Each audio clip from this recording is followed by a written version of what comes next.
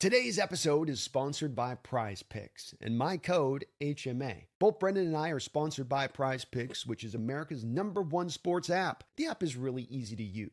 Just pick more or less, lock in your lineup, go out there and make yourself some money. Prize Picks is available in many of the states in the United States, including Texas and California. Though in Washington, you will still have to use it on a casino's network if you want to use the app in full. They've got a new user offer where if you put down $5 on a lineup, they will get you $50 in lineup when you either use my code, HMA, or simply just click the link down in the description section below. Terms and conditions do apply. Please see their site for details, and always remember to gamble responsibly. Hello there, and welcome to the Hawks Nest live stream show. My name is Brandon Kane, and we are through it. The end of the draft process, the UDFAs, free agency. We have finally firmly gotten everything together as far as trying to reload this gun once again for a second Super Bowl run, and a very successful draft for the Seattle Seahawks once again here this year. Just adding another on top of what has been such a very strong run of drafts where it would be very hard for anybody over the last 4 years to come back and say, yeah, that was a huge miss there all the way around, or that was a miss all the way around. And you could see it in the moment that it was going to be a miss. I think indeed this has not been the case this last 4 years, and it speaks to the Seattle Seahawks keeping their foot on the ground and not going too far off and out of whack from what seems kind of reasonable and the right way, or overthinking things, or whatever took them down the approach that at times in the 2010s could be a bit problematic. And so we're going to look at today my grades here, my overall grade here for the Hawks draft. And I want to just kind of preface this as we're going to get into this, and we're going to look at my top 5, bottom 5, and a little bit of some trends from within this draft as well. But as always, I just want to preface with this. This is just for fun. It's not meant to be something we're going to get all up in arms about. I'm going to be open to being right and wrong on all things with this stuff. And it's really an exercise just to see as much from my perspective to how accurate I can be on this stuff when we look back at it 2 or 3 years down the line. And so when you look at, for instance, my track record here in 6 years, I'd offer anybody that might get up in their hankles here because I don't go just simply A and A+ grade, which I think is kind of sometimes the pull on this from people that do what I do is just, well, take the path of least resistance here and just go A+ because nobody's going to bitch and moan to you about that. But I would rather be accurate and truthful with you guys about what I really think. Doesn't mean I can't be wrong, but it does mean that this evaluation is going to come from personally where I stand. And I do kind of stand on my last 6 years of evaluation of Seahawks classes and what I said in the moment as they were drafted, a day after they were drafted, where I had their career going from a projection standpoint. I think I've been pretty darn accurate. So take that for what you will. But I just want to lead into that because this always seems to have a couple of collection of folks who seem to get really, really mad if it's nothing short of the A or A+ grade. So let's take a look here at a little bit of some of the initial trend points of this draft. And the first thing we're going to take a look at here is going to be a bit of the 2026 net talent added versus value over expected. So what were you expected to do with the pick? What did you get done with the pick? What did you add collectively is basically what this is trying to look at. Excuse me, let me get a drink. And as you can see here, you basically don't want to be into the bottom left-hand quadrant. If you're trying to think about this simply about where do I want to be? I want to be in the upper right-hand quadrant. Where do I not want to be? I don't want to be down in the bottom left-hand corner quadrant. So though Seattle finds themselves here by this metric, you can also see what's interesting enough here is that you see the Cardinals and the Rams and the 49ers in even worse shape. And I think that this is really going to be where I'm going to operate from as far as a little bit of my outlook on this draft and understanding this draft is nobody in this division kicked ass and took names. And Seattle took the 3-wood out, put it down the middle of the fairway rather than trying to bring out the Big Bertha wood. And there's a little bit more Big Bertha-ness in this division with some of the swings some of these teams are making. But it does kind of show you to where kind of the value is at overall for the NFC West as far as this is determined from, just general people's outlook on this draft. Yes, you've got to wait 3 years to evaluate a draft. I totally understand that thinking and logic. I'm not pushing back against that, but I do think you in the moment can also look at this stuff and get a decent snapshot as to what happened and who ran things pretty well and who was pretty smart in their process versus being lesser smart. Also, we have this, which is the most valuable 2026 draft classes. This is based on draft capital over expectation, expected capital to be used on player versus what you actually used. And again, this is just kind of more of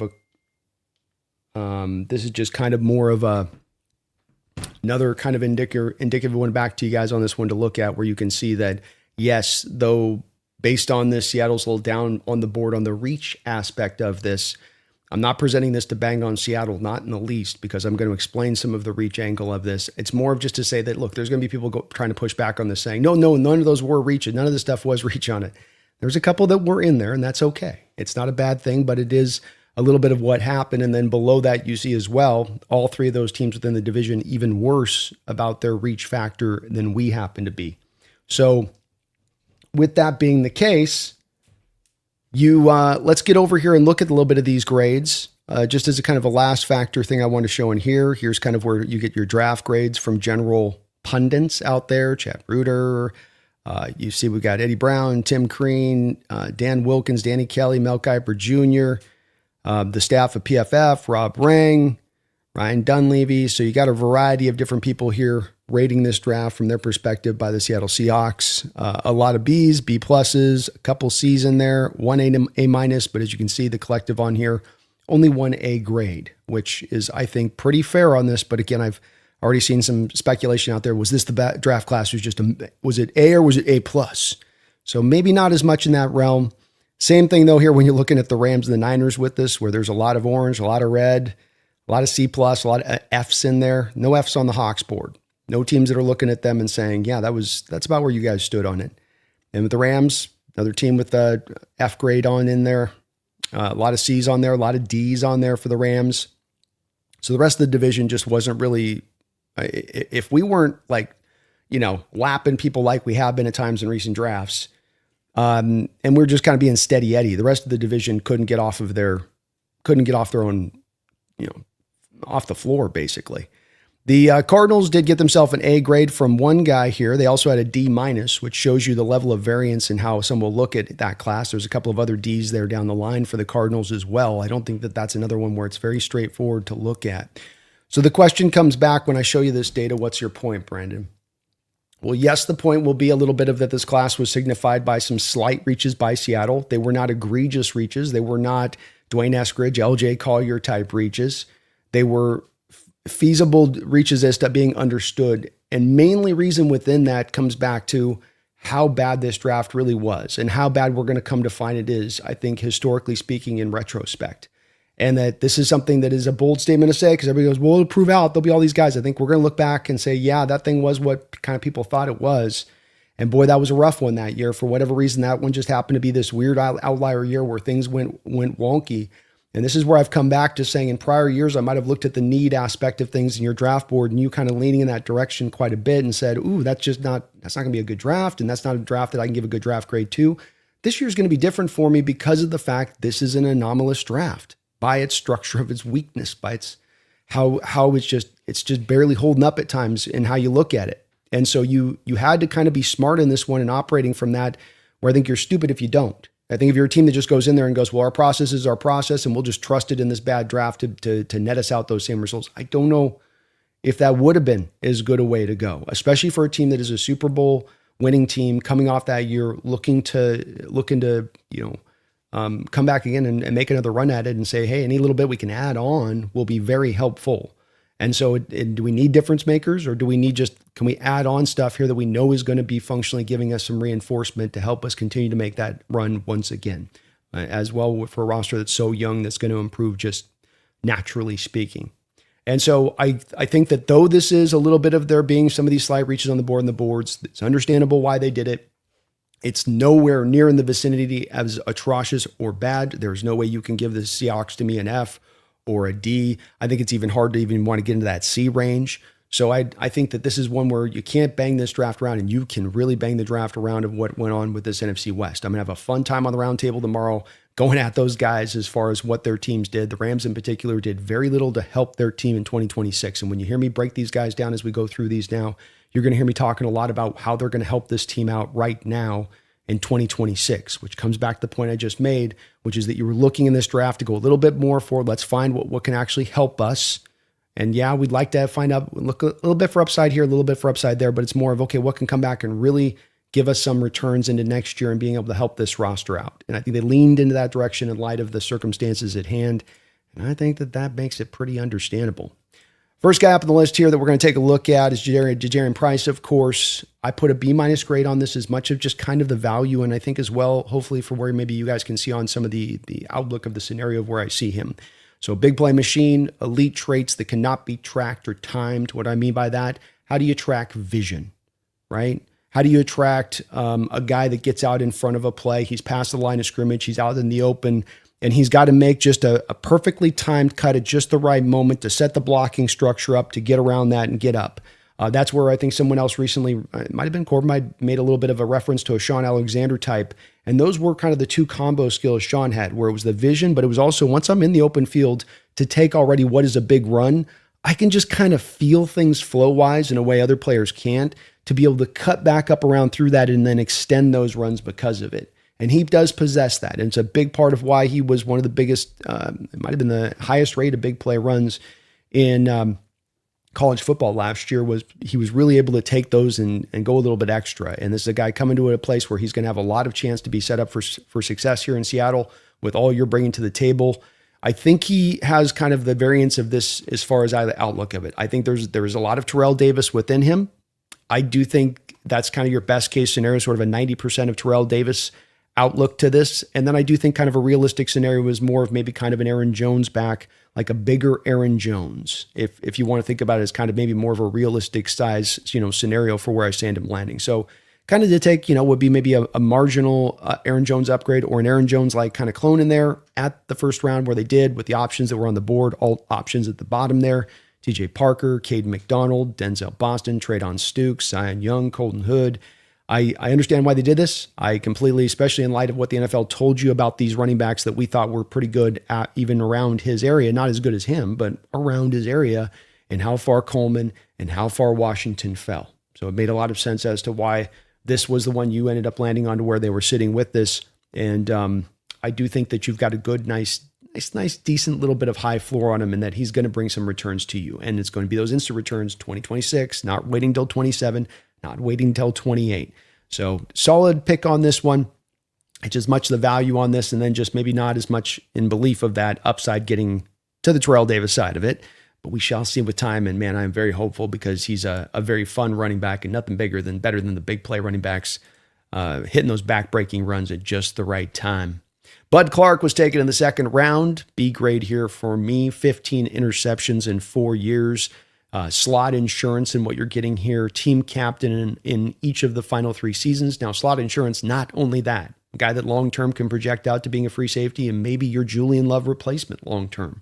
But a guy who even in next year, as far as you go, instantaneous returns, because you have your 2 starting safeties, and I'm not sure if he's going to necessarily overtake Okada. He might be able to. Certainly he's capable of doing that. But even if he doesn't now, we had our slot, Emmanuel, last year have multiple ankle injuries. And he was a guy that, with those ankle injuries, you go, okay, he goes out. Deven Witherspoon has to kick inside. Whew. Now I'm kind of 2 for 1, and when I get an injury, I got to go a little bit weaker on the outside, and maybe I'm not quite as strong as I was. Not that Witherspoon isn't good in the slot, but just not quite as good as what Witherspoon can do from within the slot. And also, whoever you're placing on the outside is going to be much weaker from Witherspoon. So rather than having to get yourself back into that troubled territory, instead, you get a guy like Bud Clark, who's got long-term upside at the free safety position, and then also immediately can come in there and play the slot for you so that Witherspoon can stay on the outside. Can't underrate what he can do as far as being a ball hawk goes with the interceptions, because though he has the 15 interceptions in 4 years, which is mightily impressive, you can go back on this kid's tape and watch throughout the course of this last year and how many times he's got his hands on the ball. He is very much a guy with that nose for a ball, magnet in his mitts. I don't know what you want to describe it on this one, but he definitely has a good understanding of how to, be in the right place at the right time in coverage to make those kind of plays. Got the ball skills, go do it. Maybe a little bit too aggressive at times, and you can get him on some of that stuff. The tackling can sometimes be a little bit too much shoulder, driven on what it does. But a team captain, another guy that's going to be all about ball, another guy that's well-traveled. He's what you're going to get should be pretty immediate as far as the returns, and the development shouldn't take a long period of time for him to get into where he's going to go.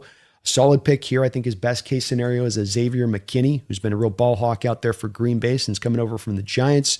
And then I think a realistic scenario is kind of maybe a Quentin Lake type, where maybe long term he will be a slot who can eat some safety snaps. Maybe he can do a bit of both. I think he's got an ability long-term to be a free safety. He'll be fine out there. How impactful? Kind of be on the measurement by how much you want to put, I think, on the onus upon his ability to turnovers, because he'll get the turnovers, but then maybe you're going to get a couple things on the other side of it that cost of doing business for those turnovers kind of thing. But a really solid player, a guy that's going to give you some help here into the next year in a couple of different areas.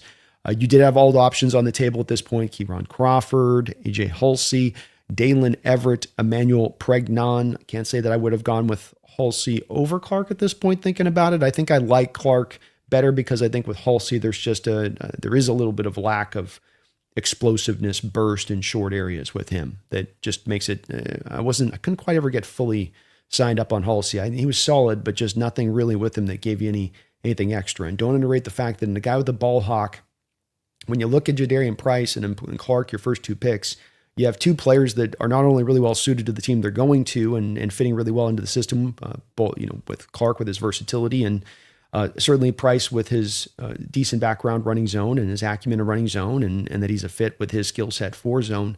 But you also have two guys that are real backbreaker types for when you happen to be up in football games trying to put teams away. You're up by 7 points into the midpoint of the fourth quarter, and suddenly now, after a day of cracking along here comes Jadarian Price with a 50-yard run to put the thing away. Or likewise, you're on the other side defensively late in the game, and here comes Bud Clark timing one of those moments where he's going to gamble just right and comes up and gets you that interception which closes it all out.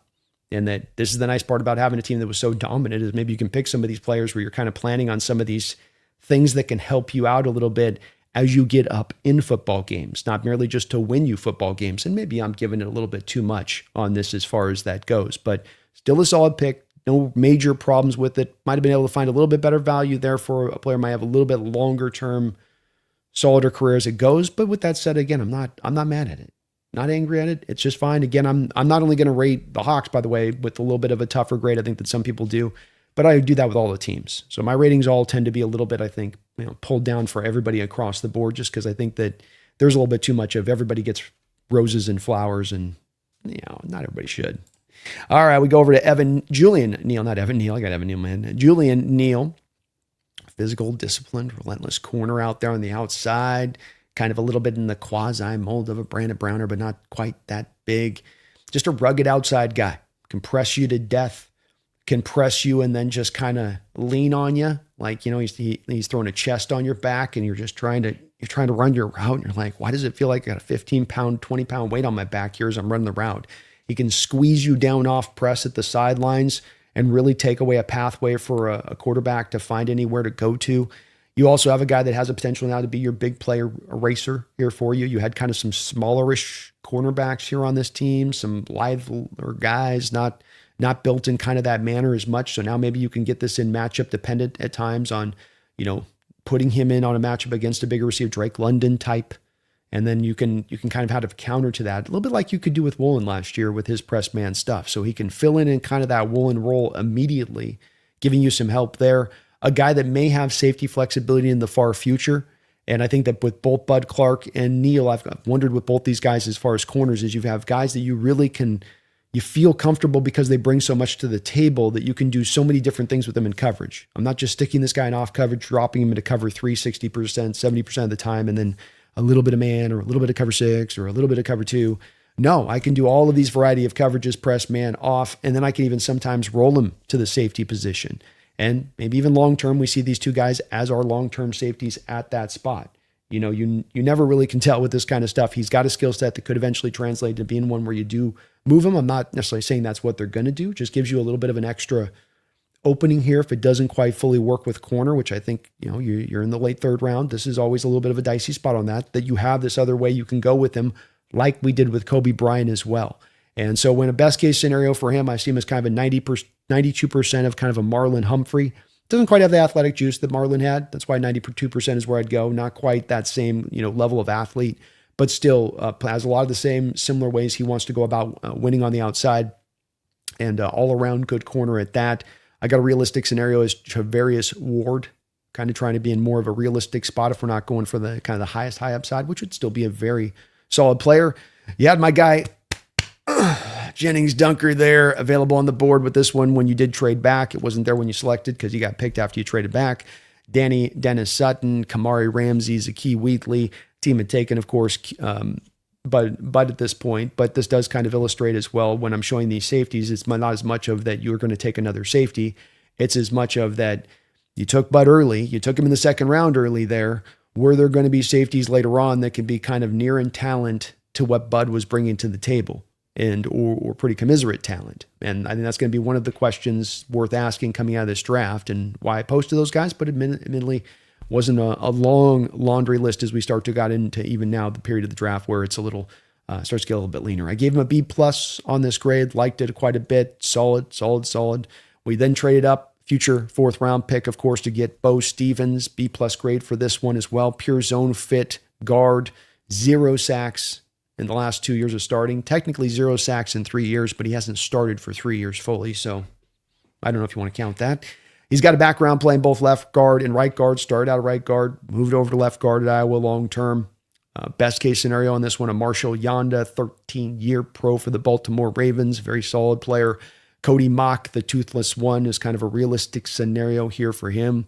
Again, even in the 5th round, the Zakee Wheatleys, Jarga Burden, center, Keith Abney, a really nice outside corner, Jalen Kilgore, Chandler Rivers, some really good players up there on the board. Not that I would necessarily have gone with one of those over this at this point. Again, it's just to illustrate some of where the value was, because that's the part we talked about at the top of the show today, was a little bit of where Seattle kind of used their value of this draft as we kind of look at it. And we will see with time if maybe they were ahead of it and on top of it more than the consensus is out there. But as I said, leading up to the draft on this, the consensus is proven out pretty true. And some of this data is being based upon consensus data, not just, merely, let's say, my own on that with where we stand with it. But this is a really nice pick, of course. He's going to come in and compete immediately with Bradford. He gives you maybe better insurance at left guard if Zabel were to get struck with an injury.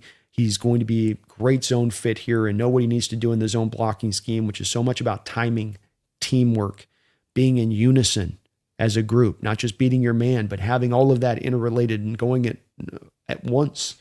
And he's going to have that down pat with his starting experience in this somewhat kind of system. It's not this system. They're more just, they run the ball 24/7 there at Iowa. That's just kind of their thing, which is kind of partly why he doesn't have maybe a sack, is my man's got like last year, 600 run blocking reps and like 300 pass blocking reps.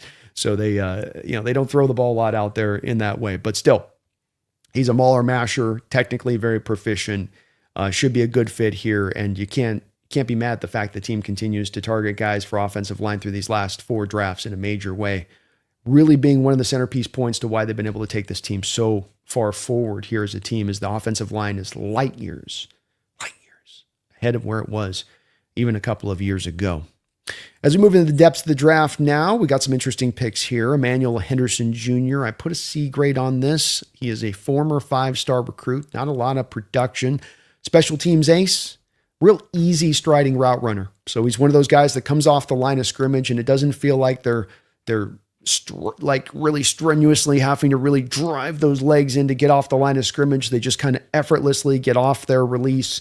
And then they have that thing they do where the speed that they have, whether he's not super timed high guy, but it's just that you see it on the field, the eating up, or as I say on this, the chew through off coverage cushion, that 10 to 15 steps of I go from 0 up to here, and I'm just eating this up much faster than you normally would anticipate as an outside corner.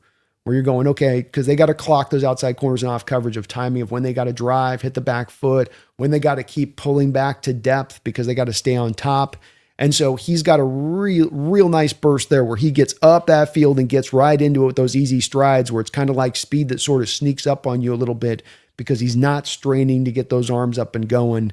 Stood out. So it makes him a really good route runner because he can really challenge you off the speed, get into you, even if it's not off a press. And then he's got some nice breaks out of his route running there to open up and then create a pace. Not kind of a little guy that's going to fight with his hands a little bit down the football field. You don't have a lot of production. And though he's a former highly talented guy, I think in a lot of ways what John Schneider did in this draft was kind of go for more certainty of floor early on.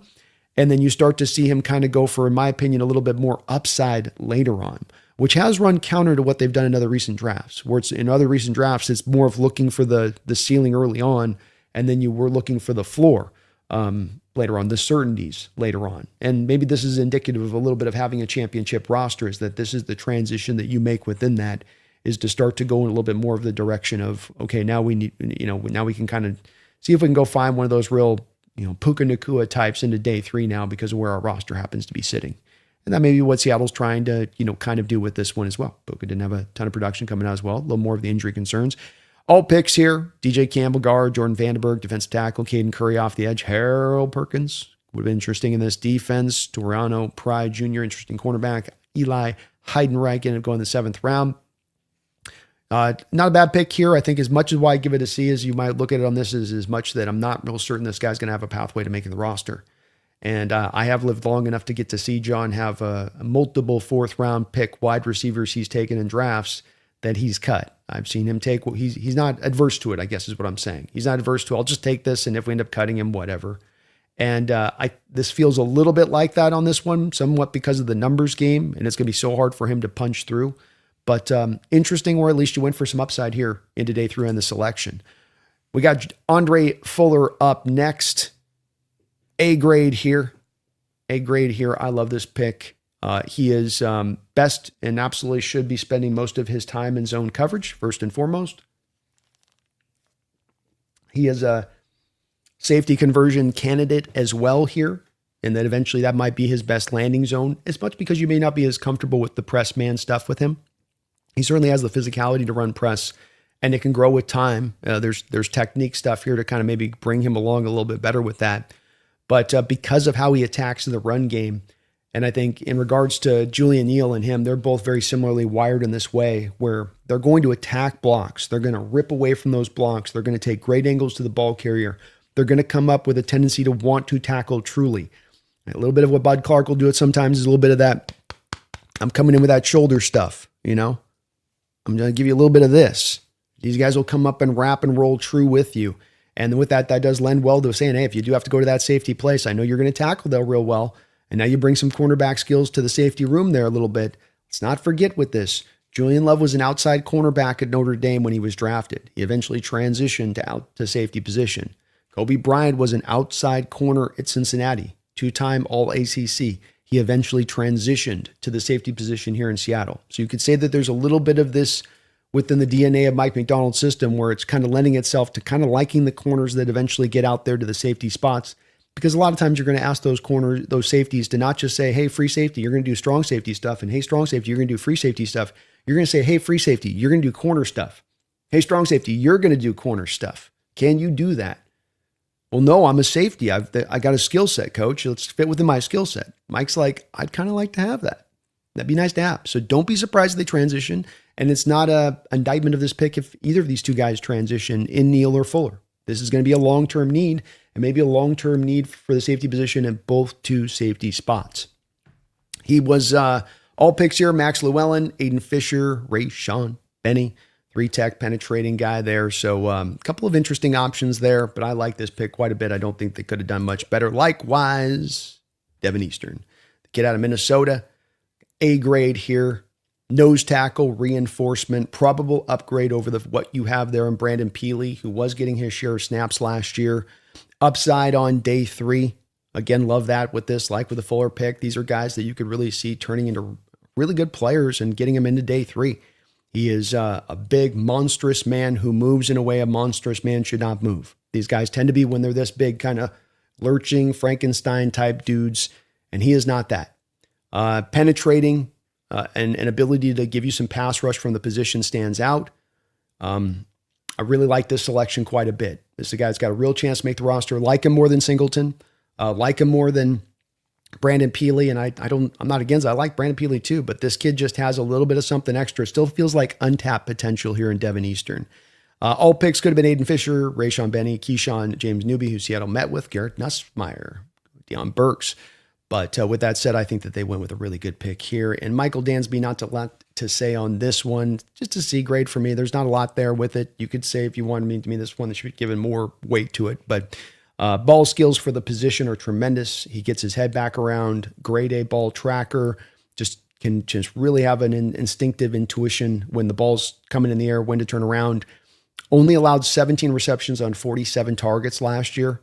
which is just a tremendously low completion percentage. I mean, that's about as low as I think I found just about this year when looking at these corners in this class. So getting down around that area of things, just all the tape that I've been able to watch so far of him, he's very sticky in coverage. Absolutely just stays step for step in that spot. A little bit of some worries and concerns, I think, with him as a tackler. A lot of missed tackles on the books. May not have as much fluidity with him and being able to utilize him in different ways. You had Train York, Colin Wright, outside corner. I liked a little bit more than Dansby here. Vincent Anthony, edge, Nadamine Tucker, also there. A lot of you guys out there liked him and it brought him up to me quite a bit as well. This is a little bit of a shades of the situation of what you were going to be dealing with Henderson, where I'm just not so sure here with Dansby that there's a clear pathway for him to be making not only the roster, but the practice squad. It's possible on this one, but this could be another one where you're into that numbers game a little bit, where you've already selected a couple corners in this draft, and you've already got a guy in Bud Clarkson play a lot of slot in there. So there just may not be a fit on this one. Don't mind the pick on this one. This one's not going to, even with the grade, the way I try to grade my stuff is not just take all the grades and spit them into, okay, what's the number that comes out? I think you weight certain grades a little bit higher at the top. I think you try to see what they did value-wise. It's all that goes into it. And I think a little bit of as well is what you can anticipate to be able to get from that player into the future. And if you're maybe not as much likely to be able to get in and crack on into that even roster or practice squad, then I think that does influence a little bit of the outlook of the grade. As far as my top 5 best drafts go, I had the Tennessee Titans at number 1. Really thought that their value in this draft stood out just in a major way with their approach, and that they got themselves starters and impact, long-term upside they were willing to go for in Keldrick Falk and Anthony Hill, who are not guys that are finished products, but they have as much upside in this draft as you could find just about. Carnell Tate will be a steady receiver for them. Singleton should be a running back who gets his share of carries. Coogan could end up being their starting center.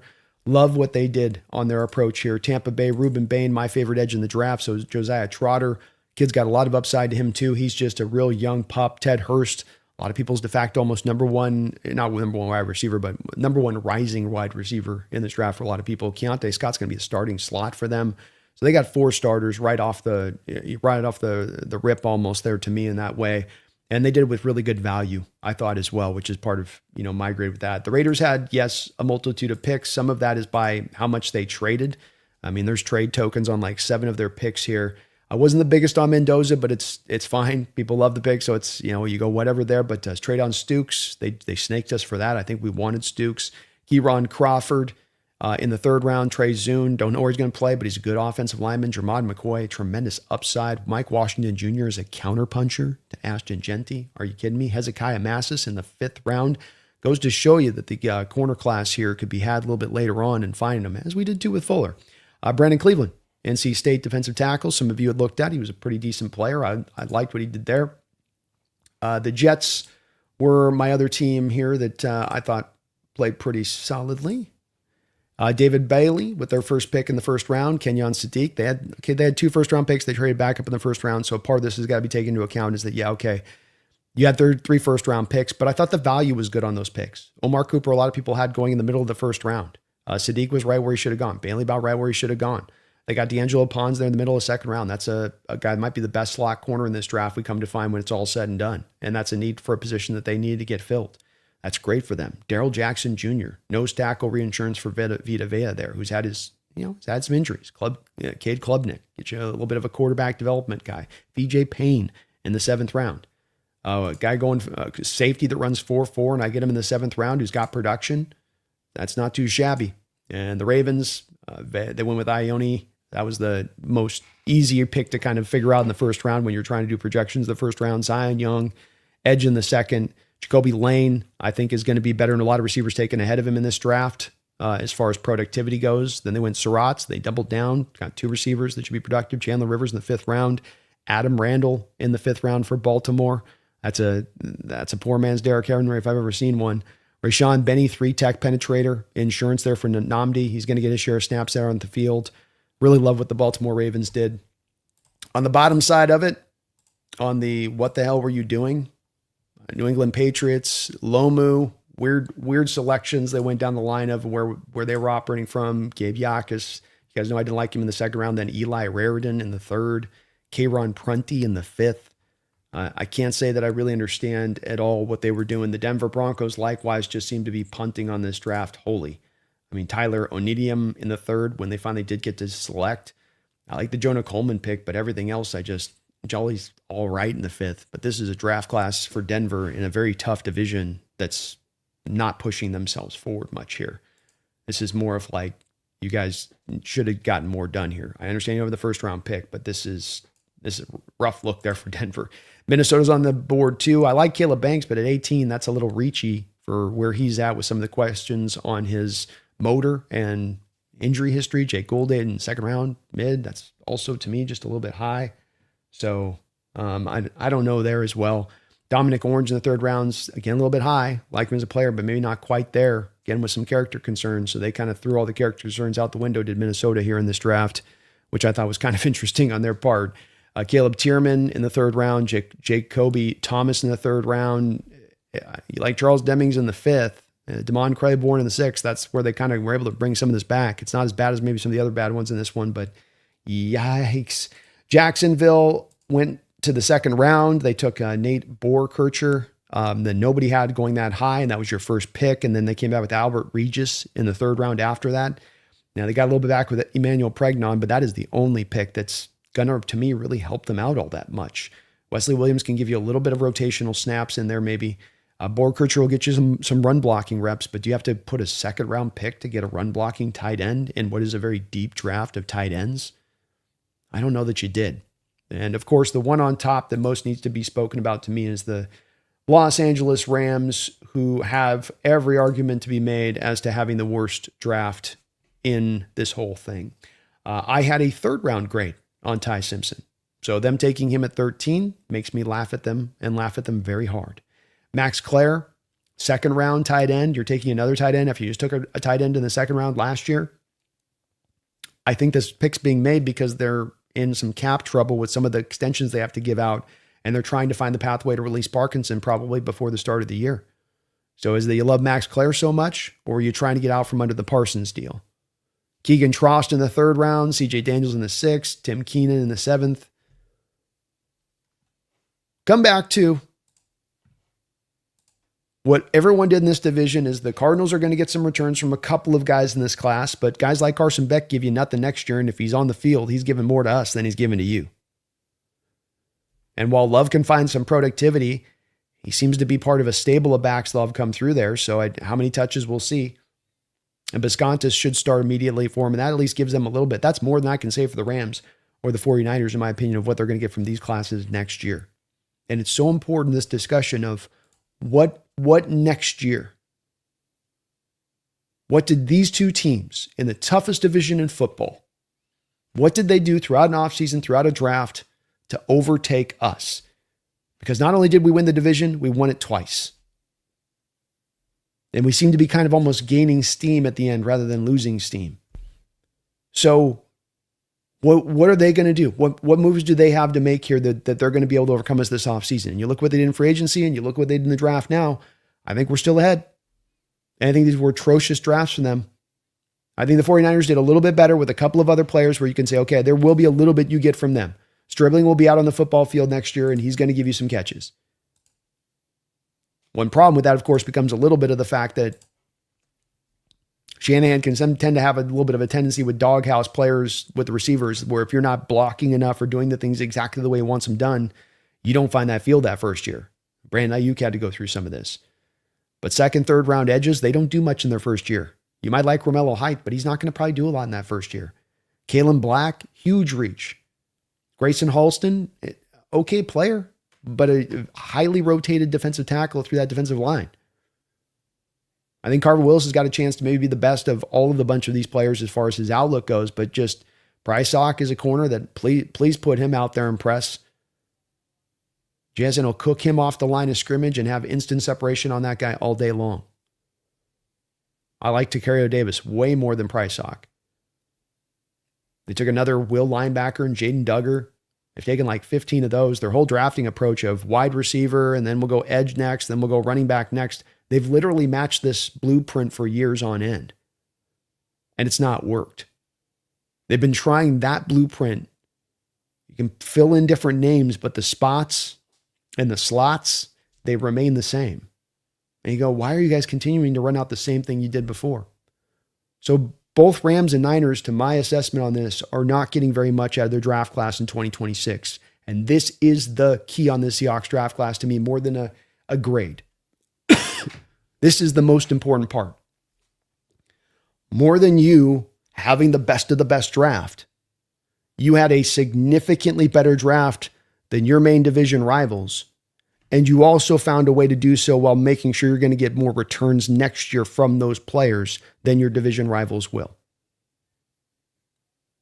And with Seattle only coming into this with 4 picks, and with Seattle coming into this knowing they're going to have to be careful in how they spend their money because of the long-term approach they're going to look to here with getting these extensions done and all of that, you have to be careful and you have to be selective about where you pounce and where you push. But yet, they have managed within that to collectively make themselves better. It would be my opinion that a guy like Neal comes out next year and at the very least, cumulatively can match the performance of Woolen. Because I can show you some plenty of bad moments. Woolen's got some good moments in coverage last year, but there's some bad moments in coverage too. I can show you some good moments in tackling, and I show you some bad moments as well. Got to factor in the 4 taunting penalties throughout the year. This guy's not going to give you no taunting penalties. So you got a guy there who can come in and replace that production pretty seamlessly, probably. And Bud Clark, ball hawk, Kobe Bryant, ball hawk. Some similarities between these two guys' game and what they did, what they can do. Not a lot of reason to think you've taken a step back there. Running back position becomes the question. Can you manufacture the 42, 10 yards or more runs of Kenneth Walker, Bud Clark? Well, we shall see on that point. But he's being set up to be able to, even if he's not as good as Walker. He doesn't have to be as elusive. He doesn't have to be as twitchy. He's getting way better of a line, way better of a system, way better of a defense, way better quarterback play than, not way better, but better quarterback play than what Walker had throughout most of the time that he was here, in his early portion of his career especially. So we'll see with time. Yeah, you got to wait 3 years on this stuff, but the Rams was a wild draft pick to look at because it looked like one where you're already turning the wheels to the future. You're already looking into that area of things. And I think there's a difference between being a team that could say, we can afford to take this risk, where we got to wait for this thing to come to bloom. So Jermod McCoy, we can afford to take this guy in the 3rd round because we can afford to wait on that guy to get back right, however long that takes. Versus, we're taking our quarterback of the future. I think that there's a little bit of a difference in that. I do. You have a starting tackle and you take another tackle now at that point. Or the tight end that you went with. This stuff just doesn't quite sit with me, and I'd be very surprised to hear many Ram fans that it sits with them as far as making sense and adding up as to why this was the direction that you chose to take, and why this was the smart approach from their perspective of it, knowing you need every inch you can get of that rope. You're trying to climb up and scale that mountain. You need every inch of rope. And you're out here cutting slices off right and left, while the Seahawks are doing everything they can to keep as much of the rope as they can. And that is really the story for me on this draft coming out of it from Seattle versus the rest of this division. I can't remember another time I've looked at the rest of the division and have been so kind of blown away by how openly bad they are at what they did with that. I presented this again at the start of the show. So, you can say, well, that's your opinion, Brandon. It's your opinion. Look at these grades. Look at these grades for the 49ers and the Rams. And even as I presented earlier in the show, even the Cardinals, they got an A grade at the top, have a lot of D's in there too. But if you look at the Seattle's draft, not one D a given. We're the only team of the 4 on this list here that you'll see in our division that wasn't given a D. 3 C minuses is as far down as you go. And what you'll notice with this, there's also no A's. And that's where I come back to saying to you guys that the consensus is right. And saying I'm right. The consensus is going to be right. So this consensus is just kind of backing up that exact thing I'm saying here. And I think it's going to make you guys very happy. Very, very happy when it's all said and done, because we're going to be a little bit better next year. And I think our division's going to be just a little bit worse collectively across the board. Maybe the Cardinals manage another win or two. But let's not forget, they're rocking Jacoby Brissett at quarterback, and he's maybe he's even going to be a holding now. Jet Hawk, Jose in the house. My man, how you doing? Well over 14 months. I know you've been here for like 54 months or something like that. He said, I'd give this draft a B. Would have loved a pass rusher, but I'm happy. I love it. Love it, Jose. I can completely understand putting the grade right in that spot. I definitely had a little bit of like back and forth on me to the B to B plus, but it was enough with Fuller and Deven Eastern at the end for me to kind of be cemented and being like, I feel good about those guys. And that was great value there where you got him. And I've loved Deven Eastern's tape since I initially turned it on there in Minnesota. He just moves different for a guy as big as he is. Just like him, you're getting upside there. But I absolutely understand a B grade.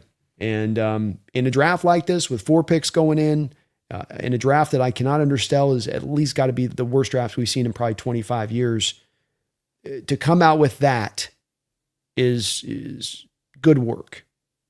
Good work. We're heading into a diamond mine where there's just only so many diamonds. Appreciate Jose. Jeffrey Thistle, thank you for the $5 donation. Are the Chiefs quietly coming back? I see a lot of good moves. They get a couple of more offensive line players. I'm going to start being scared of the other evil empire. Well, Kansas City's been a smart organization for many years, that's for sure. And they, I think, had a solid draft. I don't know if it's a groundbreaking draft. I think that there's a lot that they had to kind of get done as far as coming back, Jeffrey. So, you lose Reed, who's been a really good safety for them that they picked up in free agency a couple of years ago. You lose both of your starting corners. You lose your off-ball linebacker. You've got stars that are getting very old at this point who've played a lot of games, and Kelsey and Chris Jones. You've got your starting quarterback coming off of the biggest injury of his career. You have a wide receiver core that has been in a bit of disarray, and you keep throwing assets at it, but nothing seems to really ever fully emerge there and for it to settle down. And so Mansour Delane will be a good corner, but that's you replacing Al McDuffie. Is it going to be as good as McDuffie was? But probably not at least initially. Not as young as he is. Peter Woods, he's a good 3 tech, but there's some redundancy there between what him and Chris Jones are going to do for you up front and what they bring. R. Thomas Mason, I wasn't as big on him, but as a snatch the edge guy in that defense, it could work. It's a better fit for him in that scheme, I guess is what I'm saying. With that said, their edge group has been kind of not great. So it's another place where there's a lot of work to be done here. On the offensive line wise, I don't know. We'll see. They've lost a lot through the years, and they've had to return it through a couple of times. And I think that it's fine, but I don't think it's as good as it's been in the past. I don't think it's as good as it was to me, Jeffrey, when they had their Super Bowl runs. I think that it's very much akin to what it was during the Tampa Bay Super Bowl run right now, is maybe kind of a comparison. So it was a solid draft for them. And Nussmeier in there's a good pick. That's a great landing spot for Reed. But and maybe Cyrus Allen can be something for them out of Cincinnati. I know a lot of people liked him quite a bit, but they had a lot to kind of clean up and fill and get right, Jeffrey. It wasn't just like, just get this done, get that done, we'll be good. The Warhammer guy, thank you for the $2 donation. With the discourse, you think the Rams won the Super Bowl?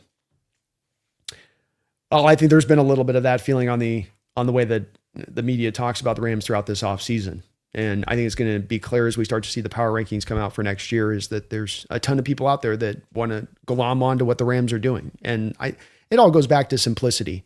They look at us and they see a couple of free agent losses, and whether those free agent losses were major or not doesn't matter. We have free agent losses.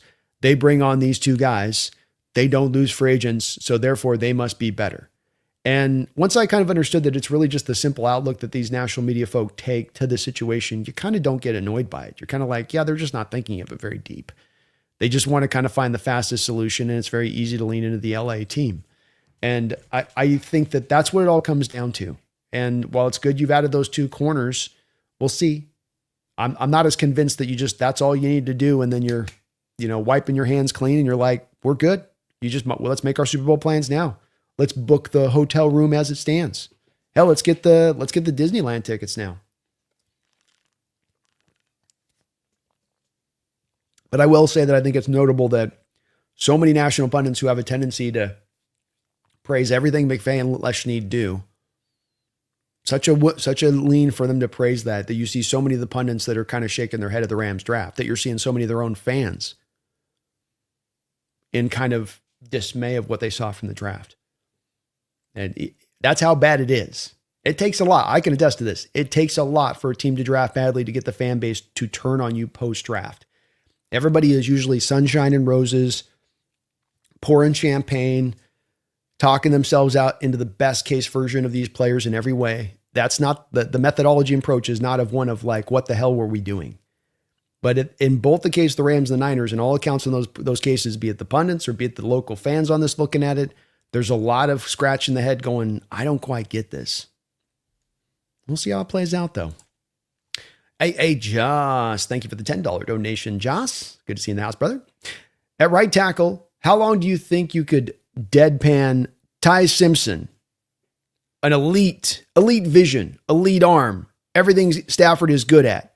Simpson is better. By week 6, Stafford will be holding a clipboard. Well, they say there are 7 stages of grief. Hey, Joss, maybe there's 7 stages to accepting a bad draft pick.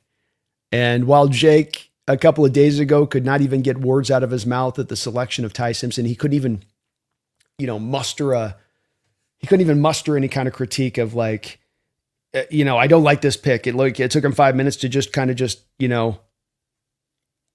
swallow. Just hold on. I gotta make my piece of this. Oh, so maybe he's going to get to that point now where he's gone through all the stages, anger and resentment and negotiation, and rather than acceptance, insert instead of acceptance, self-delusion. And I guess that's what he's probably going to have to put in place of the other at this point. But I think it gets hard from his case and for many of these even Ram fans' cases of when you've been screaming about on Twitter and talking up and down how Ty Simpson cannot be the pick. And I don't disagree with any of them, by the way. Jake is right. The Ram fans are correct. They are not being emotional. They're not being dumb fans. They're being smart fans. This was a dumb thing to do what they did. They're correct. Sometimes fans can be incorrect. Sometimes the collective can be off. This is not one of those moments.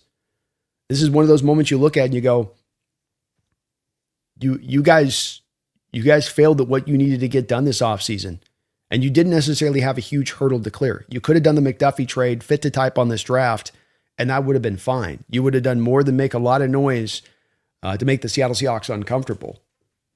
But I think they're going to have a hard time doing it on that one with it. And the elite, I like elite vision you put in there because that will be something they reference, elite processor, elite vision, a lot of moxie, just a good sense in the pocket, sees things just really well overall, feels pressure, which he doesn't necessarily, but it's all these things that are non-trackable, non-physical abilities stuff, that it's all stuff where because he has a little bit of a lack of upper level mobility and he's not the most twitchy, get away from you kind of guy. And because his arm strength is not the greatest, you're in a position here where you're having to go to those secondary items on him a bit to try to satiate yourself, which you can do for some players. But when you're talking about your franchise quarterback who you took in the top of the first round, that's where it starts to make people a little bit uncomfortable.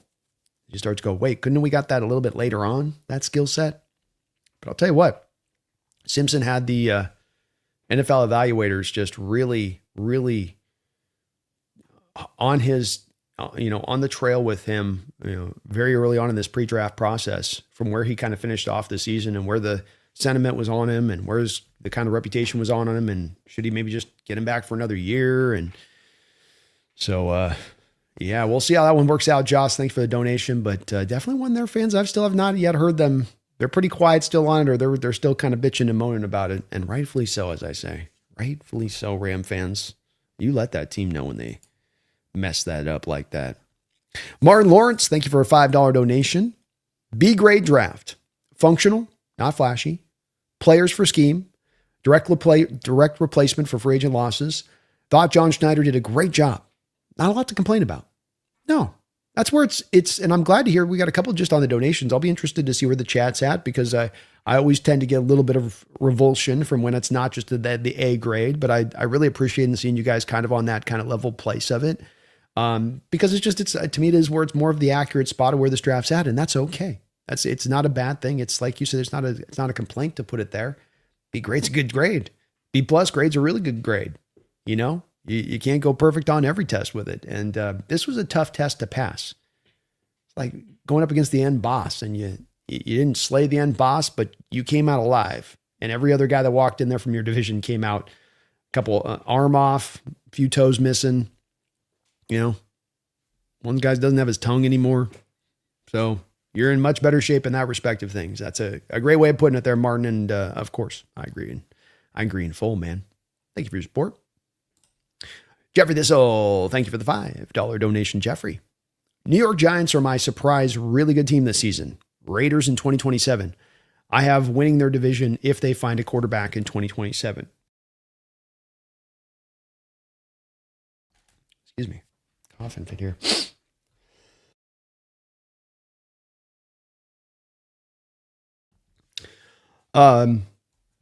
Giants have a possibility of being a bit improved. They did give up Dexter Lawrence, you know, so there is a little bit of this into next year where I think they're owning on to the fact that they have to turn some things over, and Harbaugh's coming in there and he's got to establish his culture, which, you know, for more hardline coaches and more of the way he kind of runs his stuff there, at least how he did with Baltimore, maybe he changes his way with this a little bit.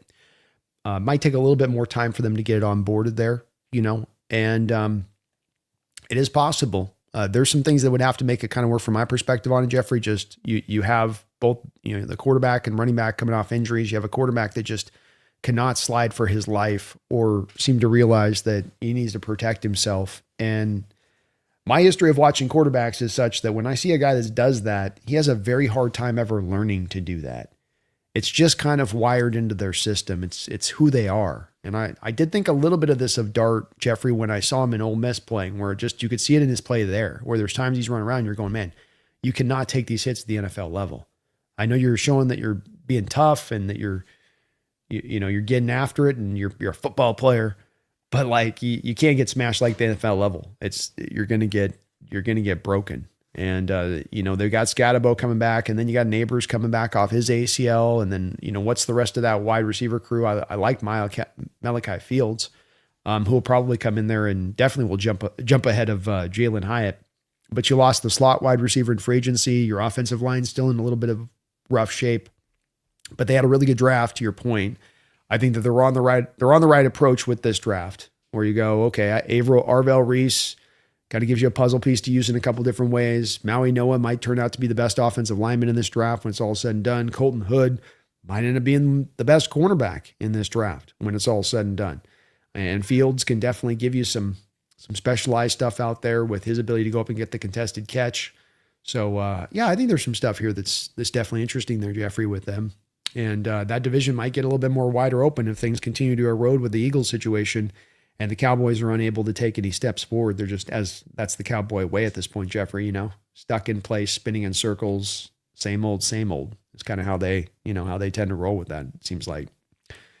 But Giants had a really good draft, man. And the value was really strong on their part, especially early on. And that's where it's got to be the best. You can get away with the late stuff and that's fine. But the early on, you really want to be in the value pocket because that's where you're finding your difference makers. That's where you're finding those guys that are the true edges to your team to pushing you past your foe on a weekly basis.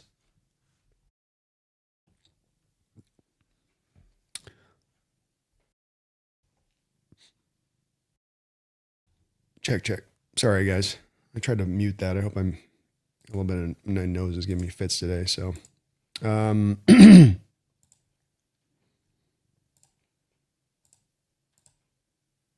regards to the Raiders, one of my top 5 drafting teams in this one. I thought that they had a very Seattle-like draft, which was very frustrating because I think they came and snaked us on a couple of players in this draft with that. But very impressed by what they did. I still think that they've got to find a way to move off of Crosby and that find a trade out there at this point. Don't dwell on this thing. Don't just sit on this thing. You're not good for 26. I think you're right. You can get good for 27, but this could be a big part of what could get you there is a little more draft capital into what next year will be a better draft. So I would be looking still, if I'm them at this point, to try to find that Crosby move to be made. But they're on the right path. I think they've had overall a strong offseason. You paid through the nose for Linderbaum, but maybe you had to get him out there with the Raiders. And they made a couple of other fairly solid signings. Word is they may be bringing in Tyreek Hill. So we'll see how it goes with them. They're doing some interesting stuff, though, Jeffrey, and that's a tough division right now. So highly competitive division. It ain't going to be easy sledding by any measure, but you got to give them some props. They're running it as smartly as they have at any time in recent history, right? Being the Raiders, Jeffrey Thistle, thank you for another $10 donation. Man, you were awesome. Appreciate all of your support today. By the start of the season, by the start of the season, national media will have us dropped out of their top 5 of Super Bowl faves, with a couple picking us high to be contrary, not really knowing about the Seahawks. Clockwork. It really is. This is what happens to us every year, and I think you're not wrong, man. I think there's going to be a lot of people that bump us down, and they'd be like, well, free agent losses. Seattle had a lot of free agent losses. It's really the free agent losses that Seattle's had to deal with that they just haven't been able to replace, or replace with rookies. And I just don't know how that's going to work for them. While the Rams, they got these 2 corners they signed. So yeah, I agree. I can see where the logic and thinking is going to come at from this with the national media and how they're going to take this approach. And I'm going to laugh at it. And because it's the same approach they took last year, same approach that took Vegas to 8.5 wins or whatever the hell they had us out last year. It's that they, as you say, they're just not really knowing what makes us, how we're so good. They don't know why we got to the Super Bowl. I think still people out there, just in general ways, I don't even think they kind of articulate it this way, but I think people still have this sort of general thinking outside of Seattle of we just kind of fell into the Super Bowl somehow. We got up out of bed, we opened our front door, and then we just fell face first into the Super Bowl. And boy, that luck can't happen again. And it's the point I made, of course, at the top as soon as the season ended, with a little bit of us still being miles ahead of other teams. And that the reason I said it at the time is I just think that people don't understand you get caught up on players. You get caught up on players that aren't even the main top end guys on the team being lost. And you're not getting caught up in the depth of the team and how young the team is. And then what drove the team to the success they had and why those driving elements are still here now. They didn't get lost with a couple of players or with Kubiak leaving, especially when big part of his coaching staff remained.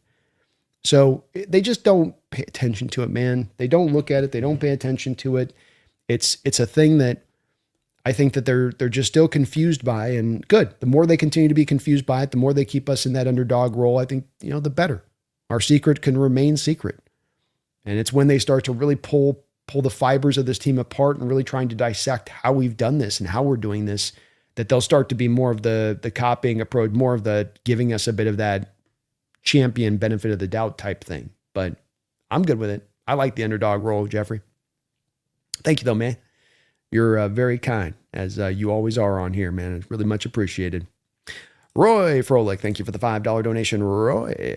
He says, I'm still pissed about Dunker. Man, I had a feeling about this guy, and I don't get a lot of feelings about a lot of linemen. And I think that we're going to look back on this and find Dunker's going to turn into a really good player in this league. I don't think there's superstardom there, but I just think that you had a chance to add a really above average right guard onto the team who would be a real pure fit to what you want to do. And he was sitting right there in the second round where you were at. Could have jumped, but obviously I think this team just didn't quite have as high a grade on him, and where they saw him, there was a little bit of that where maybe some teams do just feel like he is more a guy that's going to need to be staying at tackle. But I think we are going to come to find that he's going to have a very good career in this league and play for a very long period of time, Roy. So that one's always going to be a little, that one, I filed that up on the shelf with my Creed Humphrey. I put that up with my Creed Humphrey bobblehead, stick it up there, close it up, try not to think about it too much. My Dunker is gone. My golden mullet, no more. No more. Corey Coombe, thank you for the $5 donation. How can the Simpson hype be a smokescreen when Schneid met with his family and ensured them he would go in the first round? Jake was in total denial. Well, so I'm gonna unpack this, Corey. I'm gonna take it. It's a guess. I'll guess here. The Rams have met with players in prior years, of course, that they haven't picked. And so he tried to initially, of course, push back as much for that, for the reasoning being, well, we're not going to take him because we never go and take the guys that we've met with, which was his whole theory at the time. which again, he may have believed, but here's where I think all this stems out of, Corey, from Jake's standpoint of this.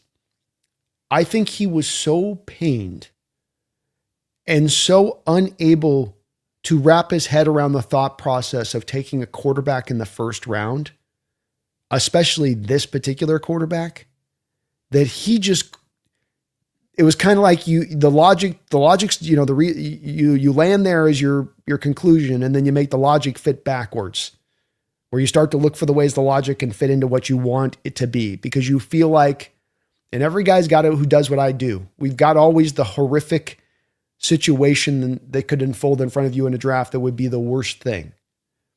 And mine hasn't happened for a long period of time. LJ Collier being taken at the end of the first round. Now that's right there. Eskridge being taken ahead of Corey Humphrey in a draft where you have 3 picks. That's kind of one of those places, but we haven't done that in a while. This legitimately is that pick of this draft in full, 32 teams.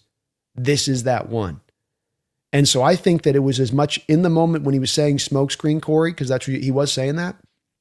I think he was as much saying that in the depths of his heart, because of the fact that he wanted no part of Simpson, and he knew that this was going to be something that could prove to be a harbinger for their lack of being able to go get another Super Bowl. The wild thing to me is that you had the Packers background on this as kind of a baseline on this to kind of realize this isn't the way to go, because the Packers, of course, took Love far too early for how many years Rodgers had left. And I know Rodgers was a pain in the ass, but if you are in go for it mode, if you are a team that's going to conference championships, going and getting a quarterback then in the first round is probably not what you're trying to do, when one more extra player maybe on the outside, one more extra pass rusher, one more lockdown corner that you could have drafted. That can make the difference in those games that come down so close between each other. Look at how close our game was, or how close some of the conference championships game have been in the past in the NFC, especially at that time with Rodgers. There's one game in particular with them and the Niners in Lambeau where I really did feel in that game like, he didn't have anybody else to go to. He didn't have enough, guys to throw to there. They didn't have enough of a challenge out there. And I think the Rams are running into the same thing, where they come back in the next year and they go, boy, if we just had this one, look at one of the players they passed on at that pick. We had that Mekhi Lemon when Puka Nacua goes down with an injury. What would that have done for us? Or a Cooper, if that would have been the pick instead. What would that have given us for 2026 as far as to help us get to that promised land? A lot more than this pick. Way more than this pick.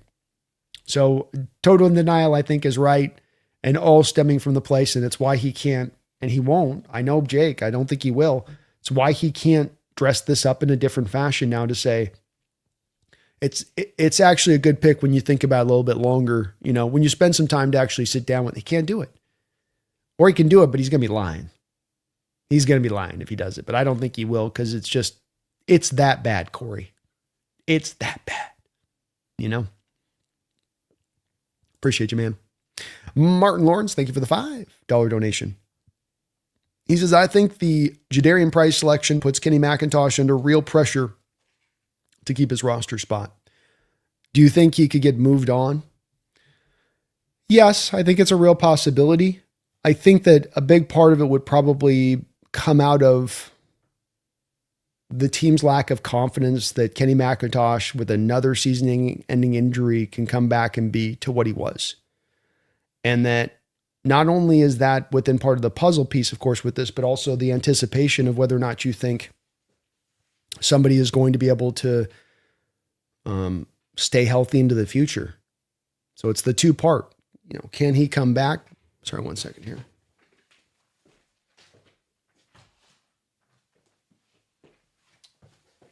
It's the part of this equation. Can he come back and be what he was? And then really, how much confidence do we have looking at that need that this thing is going to sustain itself?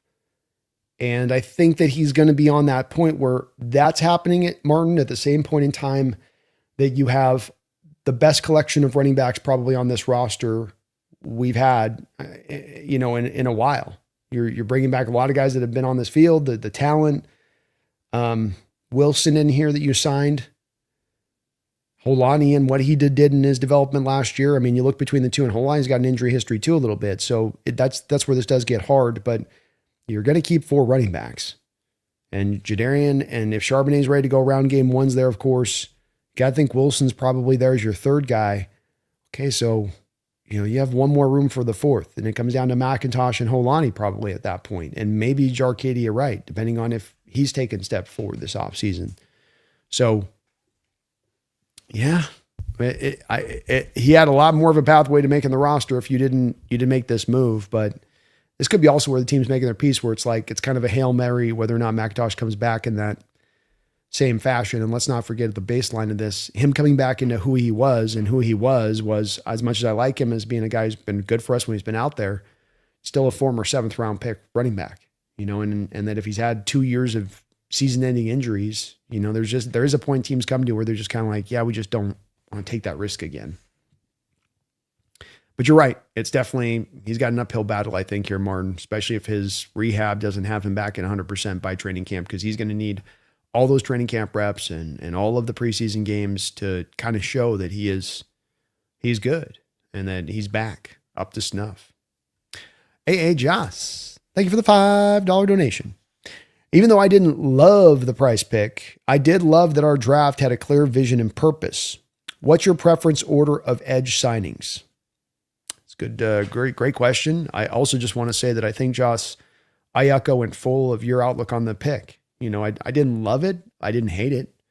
And I think you mentioned the back part. You understand it. The vision and purpose of what they're doing here, you get in this draft, in this situation with where your team currently is at, taking everything into account. It makes sense. So that's where I think it's such a hard place to get into in football discussion of nuance, because everything's got to be a hate it or love it kind of situation. It seems like player, coach, team.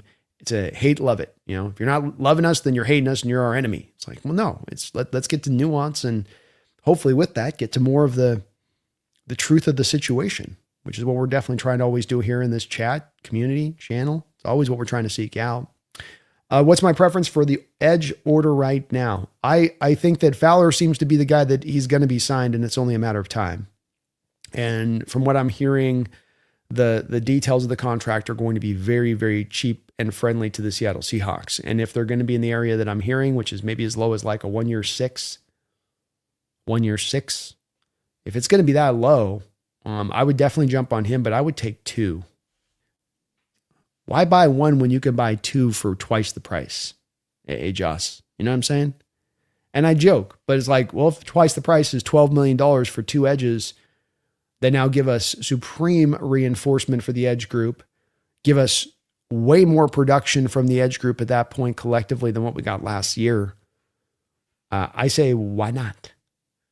Let the best men win on that one a little bit.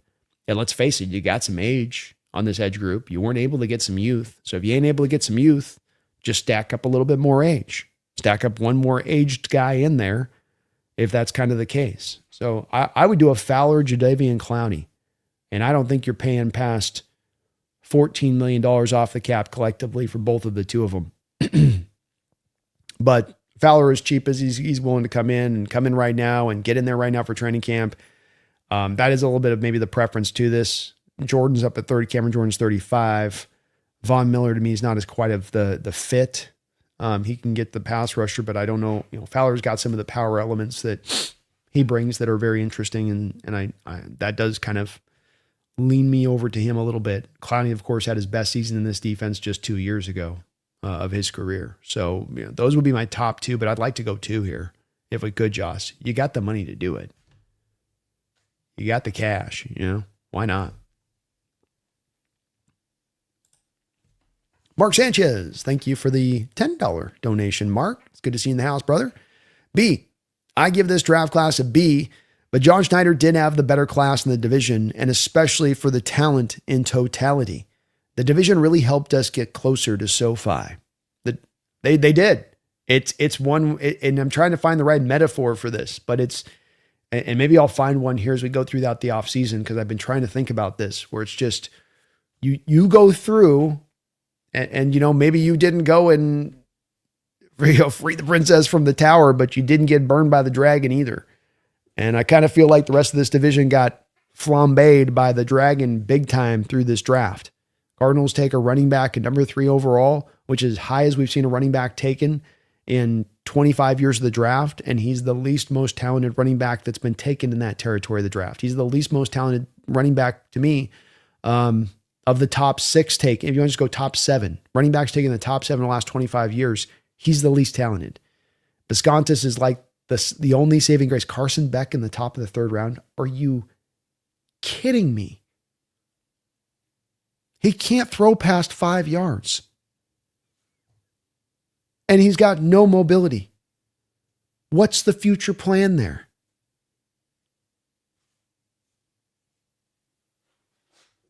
Rams' worst draft in the NFL. Worst draft in the NFL. It's not like they can even sit back and say, well, we were picking 32. You were in the top half of the 1st round.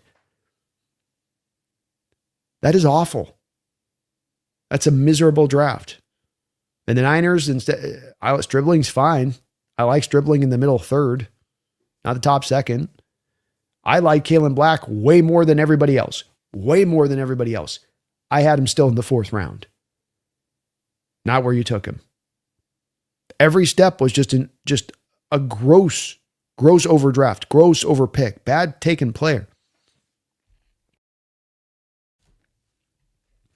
Weird draft. Weird NFC West other than the Hawks draft. And we just kind of kept things, maybe in that boring role, but by boring, we didn't fail. By boring, we didn't go weird. By boring, we didn't screw ourselves into not finding some help for the next year. It's just a strange one. But we are closer, man. And as closer, I like how you put it, we're as closer as much because of how they failed as much as by what we gained. By what they did not. Revenger, thank you for the 35,000 IDR. Says back to back at a rival's crib. Yes, please. That's right. And we get naming rights again. Hawks House is already in effect. Levi Stadium is no more. It's now Hawks House. And I will say the same is going to be true here of SoFi. We name the stadium now. We haven't decided yet. We got some time, I feel like, Revenger, I've got 5-6 months to get that all figured out. We'll land on a title at some point, but don't you dare let us in back-to-back years. Don't you dare. Nobody will ever have anything ever again to say to us in this division. You guys already know that we've dominated the division titles of this division since we walked over here from the NFC West. Not that we're kind of better than everybody else. We've dominated it. Been to more Super Bowls than anybody in this division that time. One more in that time. And then you go out and you then get another one. You get the 3rd one. And then if you got the 3rd one, what's the one last little vestige that the Niners have to hold on to with their little VCR championships? The last thing. Dude, we got the 5 championships, so at least can't touch that. Well, you got your 1. That's good. That's cute. Okay, what happens when we start getting up to 3? You're seeing us in the rearview mirror now, aren't you? Objects may appear closer than they seem, Niner fans.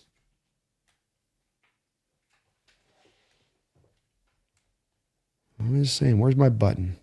Damn, fuck the 49ers. Yeah, fuck the 49ers. With your freaking Timu Tom. Brock Purdy look like Jimmy Neutron for Sheen. Timu Tom Brady got your quarterback from Sheen. Let's go. Back to back, Revenger. Back to back.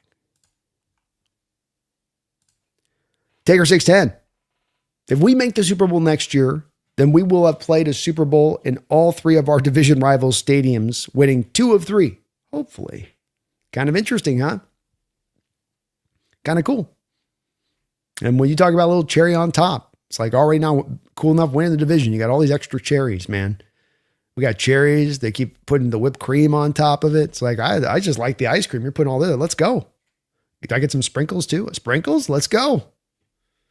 Not only done Super Bowl wins, but epic Super Bowl victories. And the type of wins for a division that talks all of its crap and has all of its fans from its teams that love to get all, especially them Niner fans, who now got to watch all this and just kind of sit there silently and eat it.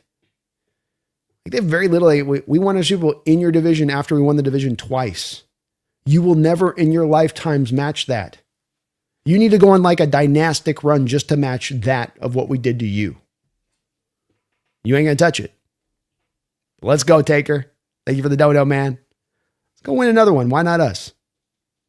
Why not us? Haven't gotten worse. I'll tell you that. The best teams in the NFL by far last year. Maybe aside from the Rams. Jeffrey Thistle, thank you for the $2 donation. Says, life's a garden. You dig it.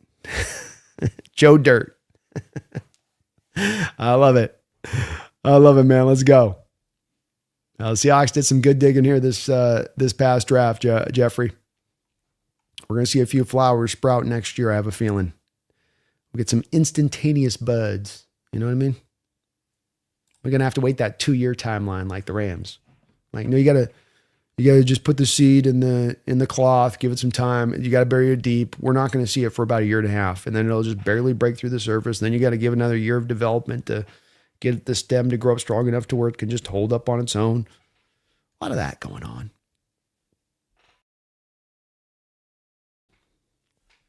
Martin Lawrence, thank you for another $5 donation, brother.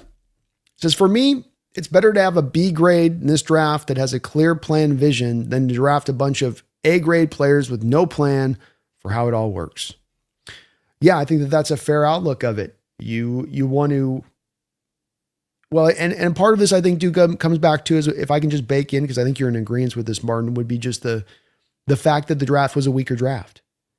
And that, I think that you do need a plan. I think that there are times that in the last couple of years, the Hawks have drafted a guy where the plan wasn't always, I think, for instance, the Byron Murphy, Barton, I don't know if there was always a clear plan there. Not in the way that you weren't going to get him on the field and that you weren't going to have him playing and that he wasn't going to be a good player. You knew he was going to be that. But the plan as far as like, was the ideal situation to him living in nose tackle through the first couple of years of his career? Probably not. There's a bit of that, the log jam and the fact that there's a little bit of the quote unquote, quasi lack of plan there with what you had kind of set up in place there. You just love the player so much and you couldn't pass on him. And I mention this because that's a little bit of the taking for value thing that exists when you're living in the taking for value position is sometimes you're grabbing guys where there's not a clear vision for them to find the field all the time. But this is where we come back around for me, Martin, to the aspect of the weak draft this year. The fact you have just the 4 picks, the fact you're coming off of a Super Bowl victory and you're returning almost all of your starters on both sides of the ball and on both sides of the ball, starters that are likely to be higher graded players than what you have in this draft. Thus, the players in this draft have a harder time to find the field on that particular football team. And you try as you can with this to kind of throw it all into the pot, stir it around, cook it up, and come out the other side of it with what's the right answer. And I think that the clear plan and vision and targeting in on certain select players for what they're doing to the fit to this team and how they're going to fit to the replacement of what you lost in tandem with that, I think that's what drove the decision-making here. And I think in other drafts, this wouldn't necessarily be as much the proper decision-making to make. Other drafts, I think there would be other directions that would have been much smarter to go. But this draft and for how you were operating, where you stand and what was available and how many picks you had, I think that this is definitely one where you can get it. And if it's a risk of coming out of this particular draft for the B, or I guess maybe even to build off a little bit more what you're saying there, Martin, to say that I got the choice between taking a B draft or taking the big swing of going between A and D territory, where a lot of our fellow teams took in this draft. If I've got to know that there's that fluctuation on the board versus just I got this solid B in the back pocket at all times for this team right now, I would have taken the B, even for the chance for that A upside. So I completely get the thinking on this. Absolutely. Jeffrey Thistle with another $5 as well. Just tremendous. Tremendous, Jeffrey. I want to take out the Chiefs now in the Super Bowl. I want to see Mahomes cry. He has a little sad little thing on his head, just kind of falls off to the ground as he looks down, just flops off his head. His little headband. But I wouldn't mind that. Chiefs, Seahawks, see what they could do against our defense. Mahomes had a hell of a time against that Vic Fangio cover 2 shell Eagle defense a couple of years ago, especially when his pass pro wasn't up to snuff. And maybe they are able to come back. They need Chris Jones to play another full year of dominance. And that's the thing was, I don't know if he's got another year of that in his deal, because that offense is just not quite what it was initially when Mahomes got there, to me, Jeffrey, to be able to just carry the load a bit, where the defense gets to always play from ahead and take some chances and gamble. And The defense has really come forward the last couple of years from the Chiefs because they've really soundly built a good quality throughout on that D. And it is one that has kind of slowly bled out a little bit as the cap hits and Mahomes starts to grow, and they still keep chasing kind of Kelsey, throwing money his way. Boy, they keep paying him. And I do wonder on that. But maybe Walker can be a bit of a difference-making element there for them. We haven't had a chance to see Mahomes with this kind of running back in his backfield cooking. And so maybe that allows him to get it going. We'll see. Such a tough division there too, Jeffrey. I mean, the AFC is wide open, but you could probably say that the AFC is maybe the toughest division in that conference. And it's with Chiefs and Mahomes early on, they got a little bit of that Brady AFC East feast factor when they were winning, going through when they were doing their thing a little bit there, where Broncos weren't good, Raiders weren't good, Chargers were kind of meh. So they could kind of dominate on those guys a little bit, and that's going to be flipped over as well here. But it'd be fun. I'm with you. I'd take a Mahomes Seahawks Super Bowl. That'd be a lot of fun. Taker 610, thank you for the $2 donation. Who reps the FC in Super Bowl 61? The Texans? The Bills? It's a good question. It is a wide open conference, I'll say that.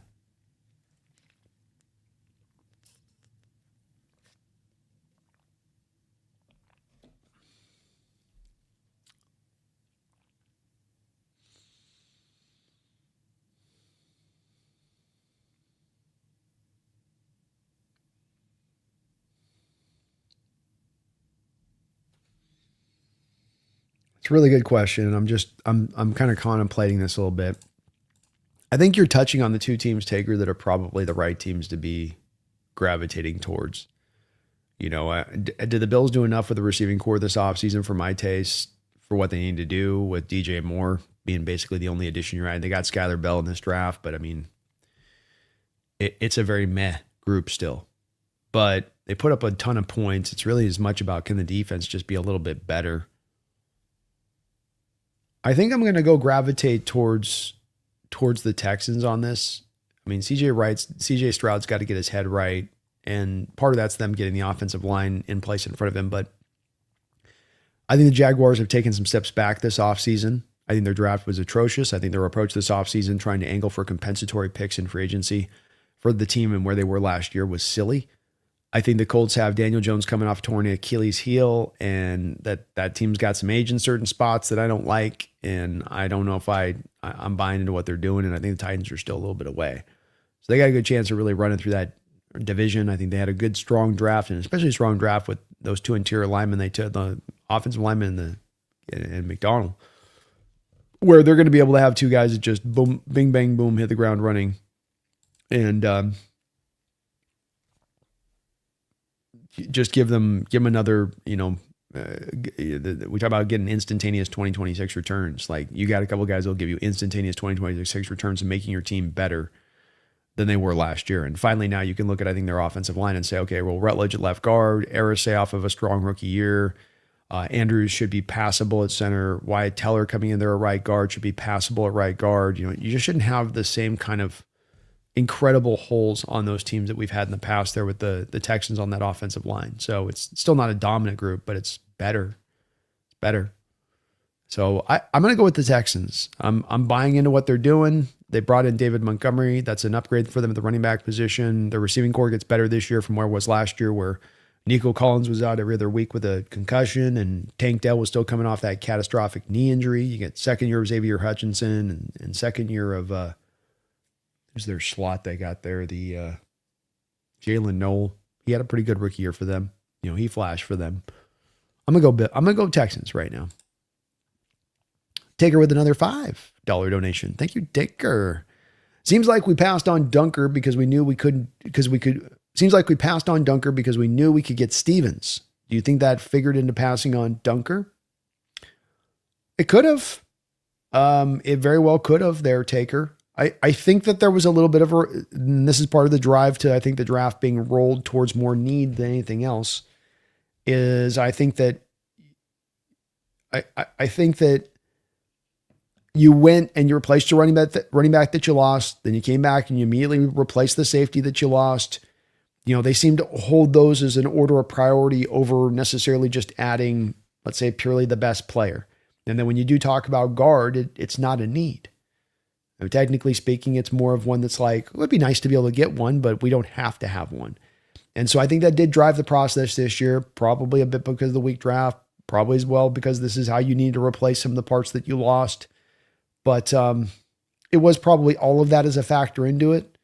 And that, to your point, maybe they just didn't have as big of a separation in grade between Dunker and Stevens when it was all said and done, which very well might be the case, where they saw those guys as very closely aligned in the type of players they were, and both having similar backgrounds as far as coming from the exact same college. So the exact same fluency within the system that you want to run, especially in the run blocking realm of things.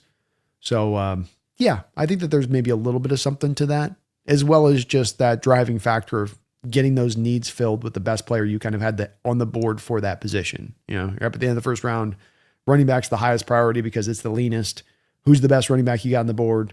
Jadarian Price. Does he fit our system? Yes, he does. Bingo, bango, boom, ding. You go for it. You get over to the safety at the second round and you go, what do we need to fill? Safety position, we lost Kobe Bryant, and Tyakata's on 1 year of a deal. And Julian Love's going the last year of his deal, not this year, but the next year. He's got I think 2 years left. So you go, okay, we got to get some reinforcement there. So you just kind of jumped it that way.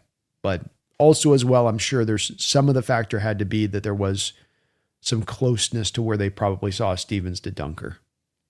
And Dunker was a guy that I think from an NFL evaluator standpoint to that point taker was one that didn't have guys like me were big fans, and some of the other general fans out there loved him a lot, but maybe NFL evaluators saw him more in a realm of, a guy that is a little bit more later on, though there was a team that jumped for him in the second round. But, I bet there was a bit of variety on opinion on him, especially with regards to whether he could play tackle or guard and what was his best fit. Was he going to translate if you had to move him to guard and he couldn't play right guard, right tackle? Taker, you're awesome, man. Thank you for the donations and support. Banker Elpres, thank you for the $2 donation. Banker. Hawks, best draft. Cards, draft 49ers and Rams. What the F? Yes, I would put the Seattle Seahawks over the Arizona Cardinals as far as what we did versus what they did. I think that everyone's got their own subjective way that they view these drafts, Banker, where it's, some people will do it on just what did you add, so it's one of those things where they'll be giving draft grades out for those teams that have a gazillion picks. And it's like, well, did they really draft well, or did they just have a gazillion picks? So when I've tried to figure out what my process would be for evaluating these drafts, I try to build in the value and think about that. How would you go to value? What was a little bit the ultimate return? What are you bringing on and out of your team that's going to have impact? What's the upside on what you selected? How long will you have to wait for that upside? How close are they to it? You try to take all of this into account, and it's admittedly, again, it is very subjective and it's not a fine science. It's not an art, it's not like you got it down to like precision. So it's just a general kind of snapshot view of things. But I do believe that with the Cardinals, when I look at it, I think that Jeremiah Love, take the top running backs taken in the last 20 years and the top 7 picks. I think he is talented, but I think that you would take every other running back. If I gave you that list, you take every other running back on that list ahead of him. And I think that that's telling, especially considering he's going as high as any of those guys went. I think that was a reach. I think that was them grabbing a good player, but that's far too early to be grabbing him out that spot. So that does impact it a bit for me, Banker, especially considering that they've got freaking 4 running backs as it stands on that roster. Chase Biscontis is nice. Best pick of their draft by far. As far as value goes, that's right about the spot you'd be taking him in. It's not a steal, but it's about the right spot. Carson Beck is a joke. Carson Beck, that's not just the 3rd round, Baker. That's the first pick in the 3rd round.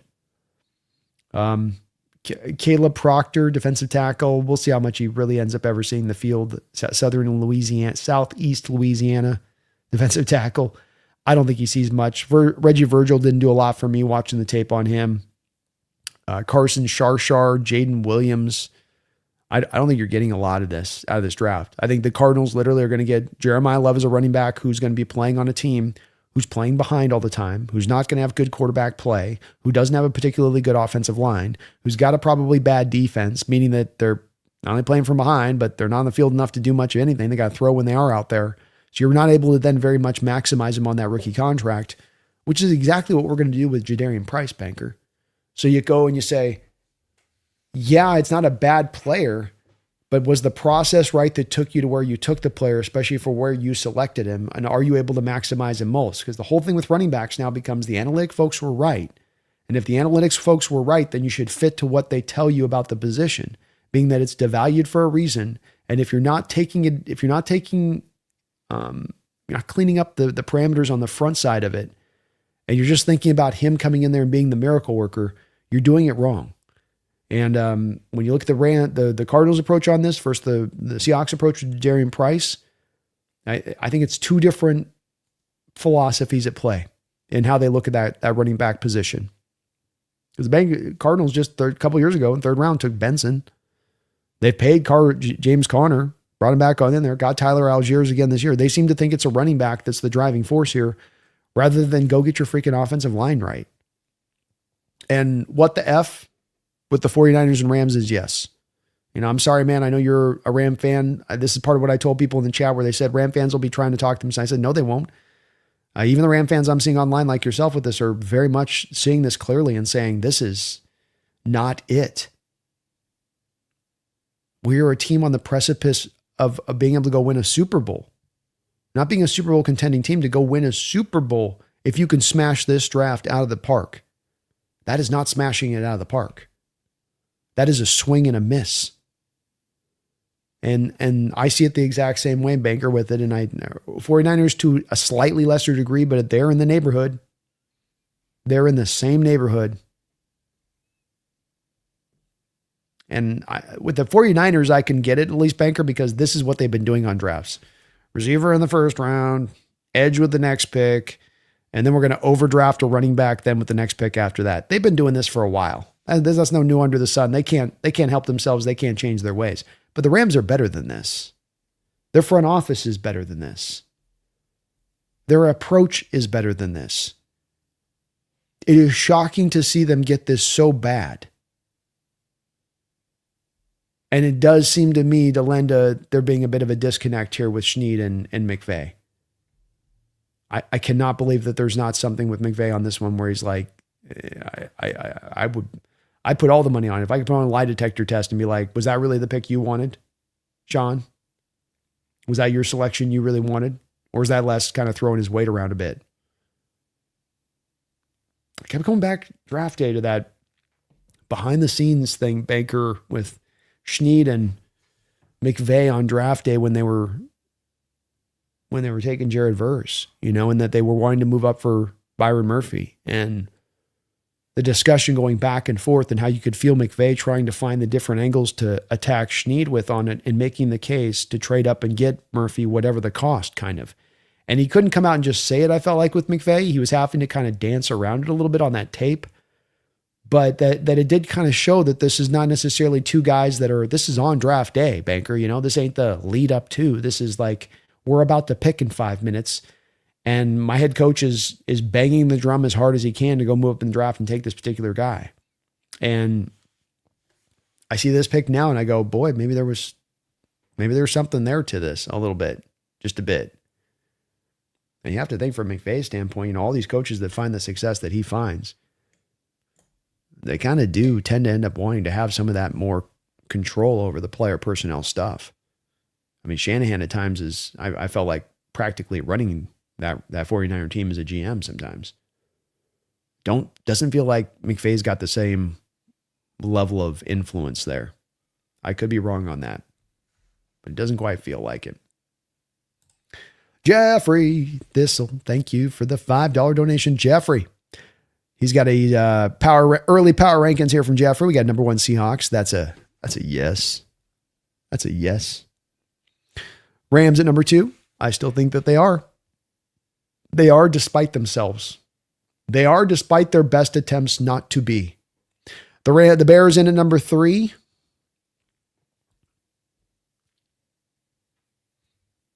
I can be swayed into that. I still worry about where their center position is going to be at. I still don't know if Caleb's way of playing is going to be something that can work again for another whole season, but maybe he can start to, with Johnson, he can get him to a little bit more on script on time with stuff. I also wonder a little bit about their defense, Jeffrey, where they haven't had a lot as far as the pass rush. You kind of go lateral, flipping out of Brisker for Kobe Bryant a little bit. But they didn't have a bad draft. I will say that.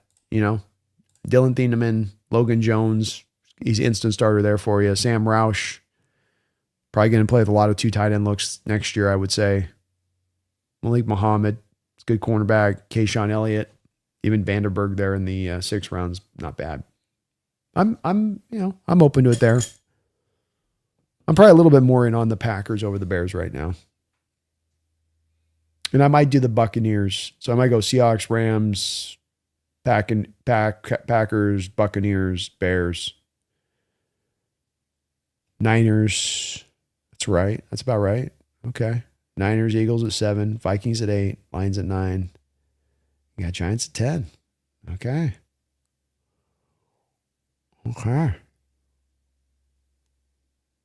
I can see it. When it gets to 10, you're pretty deep into the stack at that point. But I'm about in the same territory. I think your back end and your front end I'm right in alignment on. Eagles feel like they're moving Brown at some point, and even with Mekhi Lemon coming in there, it does feel like that's going to force them to be a little bit of a step back team, especially with an offense that doesn't seem to have an identity right now. Like they're kind of searching for it. Mr. Kane, my brother from another mother. What's up, man? It's good to see you in the house. Hopefully you had a good couple days of drafting. And all of you guys that are dropping donations, just about everybody on here is also members of the channel. So thank you for being a member of the channel. It's much appreciated. It's much, much, much appreciated. Sending again, short version. Syndicate rocks. Rookie is hilarious. Dan should know we can smoke a little MJ to relax and not get completely ripped. Solid draft, Shaheed included. Go Hawks. Yeah, man, you gotta know what you can take. You gotta know what you can roll with. You know what I mean? You gotta know your tolerance level here, Mr. Kane. Some folks don't know, and then they get caught off guard. It's like, well, you gotta be careful then. Gotta be careful. I had a hell of a time and just a great 3 days of covering the draft with the syndicate. And it is going to be something we do on a yearly basis, as long, of course, as those gentlemen want to do it. I think it just gives having the different perspectives in there is much better than just my singular perspective at times when I'm doing those live stream shows of the draft, because it becomes just a little bit about what I think. And I think that, look, I take this obviously very seriously, the work, and try and evaluate this stuff. And I try to get into this tape as deep as I can. And I take the work very seriously, but I just want to make sure I get across to those folks too, because I sometimes think I don't get this across as much. Not necessarily taking myself seriously on, like, it's the end all be all that, like, people got to be in alignment with my opinion on this. Quite the opposite. And I do like having the other opinions in there. And I can be swayed with a good argument. You know what I mean? You put a good argument, you can move me to another side of it. But it was a fantastic time with the syndicate. Those guys were rolling, and felt like we were just able to just kind of just enjoy the draft all together and have fun and laugh a little bit at the division rivals and turn over these picks in full, the good, the bad, the potential great.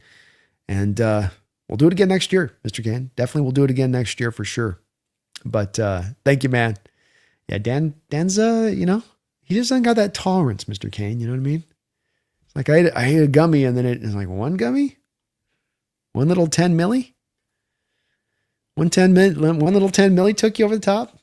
Mookie, not rookie. Autocorrect. There we go. Yes, Mookie as well. Great part of the syndicate in there. Mookie is hilarious. He is very funny. And we just, I think, got a great bit of chemistry there between the four of us in there. Of course, if you're not, please do, folks. Get subbed up over there to Dan Vien's at Seahawks Forever.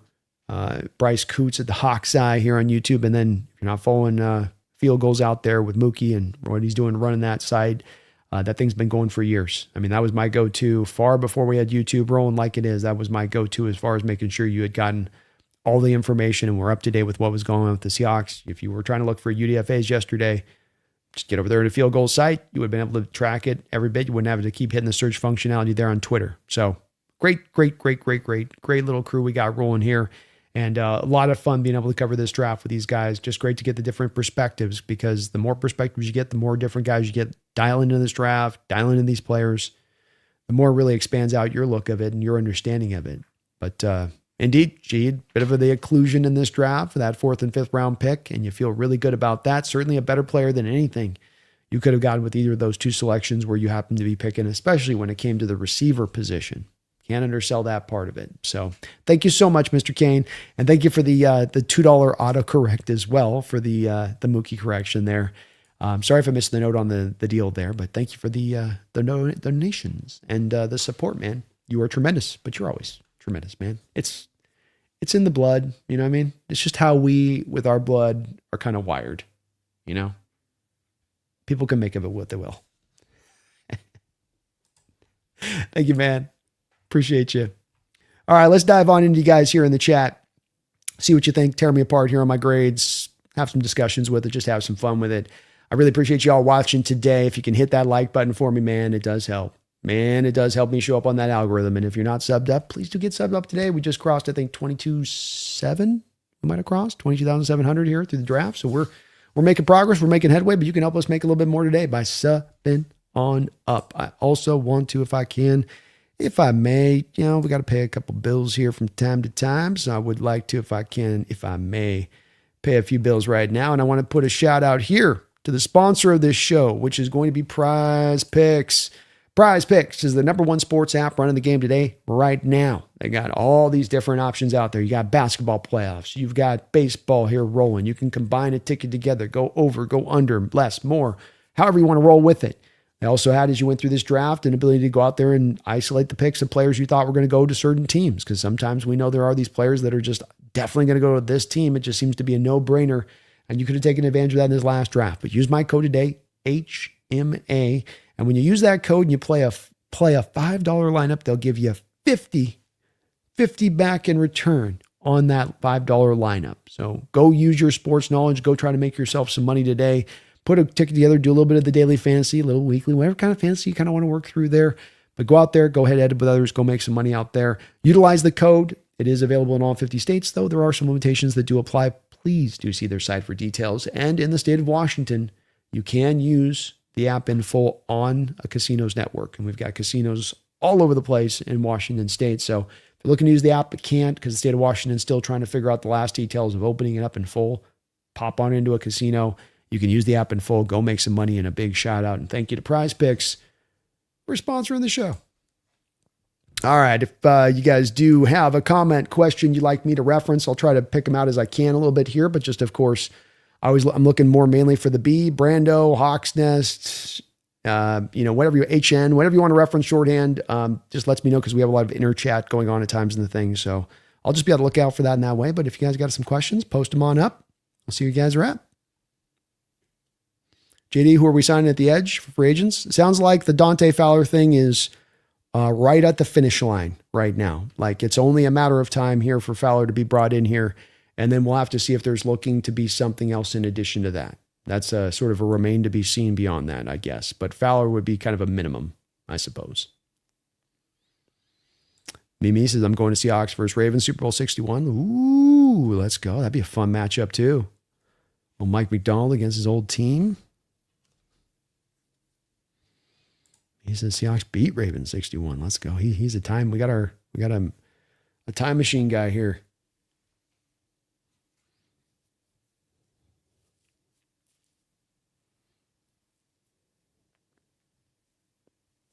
Justin Herbert needs to stop choking the playoffs before we can say Chargers Super Bowl contenders. Yeah, it gets hard until he kind of proves it, huh? It is rough where every time this has happened in the playoffs, the line has not been there. So that's also kind of the commonality. And it's like, if you could just have him play, if I could just see him playing bad behind a good offensive line, I think it'd be easier to be like, well, there's maybe something playoff broken with Justin. There might be. And that's the unfortunate part when you've waited this long into his career to actually get the line fully taken care of. And it's not like they haven't tried. But it is still a little bit of a question for me.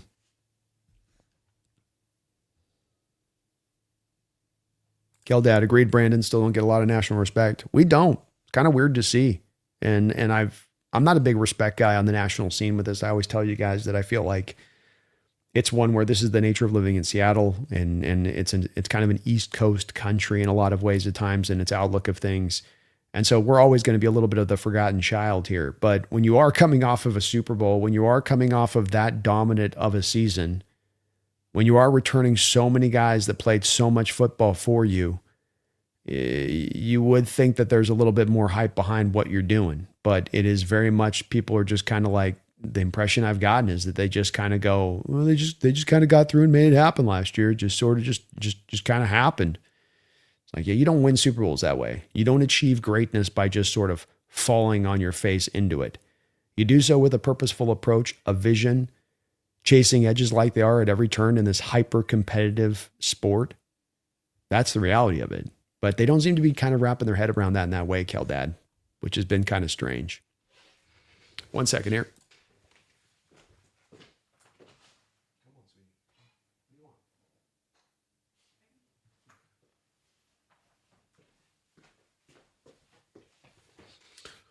Could have traded back a bit further and gotten a true 43 defensive end in Chandler Jones, regularly drafting and signing injury-prone players with extremely stupid values. So I'm out on JS as a drafter, to be specific. Oh, okay.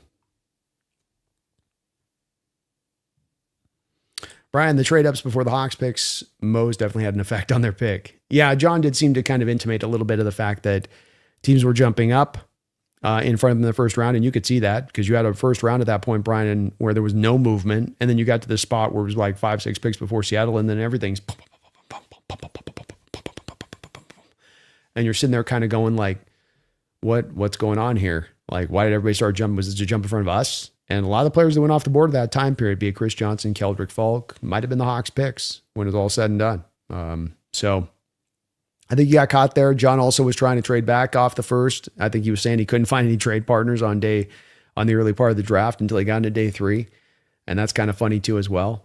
But also would make a lot of sense where if you're a general manager out there and there's if there's a Terminator out there who's taking draft picks and stealing them from you, stealing your future from you. Schneider's been kind of that guy doing that recently. He's got the little red eye, and maybe they're all a little bit gun shy where they're just like, I know what you're going to do to me. I know what you're going to do to me, John. No, it'll be mutually beneficial. It'll be a win for both. You said that last time. And then you did me dirty. Come on. It happens from time to time. Not to me again. Never again, John. You go find someone else to trade with. You go find someone else to take advantage of. Just couldn't find anybody. Oilers says, what about Denver? Not a huge Bo Nix fan, but he is better than Drake May. And Stroud. And defense is right there with Houston and Seattle. I mean, I'm not a big Bo Nix guy. I was a big Drake May guy coming out, Oiler Titan. And I think Drake May had a really rough end of the season, but I'm very consistent on this. You have a quarterback that spends a whole year getting beaten up, running away from pressure. And the thing with what happened in the Super Bowl and what happened in the playoffs, it got to be at its worst, but that was prevalent throughout the year for the Patriots, even with the easy schedule that they got to play. And when you have that going on, there's going to be a cumulative factor at play there to where that quarterback eventually is going to start to look less of himself. And he looked much better early on in the year in dealing with that pressure. I think the cumulative came up and hit him on that way. I think he's also a much younger player than Bo Nix. And so, when it comes to like where they're at on their progression chain and how far along they are as a player versus how much more room they have to grow as a player, I don't know that Nix has got a lot more extra there left. Like he is what he kind of is. And he's good enough, but he doesn't blow me away. I don't think Bo Nix is a top 10 quarterback in the sport. I probably a fringe top 15 guy and highly reliant upon his mobility, but he's just had his 9th ankle surgery. I also looked at what the Broncos done with Waddle, and that's fine, but that receiving core still doesn't put a lot of fear into you. They want to run the ball, but they don't seem to run the ball particularly efficiently necessarily. And you're right about the defense. The defense is good, and it should continue to be good. So I wouldn't knock that away. But I think that Denver, in a lot of ways, maybe you didn't have as easy a schedule as the Patriots did last year. But I think that they had on it was closer than it was further away. And so when it comes to Denver, I just think that the defense is really good. I still don't trust what they did on offense. I don't trust Bo Nix to be a quarterback that's going to take him to the promised land. I think if he played us, the Broncos played us in the Super Bowl, the results would have been very similar. But, we'll see on that, with it. They definitely have the defense that can do it. And we know a defense like that can be a wagon. And there are times where that can be, you don't need much of anything offensively at that point because we're just going to pull this whole load forward. And that may be the way that it does go. But I think that if you want to be that Super Bowl team, you're going to need a little bit more offensively than they're supplying right now at the moment, in my opinion.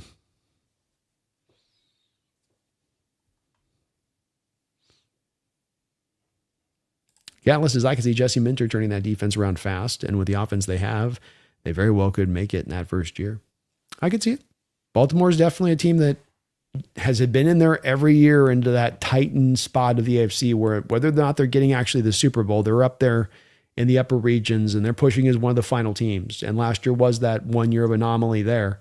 So if Minter can get, to your point, the defense to that place you're talking, then that could make a huge difference for them to getting it back. And there's reason to believe that could be the case. They've drafted guys that should be coming forward in their development, like a Starks or the kid that they took out of Bowling Green last year off the edge, Mike Green, I think. Maybe it wasn't Bowling Green, but they took Mike Green. He had some flashes last year. Zion Young in there. If they can get something from this rookie class, he could make that go. Catalyst. There's talent there. Matabuke is coming back off his injury. So there's definitely talent there. I kind of wonder on that one with where Lamar's at as far as his physical health goes. I would love to know from the Baltimore Ravens perspective where they stand of like when Lamar came in here and he was at his prime athletically and his maximum quick and his maximum speed. Where is he at right now in relation to that? Like how close is he back to those marks? Has he lost a little bit?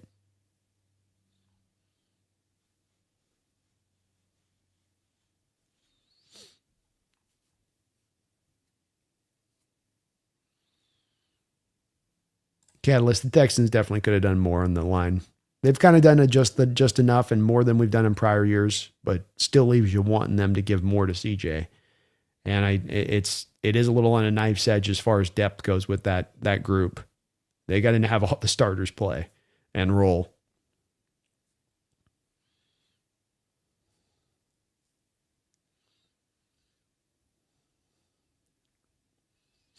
Chris, it's insane how much Love will get on that rookie contract. Great point.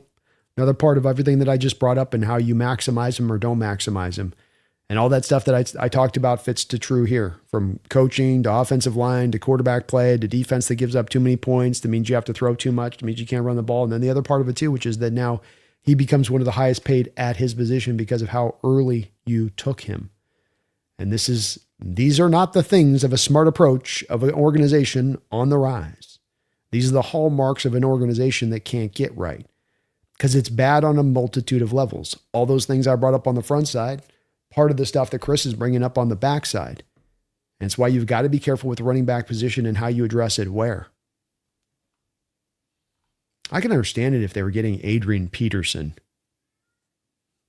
If this was the type of like talent we're talking here, it's like, okay, this makes sense. Like, but he's not in that realm.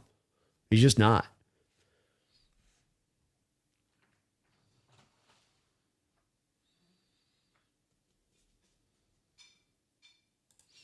Brian Myers would have rather had Deven more than Neal. You would have rather had Deven more than Neal.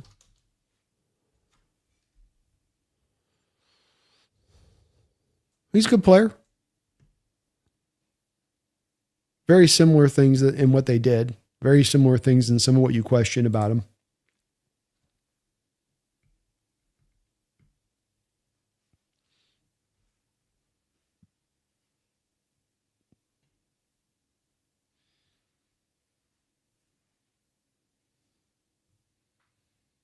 Rob said, I'd rather have Price and Neal than Hood and Coleman. I think that's fair. Dan W., I don't understand the Jeremiah Love hate. You're too focused on this season. Next year, they draft a quarterback, and he has a good run game to help him out. Harrison, Trey, Love equals great trio for a future quarterback. I think with Marfin, well, number one, it's not hate. I think Love is a good back. It's about selecting it. If value is very important in the draft, Daniel, then when you're into it becomes more important the earlier on in the draft you select guys. So the more egregious error you make early on in the draft, the more greater the error overall to the draft, because that's where you find your greatest impact to build your strongest team. So it's not hate for Love as much as it's hate for the value of the selection and taking him there versus alternative directions you could have gone. And overdrafting a running back in the top 5 is not a pathway for success. It hasn't been really a proven pathway for success for teams to maximize those running backs out. They're taking essentially, Daniel, the same approach and taking him in the same spot that Saquon Barkley was taken in by the Giants. Was it that Saquon Barkley was Saquon Barkley productive with the Giants? Yeah, he's productive. Did they maximize Saquon Barkley? Did they get the most out of that player? Which, as we understand it, running backs are at their most productive on the rookie contracts. They're at their physical best in the rookie contracts. You're going to get your most out of them typically on the rookie contracts. And the answer is no, they did not. And the reason the Giants did not, Daniel, are for all of the exact reasons I'm bringing up about what the Cardinals are putting Jeremiah Love into. So you can love the player, but if you're putting a player into a situation where you're not going to most maximize that player on that rookie contract while also making him one of the top paid running backs in the sport, that's a pathway of a bad organizational approach. Marvin Harrison, I would argue that we really don't know what Marvin Harrison is quite yet. That team is still trying to figure out where he's going to be. And, while I love Trey McBride, Daniel, Trey McBride is not a grade A run blocker. He's okay. And that's kind of something you're going to need as far as that run game is a good tight end up there that can really lay the wood in how he run blocks. And maybe Tip Ryman is their secondary guy, can be that guy. But then we come back around to the thing that you did mention in your post, which is that we're about the offensive line. Does that matter? Is that a part of the puzzle here too? And Basantis will be fine. Froholt went backwards last year. I'm not excited about what they have through the rest of their offensive line there. So we come down to it is what's going to happen here, Daniel, is that they're going to spend all of Jeremiah Love's rookie contract trying to find him a functional offensive line, getting him the offensive system in place that can utilize him, that's going to be flowing and rolling at its best, because the first year of a new offense is probably not going to be flowing and rolling at its best. We'll see about year 2. You got to still go find the quarterback, got to still go find the offensive lineman, got to get a defense up to snuff now enough to where it's at least getting some stops and not allowing scores every other drive so the offense can be in a position to run the ball. All that stuff's kind of out the door in addition, on this. So it's not really about an indictment on Love. It's just an indictment of all of that. And that when it comes to the running back position, it's one of the singular positions, much like to me, quarterback a little bit, where we get caught up on these guys and their Superman ability, but so much of what they do from a productivity standpoint is really reliant upon having everything from a supporting cast in play. And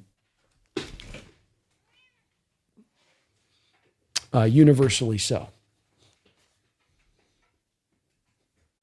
And again, I'm not hating on Love with this, so I don't know if that's what's coming off. That's not the attempt here, is to hate on Love. It's not a breakdown of anything in Love's ability or anything else. But I do think, Daniel, it would be pretty fair to say that if I took the top 7 first round running backs taken, we take the first 7 picks of every draft the last 25 years, and I look at all the running backs taken during that time period.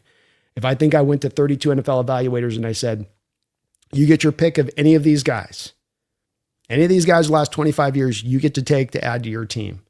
I think you would agree with me, Daniel, that there's not going to be any team out there of those 32 that's going to be selecting Jeremiah Love over another name on that list.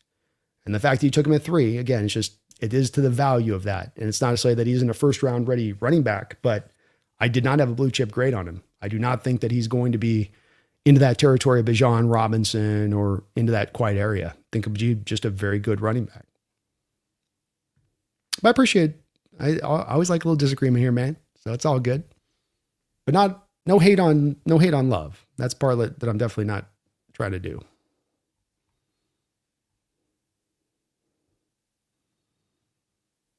Tez, man, did OC Logan Jones go significantly higher than anywhere had him projected? Late 50s, first, mid, late to 4th rounds. Badly wanted us to draft him. I did too. And you're right. He did. I think you look as to why. what ends up drawing this to happen? It ends up being need. And the Bears lost Drew Dahlman this offseason, which they had no anticipation was going to happen. You're scrambling. You want to run a zone-based Zentric system. You want an athletic center in this draft. You're going to have to kind of go with the Logan Jones or broke a little bit with it. And that was going to mean he was going to get elevated a little bit, I guess, because of it.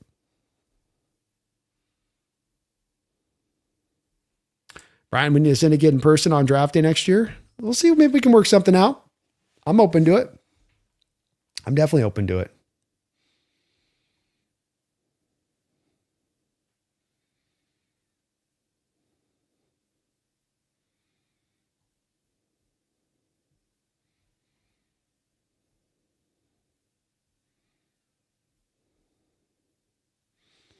CR says, B, do a poll for a draft grade. I should have done that. I'll do that one the next show.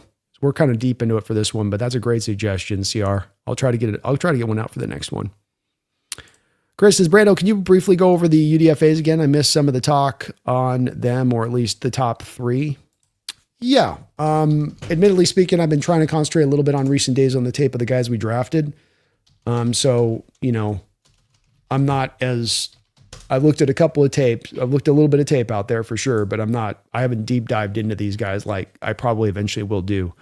You have Uso Semola out of Kansas State, big nose tackle type. Got some similarities to kind of what you have in Brandon Peely.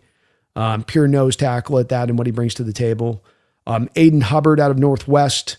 Big, kind of a little stiff, not a lot of bend, not a lot of dip. Good power, good lockout power, high effort. He's a Northwestern defender, so you might think, well, smart, very smart defender, right? Great in anticipation of what's happening prior to the play, and as both a run defender and as a pass rusher. Very smart and aware in space of what's going on around him. I don't know if he's better than what we have in Ivy, but it'll be a nice fight between those two guys as well. You got Deven Deal, Jordan Crook, Nevias Sanders, linebackers you took. You didn't draft off-ball linebackers, so these guys kind of come in as just kind of, I think, camp bodies as much as anything else. Michael Briscoe, Cal Poly, don't know a lot about with him. Levi Wentz out of Kansas, hadn't had a chance to look at him. These are wide receivers. Carl Chester, all these guys are going to have a hard time, much like the linebackers here. They're going to have a hard time with this, really making any headway just because of how stacked up the roster is. I mean, you took a receiver in the draft in addition to bringing back both the Whites and Cody and Ricky. And then you have, of course, Bobo returning. It's a lot of bodies down there on that, but we'll see how that kind of shakes out. James Milovele out of Hawaii was an offensive lineman. They took Tyler Doty out of Buffalo, a couple of offensive linemen there. Mike Wright, quarterback. That's just to get the rookie minicamp to roll. So I'm kind of really trying to lock in the maybe most notable names on this. And I think it's probably Uso and Aiden. Couple tight ends you took as well.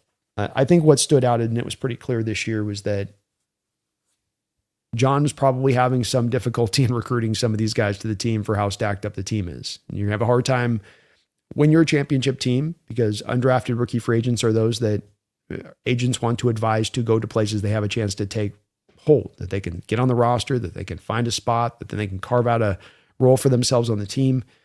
Hard to do that looking at this team on the outside looking in there. And especially, I think once you saw Seattle collect all those picks at the end of the draft and have a couple of extra times to select, Chris, I think that's John acknowledging, holy crap, I'm not going to be able to recruit these guys. I better get a couple extra picks in this draft just to be able to secure them and grab them in that way. So, not a lot there that's early on for me that's been pretty notable in looking at the guys that we took. Aiden Hubbard is fun, and there's a little there something to him. Uso's really big and hard to move and strong and physical. But I have been, like I said, kind of mid-range, just been tearing through a little bit of the regular tape here on some of the guys we drafted early on here, still just to kind of just get that last little bit of look on them.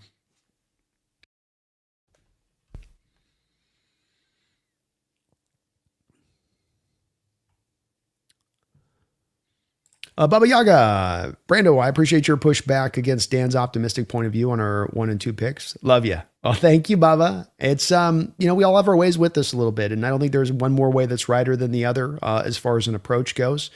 And Dan's got good solid points when it comes to saying, teams earn the benefit of the doubt coming off a Super Bowl victory that nobody thought coming. And it's with the guy in Schneider, who's of course had now 2 Super Bowl wins and 3 Super Bowl appearances and done it with two different teams wholly. I think that there is a level of measure to that, but it's also just back to, what we do on this channel and what we're trying to do. And that is more than me individually. Of course, it's us collectively, trying to get to the heart of what is sometimes a very hard truth to see. It comes to drafts and trying to discern good to bad and where value's at and what players are going to take to where. I come back to, the more you can turn that over and look at that and kind of try to understand it, I think there's an opportunity to learn and understand it and to then come with opinions from it. And I think if I had spent the last 6 years in doing this, the way that I'm doing it right now is the way I've done it since the start in this manner and having a bit of a critiquing eye to the draft classes and the drafts themselves. I think if the baseline had been that I had not been getting some of these right through the years and that my much more spotty record and that I'm way off in my assessments, that I show myself to be the layman I am and that the opinion is just off the board completely and just stop it, kind of thing, then there would be maybe more of an appeal from my standpoint to the authority on this one, as some may do. But when you do get things right for a good 6-year period and really, really right, I'd ask those that might bristle at some of my opinions on this. And you guys have been pretty good today, but there's always a few folks get a little bit like, oh, how could you not? What do you know? Glad we don't hire you. Glad you're not in the front office. I just ask those folks, go back and look at my draft coverage over the years. To go look at the players not only I've targeted into who Seattle's drafted in my evaluation of them, but also other players I've looked at outside of Seattle and the outlook of them. And I think I've done pretty good. I think my track record's pretty strong on that. And so because of that, I'm going to continue to lean on my opinion and trust in it that, there's something there to it until I start getting it wrong tremendously. The stay all B, Price is the best pick for the team in the first. He has a legit chance at Rookie of the Year. In his situation is so much better than Love. He has a decent chance at a better career. He also wasn't there in the second. Well, I think that the team could have traded back a little bit for Price. So I don't know if I agree to say that I think that that's the best pick for this team at the first. It might prove to be that. And some of this is really going to be on the basis of where you see the upside of, you personally, where you see the upside of Price going. I think you could have moved back a little bit and still gotten him. I think the Niners were going to be pretty hard-lined on taking a receiver there when they took Stripling for where they were standing. I think you are right that he has a much better chance to have a better career than Love. Understanding how this kind of works out with this landing situation and the situation is important. But he's going to be productive to your point as well. And no matter whether his talent's going to land, he is going to be productive and he's going to see the field very fast. And there are rookies you can take and drafts you can have where that's not the case and you're kind of having to wait on things a little bit.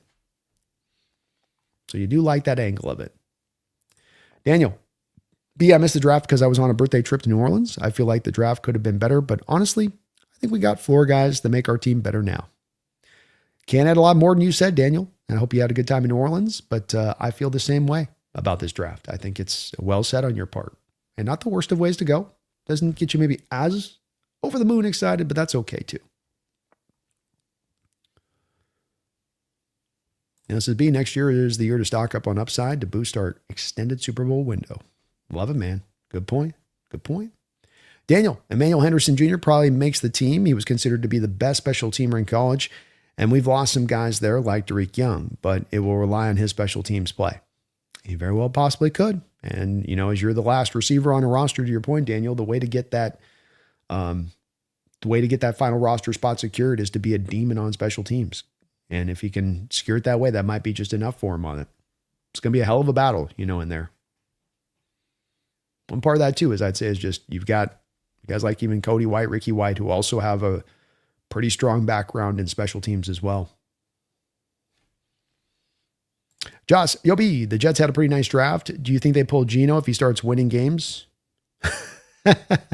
Remember the T-Law draft debacle? Took me a second to figure out. I was like, wait, what? They're pulling. Why would they pull? Why would they pull Geno for?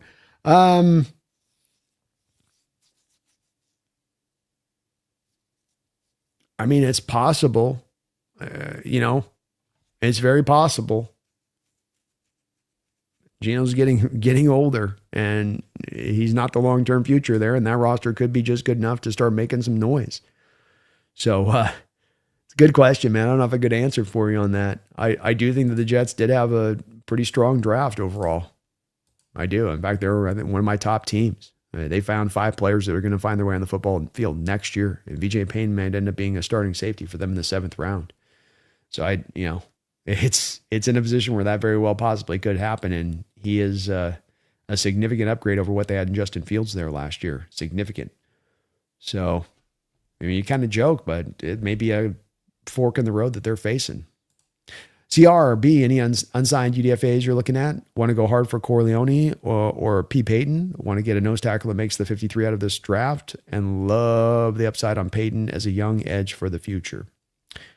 Well, you're definitely into a little bit of a numbers game when it comes to the edge, in that, the way you want to put this roster together, and when you consider the extra tight ends you have on one side of the ball, when you consider the fullback you have on the side of the ball, it's the push-pull that you have on rosters, the third quarterback you'll have on the roster with Milroe. All this stuff means is you can't have extra stuff in extra places. So it's got to be kind of a 4-edge group on the roster by what you rock, and maybe 5 at most. And so, first, when it comes to paying off the edge, my preferential place is to go double down on the vet edges. If you have 4 guys on this roster that are all guys well-traveled as far as edges go, some of them a little bit older than others, not the worst thing to say, hey, let's accommodate within this to understand that one of these guys is likely to go down to an injury. 2 of these guys are likely to find some injuries throughout the year. Like, having this 5 stack is going to be important because we're going to call upon them and need them, versus the developmental guy in Payton who could give you kind of a whole lot of nothing out there. So that would be more of my preferential choice. I don't have a UDFA I'm really looking at, partly because this is, again, going back to just the class is historically weak. And so within being historically weak, the UDFA class is extra, especially historically weak, because anybody with an ounce, a modicum of talent is going to be pulled off the board in this particular draft. Whereas other drafts that are lock, stock, all the way up, a couple guys are going to slide out the back end of things. I think you've already gone for the nose tackle that has the chance to make the 53-man roster in Eastern. He's the guy that, to me, overtakes Peely as that extra nose tackle. So you have your 4 edges. You sign a Fowler right now. You're already at the 4 edges. I'd like to see another vet edge signed. I don't think Payton would beat out Ivy. Between the 2 of them, Ivy would still overtake him. And I don't think Corleone would overtake Eastern. I think Eastern would overtake him. On top of the fact with Corleone, he's got the clot issue and some health concerns that could just have you out completely on him. Or should maybe just have the team out completely on him. But when I looked at the UDFA class and what lasted and what existed after the draft was wrapped up, it really was, teams grabbed whatever there was to grab. And it just wasn't, this was the year where there just wasn't a lot left over. Just a tough year. I mean, it is really weird. I've been watching drafts for 30 years and getting into them with depth through that time period. And I can't remember the last draft that just felt so thin, so weak, so missing of that, and then also missing of impact, New Blacks, Nix is only 2 years younger than Sam Darnold, 26 versus 28 at the moment. Yeah, that's the thing. He came as that older prospect, so it's like when you measure him up against, let me see here. So, Drake May is 23 years old. He's turning 24 in August. That's that part we have to be careful of when we're looking at college prospects, and you're trying to take a measure of one guy who's 20 and a half years old, and then you're measuring up against another guy like Akeem Messidor and Keldrick Folk are really close to everybody on the boards in this draft as far as the edge groups go, very close to where they should go. And indeed, Akeem Messidor goes ahead of Folk, and they're two different style of players, 2 different fits to 2 different systems. But at the same point in time, you've got in Messidor, the guy's 25 years old, and this other guy's 20 and a half. Messidor's done. He is what he is. What he gives you now is what he's got to give. And that's a little bit of what's at play here with Nix, is though he's only been in the league for a very small amount of time, it's not a lot extra there left to go. It is what there is, where Drake's got still some more left to develop, especially as they get that offensive line right. Vic says, can we get Christopher Watkins' thoughts on the draft? Steady. I wanted steak, Vic. Filet mignon. Would have been good. I would have liked it. Yum, yum. Instead, I got a hamburger, some fries. Not even ketchup, just a burger with fries. A full I ate it all. It was kind of yummy, but I would have liked a steak. Succulent, juicy. Yes, that would have been good. Walking, though, satisfied, satiated. Senior Tiny Baby Goats, thank you for the $5 donation. What a monstrously magnificent monologue on Eastern. I didn't know I could be excited for a day 3 nose tackle. Oh, get excited, and I wouldn't gas you up. And on this one, for folks that follow my draft coverage, no, Deven Eastern was a very common last pick of the draft guy for me in my mock drafts. This was a guy that very often came up over and over again for me as a guy that stood out to being always available at the end of the drafts and a guy that shouldn't be. 3 techs that are this big, that move like him, that can go get quick wins and also be very rock steady as far as being stout and rooting down. Hard to find these kind of guys. There's not many built like this. But he's got some upside to him. He's got some ability. He brings the nose tackle position that's interesting, especially for a team that likes some of the versatility you can bring to the position. And you should be excited about it, man. It's a good, really good pick. What's up, King Bomber? How you doing, man? Now, Vexo says, it feels nice having an offseason without a quarterback debate. That is so true. Boy, has it been nice. Just smooth sailing, you know? Smooth sailing. Oiler Titan says, plus the Cardinals will have about $180 million in cap space next year. Kyler Murray's salary comes off the books. The key is Cardinals were most injured team in 2025. Should have been a 9-8 team this year.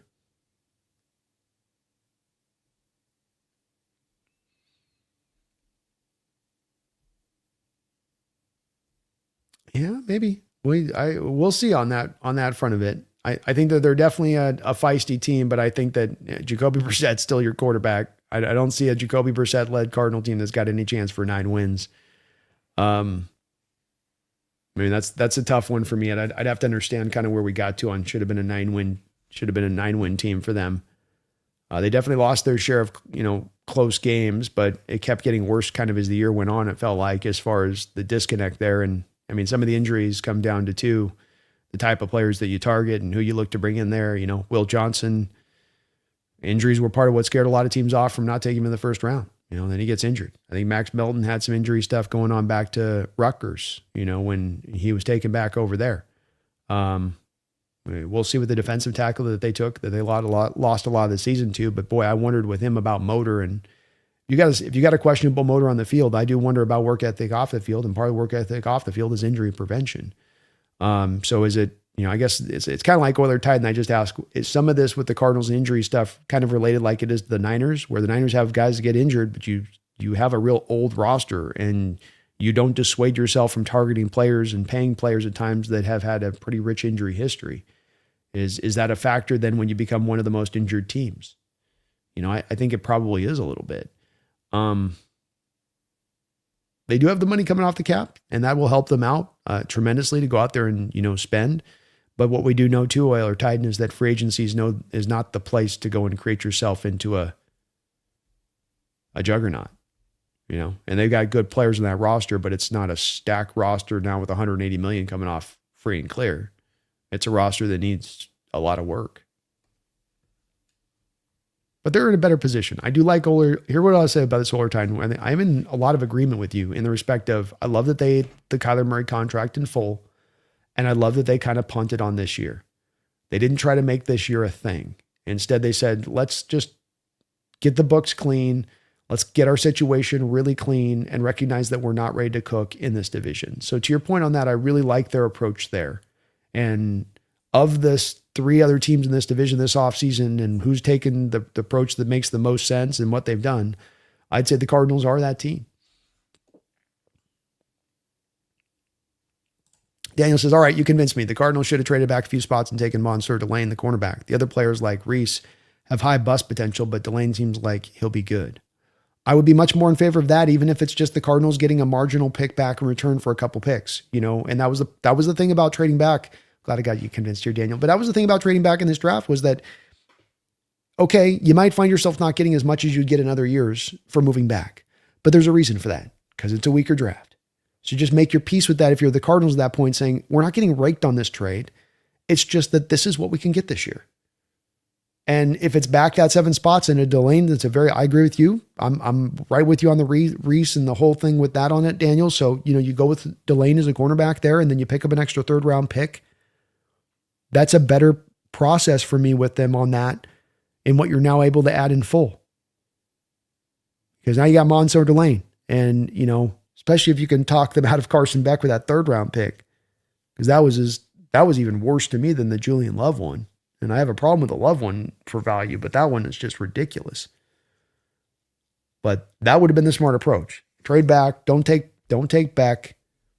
Ride with Tyler Algier, Trey Benson, and Connors next year in a year that you have identified yourselves. As I said above to Euler Titan, I think he captures this well. You as a team said, we know we're not going to get it done this offseason. I mean, they had money that they didn't spend in free agency in part to remain conservative, knowing that they're not ready right now. And so knowing that, make your moves based off of it. It all goes back to that same place. Where do you identify yourself being? Are you a rebuilding, ascending, in purgatory, or are you elite? The Cardinals are still in rebuild mode. They're not ascending. They're in rebuild mode. They haven't sniffed the playoffs in years. You're in rebuild mode. You just dumped your quarterback. You're in rebuild mode. So therefore, the moves got to inform you. And if you're in rebuild mode, you're not starting with quarterback or with running back. Sorry, Daniel. You know what I mean? Like that in general terms is in that spot, because I'm consistent on this. I always say, as a team, you first got to identify where you're at, starting an offseason at. Am I rebuilding, ascending, purgatory, or am I elite? Where is my team at? And why do I have to do that? Because teams make their mistakes and go wrong when they think they're this, but they're actually that. Cardinals think, we're ascending, so make the pick for the running back because this can take us up into the spot to get to elite. Well, no, you're in rebuilding mode. So the timing is just kind of not right for that. But that approach you take is exactly one that I would say is bingo. That's the better approach. Build the team up. You can go back and get a Jeremiah Love. You can do that, but do it at the right time. Do it when the offensive line's in place. Do it when you have your quarterback. Do it when you have a defense that's at least competent to get off the football field. Kind of like the Hawks are doing with Jadarian Price. Set them up for success. And then if they are talented, you're maximizing that success to the ultimate. You're getting the beyond the top of production you can get for that player because you've set him that. Just like likewise, you put him on the other end of the scale, you're setting him up for failure. Or people, maybe he wasn't as good as we kind of thought he was.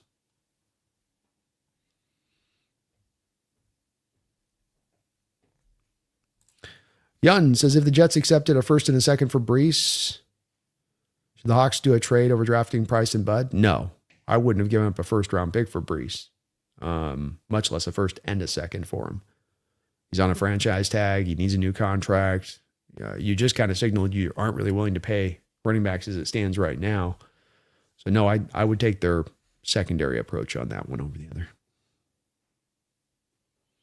Rob says, I think we should sign Fowler to a 2-year contract and extend Derek Hall before the season. That'd be interesting. Antoine, hey, Brandon, any word on our Hawks adding a veteran edge sometime this week? I'd like to see Fowler added to make the defense better. I don't have any sources, but Dan, to the source that he has, sounds like the Fowler situation is right there. It's going to happen. They've waited up until this point. It's made sense because you want to get outside the compensatory time frame. We're going to be getting outside that now. So I would expect the Dante Fowler signing to be probably any day, probably this week.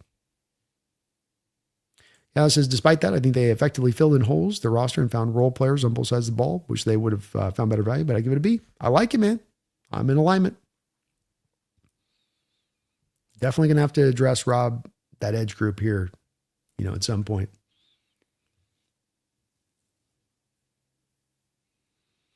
Mix says, I think the Seahawks fans who were mad about the Price pick at the end of the 1st felt a lot better after the winners picked Black in the 3rd. Jesse was pissed. Yeah, it's going to be fun roundtable tomorrow, Mick.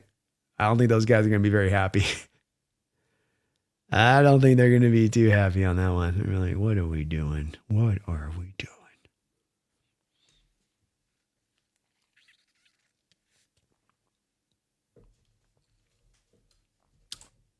King says, definitely agree with you. I definitely agree more so with you than Dan on those first 2 picks. People continue to push back against criticism because it's John Schneider and he can do no wrong. Yeah, and it's where, the appeal to authority thing is something that oftentimes gets presented to me on my channel a lot. And it's always one that I'm trying to find the way to navigate around the discussion on that, because it is one that people will bring up in order for so that, number one, they don't have to kind of bring up their own perspective on the situation and risk that. And then it's always easy to just kind of close down an argument by saying, well, here's what the expert says. And I get that there are the fans. I always say fans fan in the way that they want to fan, King. There's fans out there that want to get into the stuff with depth and try to understand it as well as those in the front office are trying to understand it as much and close as they can. There are those that just want to kind of watch it and trust in what a smart front office does, and that they want to enjoy the games, and then they'll look at things, but they're not trying to get into that depth of it in that same way. I think you operate like this in the way I do on this manner. I think many in this channel and many that are drawn to this channel, I think operate in this manner, is that we want to get in the depths of this sport. We look at scheme, we evaluate these players, we scout these guys. And, part of what I did with this channel and understanding this too, folks, is that, 20 years leading into doing this channel, people were around me, and people that would come in and talk to me about football would say, you should do a channel. And that being right on stuff in the draft and being right on players in the draft is not something that began for me in 2019 and starting the draft process. I was looking at draft and I was getting stuff right a lot. And it was a part of why I wanted to do this channel, was to say, I can see things, I feel like, and be accurate on things that will have value to people when they see that you're catching stuff that the average person might not, be trying to look at to that depth. And that's where really the goal is to try to get into on it, and to hopefully then provide you guys that value to it, to be like, wow, the guy's not just talking out of his rear end, but he's got a track record of being really right on this stuff. He puts in his homework. He does the grind to try to get there to an opinion. And none of us are going to be perfect at anything, but that's what I think we're all kind of trying to do with this, because that's how we enjoy our fandom in that way. Doesn't mean everybody has to do it this way, on it. But I will always be a guy that will always kind of push back on the appeal to authority thing, because, number one, we can all look at the same tape and people can reach different conclusions. And these guys can have background data on these guys that tells them about this character concern, or they can have this that tells them about something that I don't know, but we can all see the same tape. I've got access to all 22 college tape. So I'm watching the exact same tape they're watching. And now it comes down to what can you see? And to me, this is the funner part of it. And I would be, if I was in that role of, wrong more often than not when I've said it, then I'd shut up on this stuff. But if you're right, then I think that gives you more reason to be able to kind of open your mouth and have that opinion on it, until you're proven to be, not as smart, kind of as the experts on with it. But I appreciate where Dan's coming from. And I think it's a fair point with John's recent success to trust in what's going on here. And there is a measure of that to me in my point on the evaluation of this class, and looking at it and saying, I can take this into account and kind of go, okay, I get why you did what you did on this particular draft and the reasons that drove you there to do it.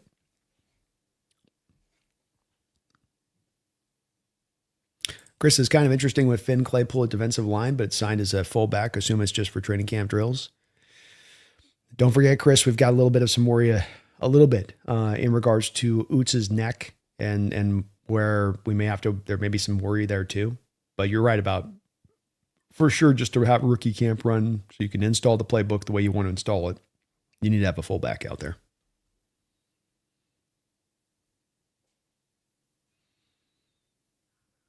Team Bomber says people just seem to forget 2022. He won a Super Bowl and had one of the greatest drafts over, and still drafted Eskridge over Humphrey. It's true. It's true. And that was right in the heart of the time period where they were just making so many picks that just didn't quite add up or make a lot of sense.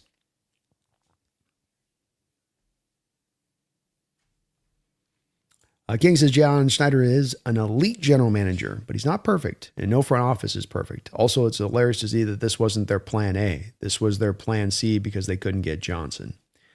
Yeah, I think that they did have a pivot. John talked about upsets and having to kind of move forward on the board, and I think that did occur. And this was a tough draft to predict in advance for that, in that way, from John's perspective. I mean, trying to get this projected out and have things slotted harder than any other time in any other recent season. A lot of reaches in that first round. I think even Johnson, where he was taken, was a little bit of a reach. I think it would have been just about right to slightly early for where we would have grabbed him. But yeah, I think that's definitely very, very true. Schedule releases in May. That is correct. Very correct. Brian says Pete's thumbprints on those drafts. Yeah, I definitely think you could say there was a lot of Pete influence there.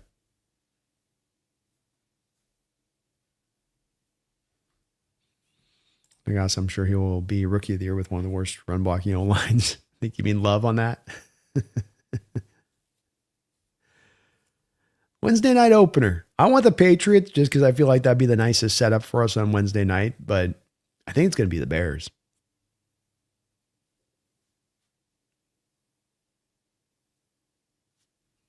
King Bomber knowing this wasn't their plan A makes me feel significantly better about the front office. Also very grateful that San Francisco and Los Angeles Rams and Arizona had significantly worse drafts. Yes, and yes. And, everyone's got plan until they get punched in the face, but then you have plan A, You got your opening script for a football game, but, they just toppled your opening script. Now can you counter it? John showed some good countering ability in this draft once plan A got kind of torn up. Jeff Sheckle says, Bud will be the next stud on our D. Love that pick. He's a lot of fun, Jeff, and he is going to take the ball away, folks. I'll tell you what. This guy had more dropped interceptions than most really good safeties in college football had even interceptions last year. Should we go after JPJ? Nah. I wouldn't say so. I like JPJ, but Sundell settled in, and JPJ is not necessarily the athletic fit you're looking for on this offensive line. That's kind of the one thing is with that. And so I like him, but I just don't think there's much of a pathway here for him to get on the field at this point. But I do think the Raiders probably got to move him here.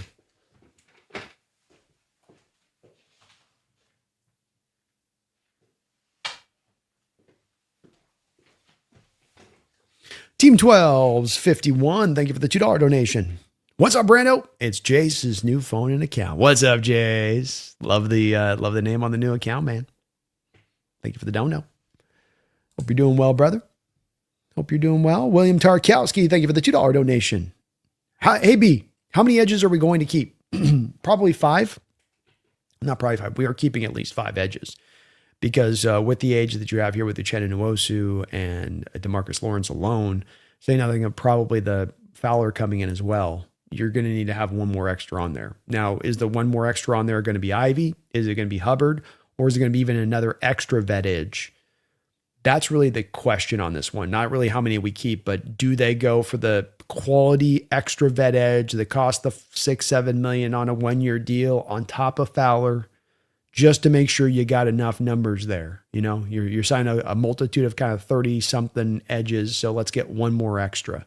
Because if you bring in a guy like Clowney and have Ivy kicked instead of Clowney, that is an improvement to your 5th edge. But hard to predict how they'll roll that one. I think if you're kind of trying to lay money down here, William, you do Fowler, and then you probably bring back an Ivy, and you probably call it a day with the edge group as it stands at that point. Space, thank you for the $5 donation, Space. What's your take on the Rams drafting Ty Simpson? Very much in contention for being the worst pick in the draft.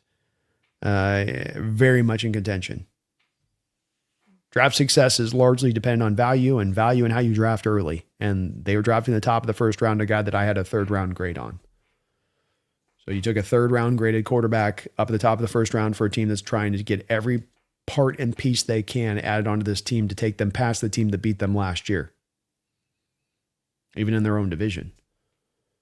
It's echoes of the Aaron Rodgers love situation with the Packers, where the Packers could have added something else that could have helped them out as an extra piece for Rodgers in that offense, or an extra piece for that defense that could have helped to take them over the top, get them past the conference championship, get them back into a Super Bowl.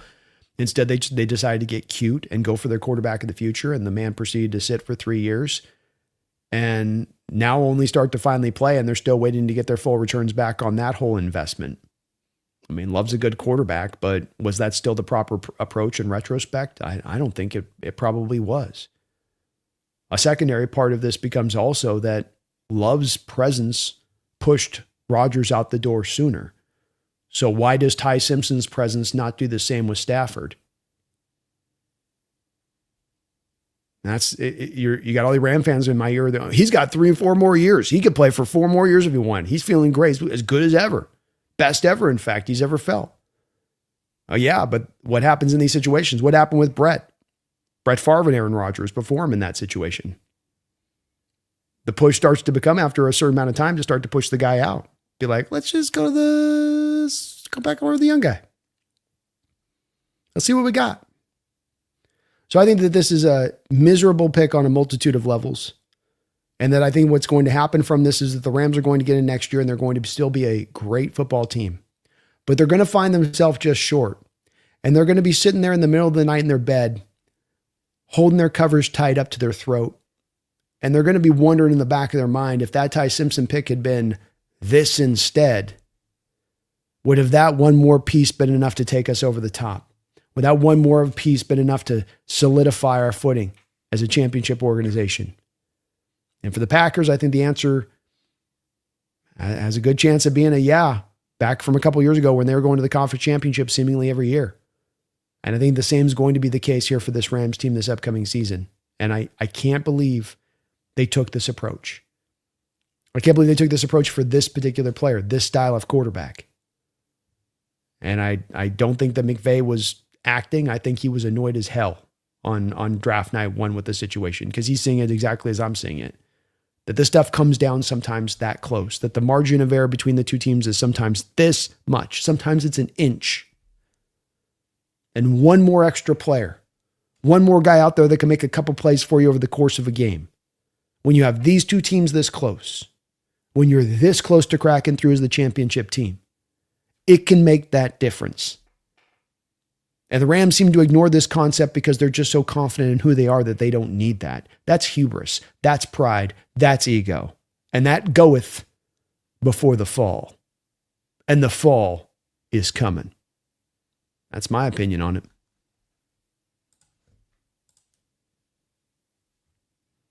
Thanks for the don't know though, man. Appreciate you. Chris says the draft's theme was let's overreach. I've never seen it so much. I haven't either. And you heard countless sources off of just day one, day two alone. Anonymous source general managers, anonymous source scouts. I've never seen a draft like this before. I've never seen so much weirdness before in the approach of these teams. Oiler Titan says, I've been watching drafts since 1981. Lawrence Taylor, Roddy Lott, Kenny Easley draft. So 45 years. This is on one of the three weakest drafts I've seen. 91, 2013, and 2026. I'm 100% with you, Oiler. 100% with you on this.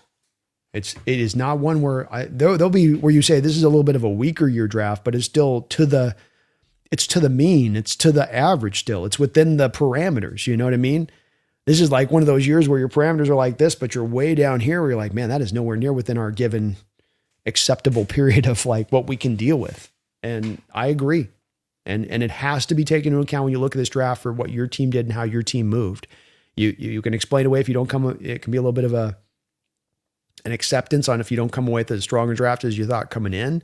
It can be that they operate a little bit more to need, like our Seahawks team did, because that's how their adjustment was going to be to it. But a team had to adjust to it. A team had to do something stylistically different in their approach to try to be able to find the value where they could in this particular draft. CR says, B, don't get me wrong with Peyton and Corleone. I'm also for an extra vet over the edge, just saying I want them as a practice squad or the chance to compete. For my liking, we're deep on wide receiver defensive pack on PS projected. Agree. Yeah. No, we are. And I don't have any problem bringing those guys in. They're fun players too, CR. So I'm not anti-Peyton or Corleone. It's more of just I'm probably more pro Jamie Sheriff, more pro Ivy, more pro Deven Eastern. And I think with Eastern, he could be that guy that's kind of going back and forth between the practice squad with Peely. Is Corleone better than Peely? I'm not sure either on that, but I'm willing to bring him in. I will say with Corleone, I do think that some of that blood clot stuff is, if he's still out there in the market at this point, considering this wasn't the craziest of defensive tackle drafts, kind of weird that he still hasn't been picked up at this point, but I'm not against any of those guys with it. And you're right. We're definitely way stacked with receivers and defensive backs at this point.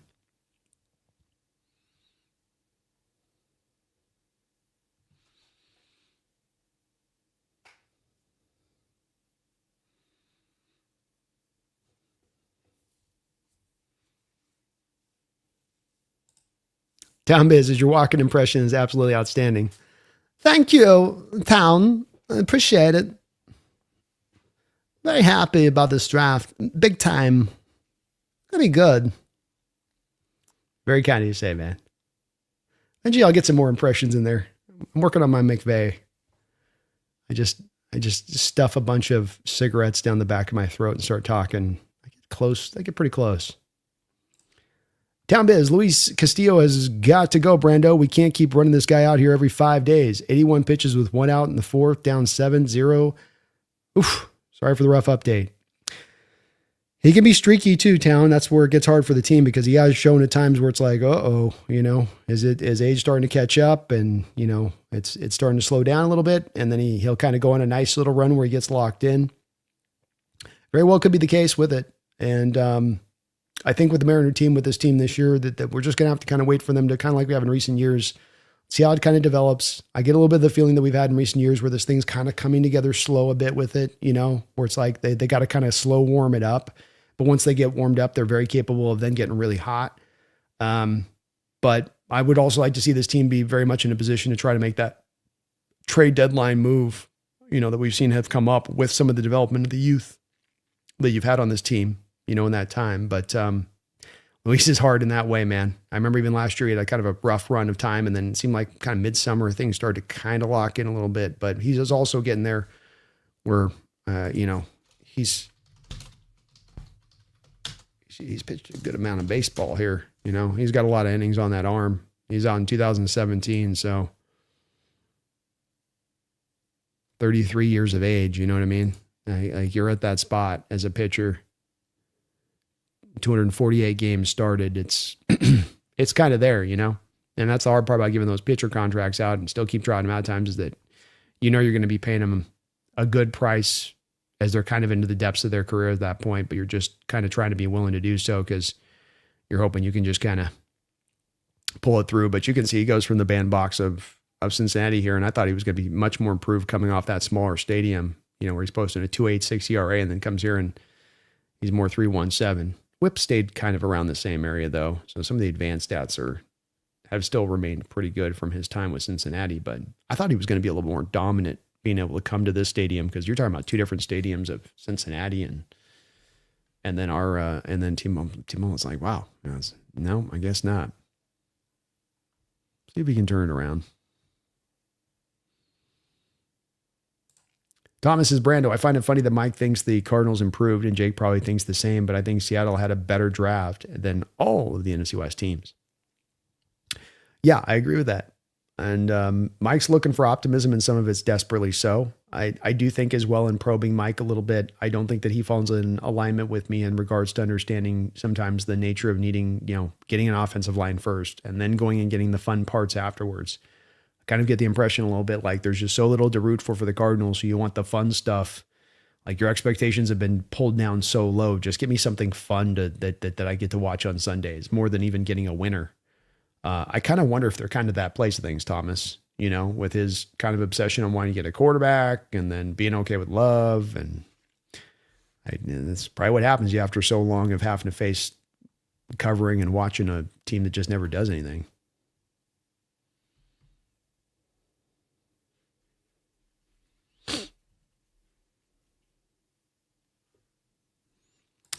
Thomas B, I wish we went more BPA, but Dan Vien saying Seattle has a BPA based off their board. Yeah, that's where I think a little bit of John gassed people up a little bit in this process because I think John got out ahead of understanding that they were going to pick for need. And so he started to do this thing where he's like, well, our board takes into account value and need. And we put it together in this perfect formula, this perfect stylized formula that spits out absolutely positively the perfect place to be selecting these guys. And I bristle at this, Thomas, because of the fact this is what fans will do with me on my chat sometimes when we have discussions about drafts and approaches to drafts and players to take where there's this tendency to say you want to pick for value, but then you drive to need when draft comes. And there's so many teams, not just this year's draft, but in prior year's drafts where they'll talk about the value thing. And then you're looking at their picks and you'll be like, you just picked all the way for need throughout your whole draft. I can see that you did it.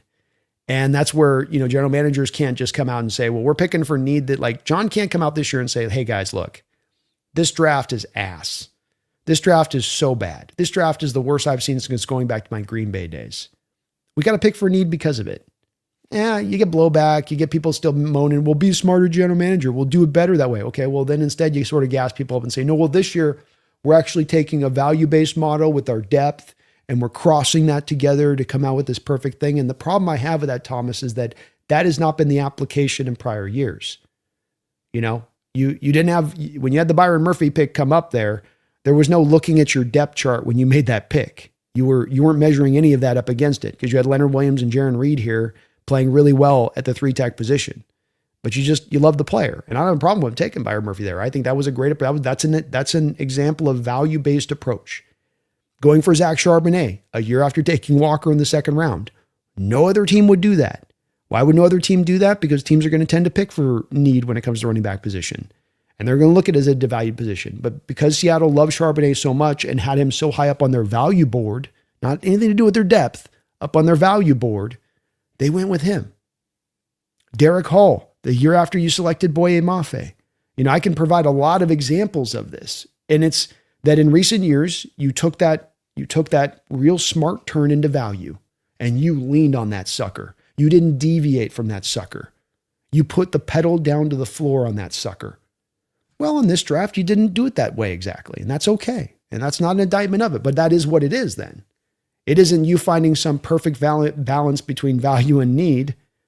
It's down to you have to pick one lane or the other on this. That's the hard part about operating in value as a team, is that you want to do both, or you end up giving driven over to need. You end up going, well, I mean, we kind of like him close to this value guy, so let's just take him.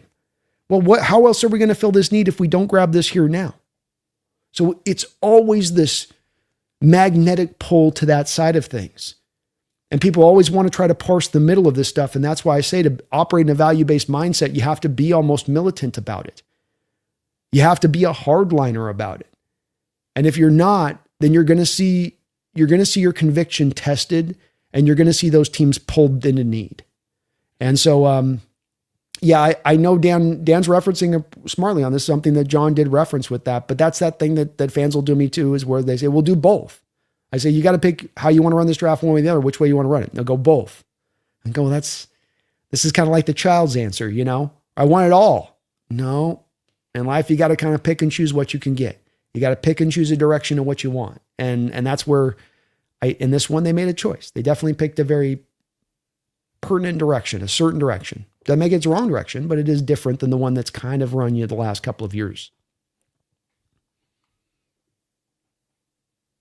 Daniel says the Rams were a good secondary away from dominating and could have traded nothing to move up and get Caleb Downs. Caleb plus adding Casey corner would have had me a bit worried, hoping for a Stafford regression still. 100% agreed. Caleb Downs was the scary pick in that moment for me. Caleb Downs, I think maybe Ruben Bain was still there on the board. One of those two were the most scariest picks. Downs in that secondary with what they've done this offseason, Daniel. I mean, no Ram fan could tell me that that's not better. Like, we'll go find our quarterback later. Let's do this here now. And Stafford, we'll see, man, that health. I'm about Luis Castillo having a lot of starts on his back, man. How many starts does Stafford have? We'll see if he can hold up for another year there. You know, they're going to need it. Thomas B., I had a Rams fan that had said Seattle will regress because Kubiak is done, even though Seattle returned 90% of Seattle's offensive staff and players. Yeah, that's it's again where we go to simplified, right? Well, you lost this guy, and they're just operating off the simplified mindset that most of the times when you lose an offensive coordinator, you're losing the staff with them. But ours is the unusual situation where you actually retained your staff for the most part. So, and you're also then doing the secondary part where you're not going from air raid to outside wide zone to a more purified West Coast offense that's going to be even different with gap-based blocking principles. You're going from wide West Coast outside zone to West Coast outside zone with all of that staff returning. So it is way simplistic. As I always say with this, Thomas, when you tend to find a take like that that's kind of nuts. Is it been a simplified approach by that fan in their outlook of the team? Or are they looking at it with a complication, with a sense of layers, with a sense of depth? Or are they just going, this thing happened here, so then this? No, that's not how football works. What is all of what you have to do in doing this? And if we were changing out a whole offensive system and going to something completely new, and then we had to go find players to fit this new, that'd be one thing. But like for like, retaining the staff, it's not going to be a monstrous step back. No way, no how. One more edge, Addicted. Let's go get it, man.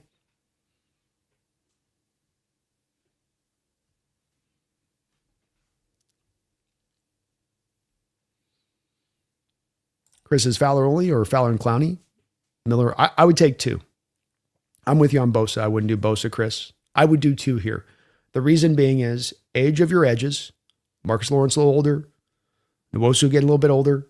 Clowney older. Fowler older. Have one extra to build in for that depth, to anticipate that depth injury, that's going to come. And you can keep them very fresh at that point with the rotation that you're rolling through. You can keep it dynamic at all times then because of that. And then the cost. The word on the street is that Fowler is going to be right around $6 million per year on a 1-year deal. I can't get Clowney on something dissimilar to that. Does anybody out there not think that a Clowney Fowler on a, collectively 1-year, $13 million deal isn't going to really help out this edge group and this defense with it? I certainly do. Space's Rams are falling apart in front of our eyes. Let's go, Space. They're a little shook. Thomas B., I made a point that the Rams fans will start asking Simpson if Stafford gets injured or regress to a point that Stafford isn't the same player. I mean, that's the inevitability about having that backup quarterback, right? And that's part of that process I was speaking to that can cause still a quarterback with some time left to be pushed out the door prematurely because you're kind of getting ahead of yourselves a little bit with your quarterback of the future thing. And that is a little bit of the case here. And I think the hard part with Simpson getting out there is just going to be that I don't know that he can really supersede what Stafford does. Stafford was the MVP last year, by far the best quarterback in the sport. Simpson's a guy who's started about one season of football. He's got so far to go to get even in the vicinity. Stafford would have to have a pretty major injury or have a pretty major regression to get there. But within a couple of years, that's definitely within possibility. I just think right now, if last year was, you'll get something similar. It's more about the health with Stafford than anything else. Brendan did a 2027 mock with edges as the first 2 picks. Let's go. Let's go, Brendan. Dick today, Brandon, do you have a picture and soundbite of McVay loaded in the gun for the Rams 2 games this season? I'm going to be using this. I'm going to be using this soundbite a lot. This is going to be my Rams go-to this year. Let me find this sucker. I'll keep that between us. Yeah, I did. I'll keep that between us. I'll keep that between us. That's that's going to be on the round table tomorrow. I'm just going to be doing that. I'm going to be hitting that button all day tomorrow.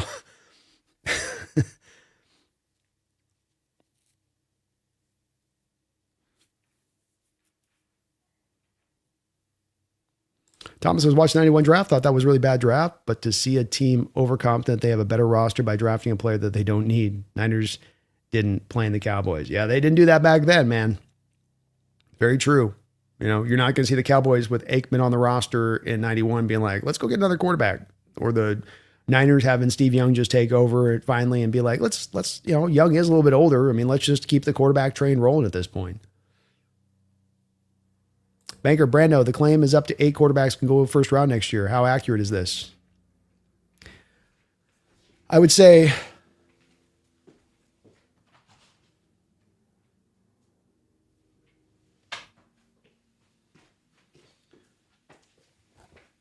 two things have come up in recent years that have been very tough when it comes to evaluation. And the first thing has been quarterbacks for years, Banker, always seem to be taking those steps forward as they went into what would be the final year before they're going to declare for the draft. And what we have seen instead is this weird situation going on where quarterbacks who've had prior good years, who've got the physical ability, the tools in place, who look like they just need that one final year to cement themselves as a first round pick, as a top 15 pick, then come back in the final year and they basically mess up. They instead of not only do they not help their stock, they almost decimate their stock. Spencer Rattler coming into the year, supposed to be the number 1 overall pick, and Sam Howell with him. And then after that year, Rattler's got to transfer to another school, and Howell's taken in the 5th round. And, you had that this last year with the draft with guys like Drew Aller and where they ended up and how their outlook was. So on paper, are there 8 quarterbacks that have the kind of talent to where if they can put that final year together, you could, I don't think you'll see 8 first-round quarterbacks, but could you see 4 or 5 in next year's draft? Yes. But it's very hard to predict that final year when we're seeing so much weird kind of variance on these quarterbacks. And it's happening kind of all across the board at times where you're just going, okay, what do I make of this? He took a step back this last year. Now he's out in the draft. What do I make of this? I mean, Garrett Nussmeier this year, you saw him drop the 7th round, bad final year. Another one of those guys thought to be maybe a 1st-round quarterback coming in this year's class. So you got Nico out of UCLA is one of those interesting kind of cats. Of course, Norris, Arch Manning in there, Dante Moore. There's definitely those guys there, but I would just say to you that, Banker, it's way too early to try to say, on that position. You're much firmer ground with almost every other position and looking at those and saying, yeah, this guy will continue to add on what he's done and continue. Not to say that it can't happen with those guys too, but at least they come close to what they were the prior year, where quarterbacks will literally come up and look like a shell of a guy that looked like he could be a top 10 pick the prior year. Then you go, wow, I don't know what happened, but I also don't know what to make of that, because I'm supposed to be thinking that this thing's going to continue to build and improve and get better. And it's throwing a hitch into my evaluation of the QB. Thomas says, this is why I don't have faith in the Mariners. Hi, Brandon. Hi, chat. What's up, Max? How you doing? Bubba, Brando, who are we trading for before the deadline? Mad Max, Kayvon? I feel like if Mad Max doesn't go before the start of training camp, that it's going to be a deadline deal. And I would certainly think that Seattle would be one of the main teams and one of the teams most willing to give up the most for Max at that time, because people get to the trade deadline and I don't think they're willing to be as aggressive as John is willing to be aggressive at times with the price that they're going to pay. Kayvon Thibodeau is harder to pin down on that one for sure. I'm not as sure what to think on that one. There's some connection here, but he's not exactly a Mike Macdonald kind of defender. The questions coming out of college with him about his will, drive to be a great football player, I think have still remained. And so I'm not sure there. You never know with a guy like maybe Myles Garrett. Browns maybe look at that point to finally kind of like let him go on that. So I think he's a guy that's definitely in play.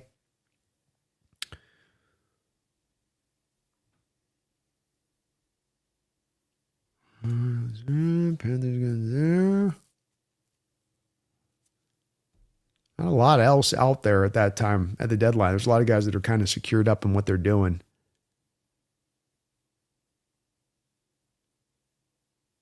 Those would probably be the notable ones for me.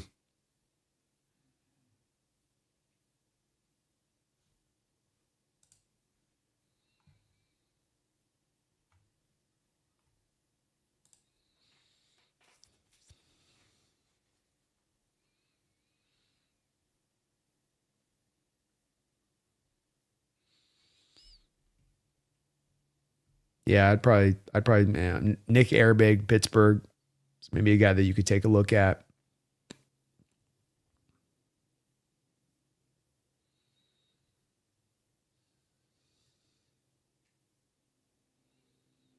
Not a lot there right now. We're kind of in a weakened time for edge rushers and productivity with edge rushers. Will McDonald, maybe the Jets, is a guy you could maybe target around the trade deadline too. But there's not a ton of notable names, I'll say that, Bubba. Not a lot of notable names out there. Upper left, thank you for the $2 donation. Brandon, would you ever want to be a scout? Go Hawks. Yeah, I mean, if I could obviously still do my channel. Sometimes those scouts, they got to take pennies and go live on the road, and I don't know if I'm really wanting to go live out on the road, but if somebody wanted to consult with my services for diving into tape, I would be happy to give it to them, some breakdowns on it. And as I say, folks, go check my resume out. The nice part about doing this live stream show and having these opinions on these players is that it's all on tape. It's all on easily searchable, easily trackable tape to see like how crazy is this guy? How nuts, how dumb is this guy? Yeah, he talks a lot of stuff about what he sees in the draft, but how much has he been on it or not on it? And I think if we went back and saw, and we're going to probably do it at some point, I want to do maybe this offseason a little bit of like, let's go back and take a look at some of how, my prognostications going back 5 years ago have worked out and where I saw those players and where they became. But I'd love to do it, man. It'd be a lot of fun.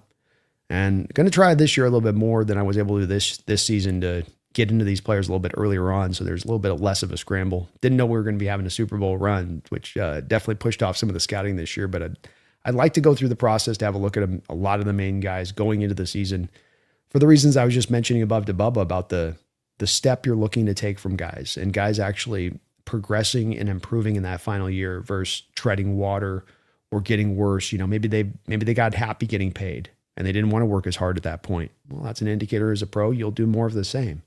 So having a little bit of that outlook going into the season a little bit better this year, and I've already been able to probably look at about 15 to 20 guys just because they went back to college. But definitely want to try to expand on that this year, and I would love to do it uppercut, upper left. That'd be a lot of fun. Team 12, I feel rude asking Brando, but could you make my new account a mod? I'm not here as much as I used to be, but it would be good to help out the chat when I'm here. Yeah, man, I can do that, Jace, for sure, man. Let me try to do what I'm thinking about it here. Otherwise, I'll forget.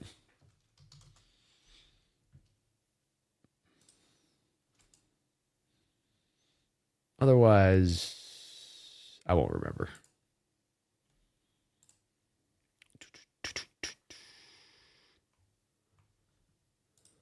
Let's see if I can find you here. Might have to do this offline.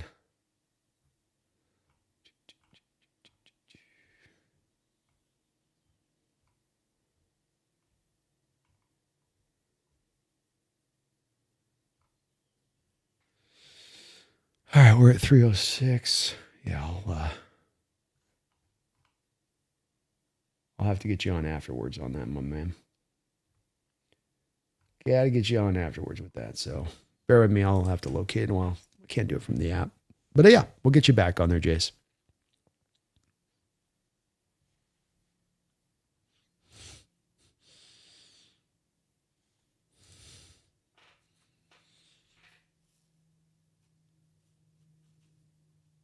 Seahawks 360. Have you been injured in a car accident you weren't at fault for? Call Fowler and Jordan today to get the most out of your unfortunate situation. Does sound like that, doesn't it? Abdi says, I hope Fowler isn't the only vet edge we sign. We need 2 Fowler and another edge from the team to be complete. Hey, I'm right there with you, Abdi. Can't have too many good edge rushers, especially if you happen to have guys that are a little bit of advanced age, advanced years. Got to build in that. Just tags. Brendan Nelson did a way too early 2027 mock draft. It was fun seeing all the draft picks we have. Oh, it's gonna be a lot of fun this year. Just tags. A lot of fun this year. And you never know. Sean may end up adding even more on top of this, especially if there's a team that he can find out there that'll take Olatimi. Go flip Olatimi for a 5th or 6th in next year's draft. Throw one more on top of the stack. It's gonna be a lot of fun, especially in a draft that's going to be significantly stronger, it would seem like, than this draft. So though I can't, put out the quarterbacks as much as knowing where they're going to sit, there are other positions that seem to be a little bit more hardly stacked up based on what we've heard. I haven't done a big deep dive on it, but for sure that's the case. Johnny says Nussmeier in the 7th round is wild. He is wild. And I would love somebody to explain to me how Nussmeier and the talent difference between Ty Simpson and Nussmeier is so quantifiably different. To me, the Nussmeier in the 7th round shows you how stupid it is to take Ty Simpson in the top of the 1st round. Maybe Simpson's marginally more talented. He's not 6 rounds top of the 1st round more talented than Nussmeier. I mean, neither are going to wow you with their arm. Both of them are processors for the position. Both of them went through injuries last year. Nussmeier's got more starting experience. It's kind of, I agree, it is wild. And it doesn't quite make sense on this one. This quarter just speaks to maybe Les Schneid just kind of fell in love with Simpson a little bit. Like Oxbow Stevens is a steal. Daniel, I like the Stevens addition too, man. Definitely would have been scary to your point on having Haynes back out there at left guard if Zabel goes down. I want to have a more viable backup in there, and Stevens does give you that. That is for sure. Can't undersell that fact. And that was a lot of this draft. It's the same thing with Bud Clark. Bud gives you insurance for Witherspoon. Bud gives you insurance for Imanwari. And what I mean by that is it's a 2-for-1. Imanwari goes down, Witherspoon can stay on the outside. And that's where we want to keep him.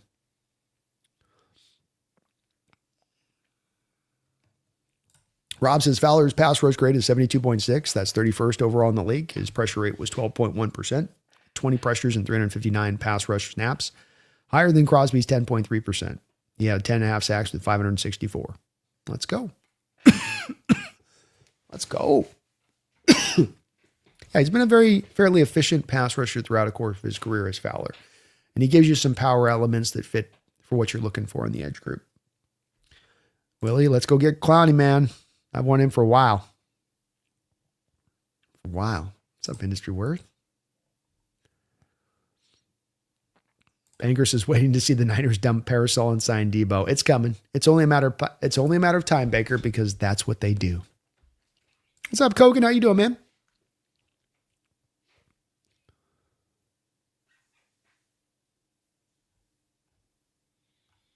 Good to see you in the house.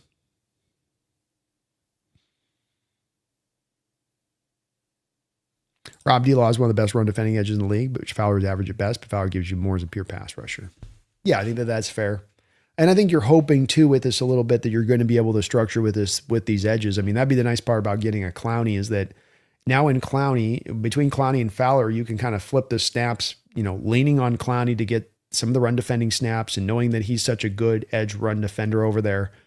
And now I can kind of protect Fowler and put him into more pass rush mode and give him more of those opportunities. So like that's where it could be kind of a 2-for-1 deal where you're better able to maximize Fowler, have the role for Clowney, and they kind of become a Power Ranger 2-for-1. The amalgamation of this player gives us the production, which is improved from last year, and we didn't have to break the bank to do it. I mean, we could pay significantly less than what the Bengals are paying for Boye and Mafe at that point and getting the 2-for-1. Like you'd rather have a Mafe and a multi-year deal at $20 million per year or Clowney and Fowler on a 1-year deal collectively at $13 million. That seems like the easiest decision in the world, doesn't it? Like no-brainer city.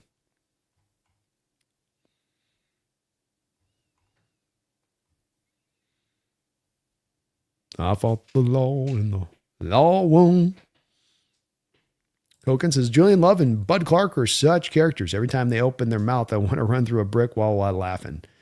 They are high energy, man. They're going to fit on this defense. These are guys that bring the juice. They're going to bring the intensity, and football is an intense sport where your mentality needs to be right on a football field. And the type of defense that you have fostered is one where you got hungry dogs that are going to give everything they got every play and what they do. And that it's going to be maximum effort at all times. As Mike says, we're going to run through it, not around it. And that mentality is definitely at play in both of these two in the way that they go about their business. So really good additions to this defense. Each has a kind of role to fill, especially for this upcoming season, along with a upside future in where they could go. And wouldn't be shocked. I'm telling you, folks, I would not be shocked if we get 2-3 years down the line from now and come to find that Bud Clark and Neal are your two starting safeties on this football team. Don't be surprised. Baker, Brando, better prospects, Simpson or Shador? Well, Banker, it gets tough for me on that because I'm on record with Shador as having him as a late 3rd round grade, and I had a late 3rd round grade on Simpson. So,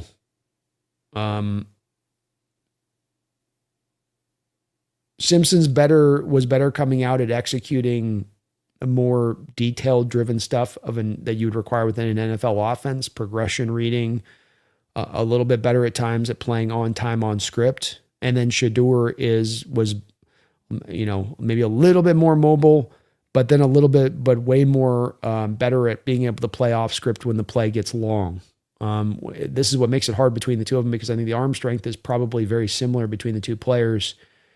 And even mobility is not that far apart between them. It's as much as just Shador is really smart at the off-script stuff and how to extend plays the right way, whereas Simpson, when it gets to late in the plays, sometimes can be hit or miss on his late play decision-making. specifically holding the ball too long and just not having a feel for the pocket or really an escape route when things aren't right. So they're very close together for me when it came to the evaluation.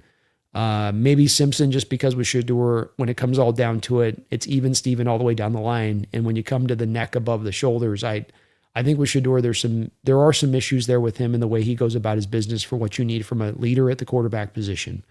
I think that it's not to say that he's not a guy that can't maybe grow with time, but I do see, when I hear him talk, when I see how he carries himself, I tend to think that stuff matters from the quarterback position. And I don't think that you have any question about that type of stuff when it comes to Simpson. But talent-wise and arm strength, mobility, and all that other stuff, man, I mean, it's right there pretty much for me, Banker.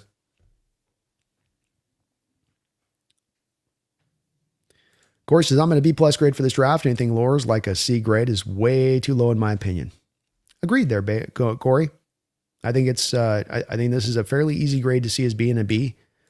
And that's right where it happened. That's just where it is. And I showed this stat earlier on here, being that you have this is your collection of your Mel Kifers and Rob Rangs and PFF staff, whatever's remaining of them, Pete Prisco's, Danny Kelly's, Dan Wilkins, Tim Green, Eddie Brown.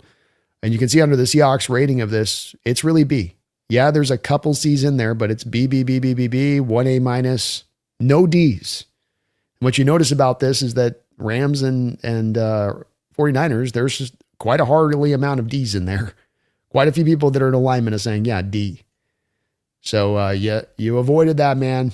And I think it is soundly in a B+ rating of things. I think that's a very fair grade to give. And I don't think there's anything wrong with that, especially considering because the draft, you walked into it with 4 freaking picks.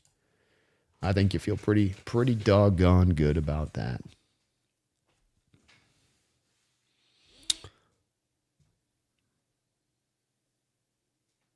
Also, to hype Derek Hall, he has the same pass rush grade as Fowler and a much higher pressure rate at 15.8% with 41 pressures and 259 pass rush snaps. Much higher than D-Law and Nwosu. Sign him now. It's all about the price there for me, Rob, with it. And I think that Derek Hall did take a step forward last year, and I love the fact that the pressure rate is up. But, we just watched Boye Mafe make $20 million off 2 sacks last year. And, there is a place where the pressures start to become overweighted as far as their value on a player. Remembering that pressures is kind of still a new stat, and it's not always been used as this universal metric for pass rush productivity. And I do feel like there are times a bit now where as I see reference pressures, pressure numbers start to supersede sacks. And that if a guy, and that's not necessarily a problem if you've got a good number of sacks, but if I have a guy in Mafe, Boye Mafe or Hall that's getting these pressure numbers, but then I've got 2 sacks, and knowing that those pressure numbers are on the back of slow pressure. Those aren't quick pressure wins. Those are the quarterback held onto the ball. You got yourself a coverage kind of sack situation set up for you, and you created the pressure off that. That also matters to me. And it's not to say that I ain't open to doing an extension to Hall, but he's got to do a pretty heavy discount for me for that productivity. I can't be paying $23 million per year for a guy that gets me 2 sacks a season. We can't be talking ourselves into saying that that's good. That's money well spent at that point. Pressures are good. Don't get me wrong. I'm not trying to throw it out the door and say pressures don't hold a level of validity to them, but that's what I saw with Mafe and Hall this year at times, is that it became the end all be all stat for all of what they do as a pass rusher. And I kind of look at that and I go, well, my only issue with that becomes with Hall is that there can be issues with him in defending the run at times. It's not always consistent setting the edge. And then I'm doing this based on his pressure numbers, not as much on his, pure pass rush productivity, especially as far as sacks. I'm not getting nowhere near double digits. And it's slow pressure burn is how it kind of comes to be too. And so that is a bit of it, but I'm willing, if he's willing to take a bit of a discount to do that, like Lucas did last year, and be like, look, you get paid now early, but you're not hitting that high mark you could do if you come out this year and you light the world on fire,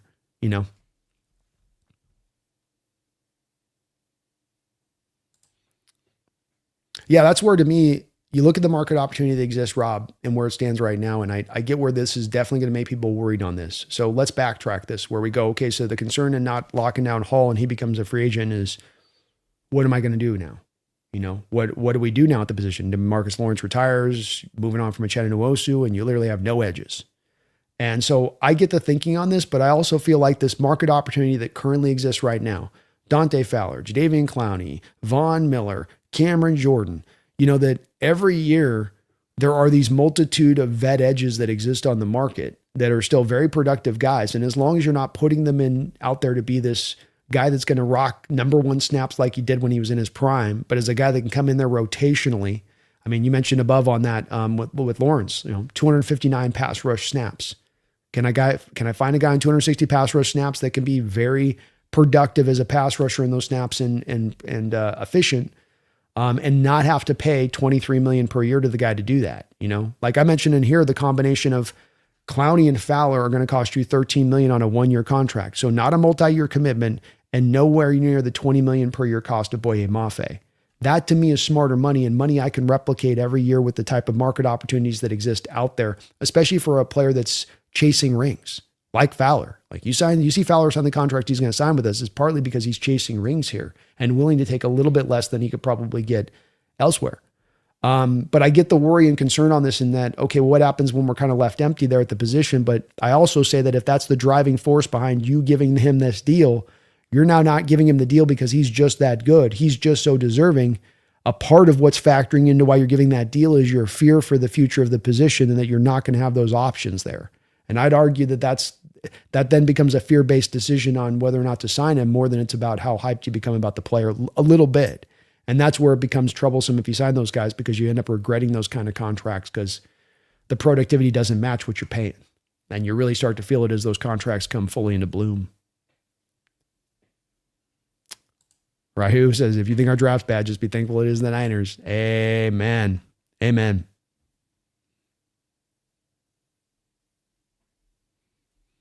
King says, just listen to your comment on Love. Imagine if they had taken a player that contributed and could have been missing a piece to could have contributed and could have been the missing piece to a winning Super Bowl. Yeah. And I remember like King Bomber, if you go back and you hear me talking to Jesse about this 3 years ago, I was in the moment talking about this 4 years ago when the Packers and the Niners were locked up in this, saying this, that like, I would be pissed if I'm a Packer fan because you can see how this is going to bite you on your butt. You can see how your organization got cute. They got cute and they shouldn't be getting cute right now. And we always talk about where you got to itemize where you are as a team. Rebuilding, ascending, a purgatory, or you're elite. And it's always usually with the talk that teams make the mistake of thinking that they're elite when they're rebuilding. They think they're elite when they're in purgatory. But it also can be that you are elite and you don't quantify appropriately that you are elite. And if you're drafting your quarterback for the future when you're elite, that's a dumb move. Maybe it could be explained away if you got some hyper talented Andrew Luck type talent that landed in your lap where it's like, dude, what are you going to do? This ain't Andrew Luck. This is Andrew Schmuck. So I just go, it doesn't add, at least with Love. I'll say, I don't like the Love thing. Didn't like in the moment. Thought it was stupid. Pissed Aaron Rodgers off. Pushed Aaron out of town. Could have used the extra part. I will say this. At least Love had a live arm. At least you could understand that they were going for the upside there. What's the upside here? Kirk Cousins? In the best case scenario? In the like, the most amazing player he could become. The absolute definition of the most alpha version he's going to provide for us on the field will be a smaller version of Kirk Cousins. Whoopity-doo, right? Talk about low expectation, low hopes. Daniel B., I know the Fowler deal is going to happen, but did you also hear Clowney will sign with us? I didn't. Did you hear that, Daniel? I'd love to see it. If I was Clowney, it makes sense, man. He's at that spot where you know he's going to want to win. He's a competitive dude, man. That's not a guy. I know he's made a lot of money in this league, but that is a guy that wants to go out and win. That is a guy that I'd love to have back on this roster. I mean, I can attest to having a chance to talk with him last time he was here, and he's a dog. So I definitely would bring him back in for sure. Y2K, do I take Price 3 overall in Dynasty? Overall, I don't know if I go 3 overall, because even if he is going to start initially out the gate, the plan is going to be eventually to get them into a split backfield. I would probably be looking for more of a team that's looking at their back with a bell cow view than I would be to the split version thing. Rob says, I guess it depends on how the team views him. I still think Hall has upside, as he's only 25 and he would have been the most athletic edge in the entire 26 draft. Agreed. Yeah, no, I agree with you there. I think that Hall definitely does still have some upside to him. And that we might come to find that this thing, rounds out this year where now we're getting the pressures, the run defense continues to come forward, and now the sacks get there with it too as well. But if you go back, for instance, Rob, and you look at the 8 sacks that he had last year and what would have been his kind of de facto breakout year last year, not this year, but the year before. And that's coming off of his rookie year where he had 0 sacks, of course. A lot of those sacks were secondary sacks. It's the first game of the year, the Broncos. Bo Nix is sitting in the pocket for a million years. Boye Mafe flushes Bo Nix out of the pocket. Bo Nix runs all the way around the pocket, comes right up to right around the line of scrimmage, and Derek Hall pushes him out of bounds for a half-yard sack. It's kind of those kind of plays on Hall, even in that 8-sack year that he had. But I do agree with you that there is more upside there with him. It's not that he's it is done and he's just spent, but it is to say that I want to see that on the field show out before I'm paying for it. I don't want to try to anticipate it first. I want him to actually have shown it to me that that's what I'm getting for the money that I'm paying. And I think that you do have, Rob, that option of he goes out there and does give you that year where he finally puts everything together that you haven't quite yet gotten up until this point, but now you get, where then I'm willing at that point to say, okay, let's come back and talk contract. And if we have to, we can franchise him, move him, get a piece back, get a player back with the piece that we get back in return as another edge is another option there. And that's where, to me, edge is a position that's vital and important. Don't get me wrong, there it is. Pass rush is right there with it. But at the same point in time, it's one that, unlike other positions in the sport, there does tend to be a bevy of these kind of guys out there that you can go get. And that, you don't have to necessarily have the one, in-house that you got to hold on to with the sort of the death grip on that. But if he does, I'm willing to roll that gamble to me. Like if the gamble came down, Rob, to, well, we sign him right now at $20 million a year. Cause Rob, I don't know how you get Derek Hall to take 1 cent less than Boye Mafe when you can make a very cogent argument from Derek Hall's standpoint that you had a better season than Boye Mafe last year, including the 2 sacks in the Super Bowl.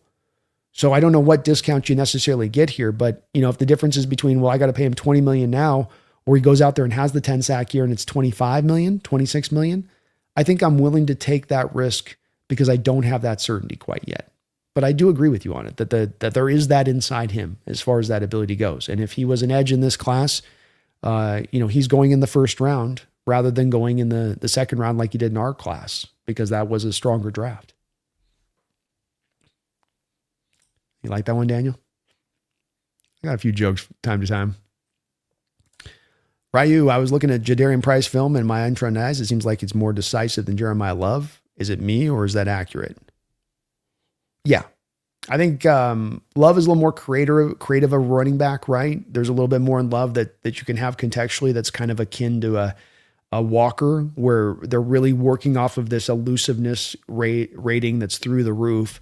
And so the different moves they can bring, in Jeremiah Love's case, rather than a juke move, it might be a spin move.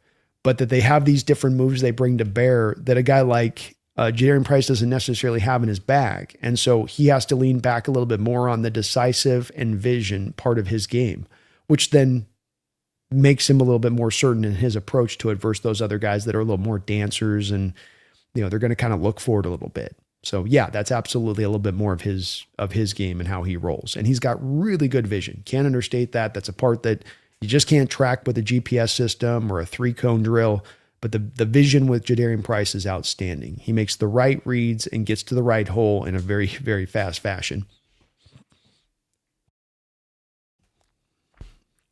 Brian Love can't extend broken plays. He plays the play called, and if it isn't there, and if it isn't there, it isn't there. Now, that's not what I would call dynamic.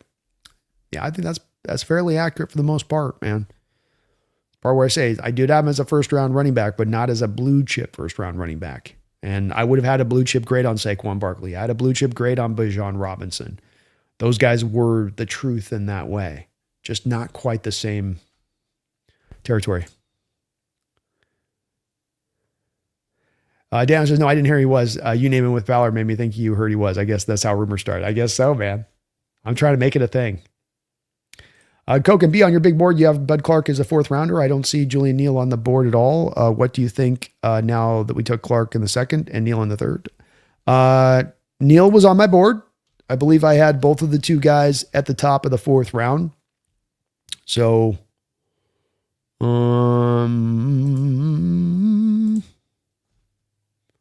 can't find it. What are you talking about? You can't find it. What are you talking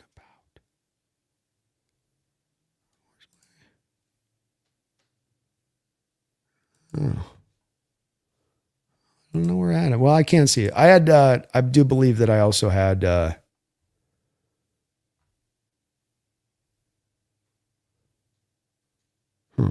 sorry,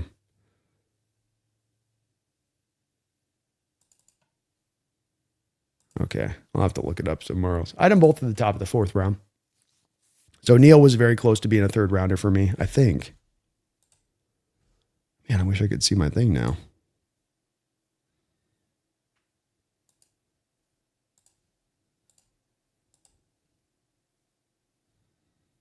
God, I hate how this thing is set up now.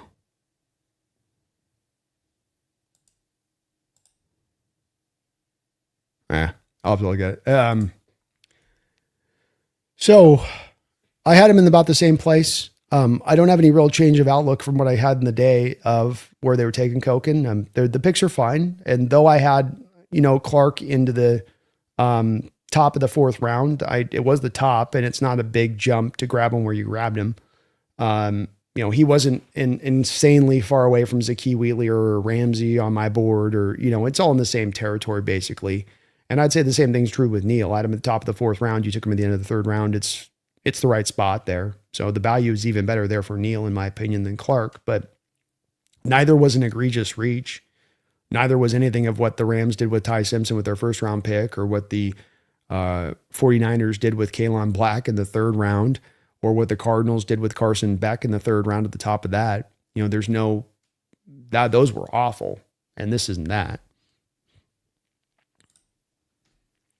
Banker Brando, should I be ballsy and draft Tate and Love in the first 2 rounds and Mendoza in the 3rd? Ooh. Well, no, I wouldn't with Mendoza, because Kirk Cousins is there and they're going to try to play him as long as they can. I would guess that Kubiak knows well enough to not try to start him as a rookie. The kid's been running RPO. He doesn't even know how to take a snap under center right now. Tate's fun because Cam Ward's going to throw the ball over the park. Tough part with Love on this, with Jeremiah Love, is there's a lot of running backs there. So do they split up the carries at that point? You would kind of think that they would. And he's going to get a share of touches, but comes back around to like the Jadarian Price thing. You'd more like to target it on guys like a Dalvin Cook type or a Bijan Robinson type that are going to get the multitude of all the carries and touches, or as many as you possibly can grab. King says, I think the market opportunity at edge is sign a bunch of 30-year-olds and who can give you good production for cheap cost. That's what I think as well. And I think likewise on this, everybody wants to chase the young up and coming edge rushers, but the problem with that is those guys take a long time to develop. And very often you draft them early and you don't get very much production for them when they finally do develop. So Aboye Mafe just kind of 2nd round. Is it really worthwhile? I mean, it wasn't bad, but was it really the most worthwhile? And Derek Hall, 2 sacks last year, 0 his first year, 8 kind of mostly cleanup sacks in his 2nd year, 2 years of poor run defense in his first 2 years. Improved last year a bit, definitely a little more improved last year, but you're having to go through this development time with these guys. They might be really talented, but now you're having to wait for a team that's trying to go forward now, that's trying to be in Super Bowl contend now. I want more guys I know who can be productive coming off that edge and less of the kind of the wait and see. And then pay your defensive tackles, King Bomber. There we go, man. Next is I'm taking Price down to my league, saying the Hawks reach for RB1. I want him bad, though.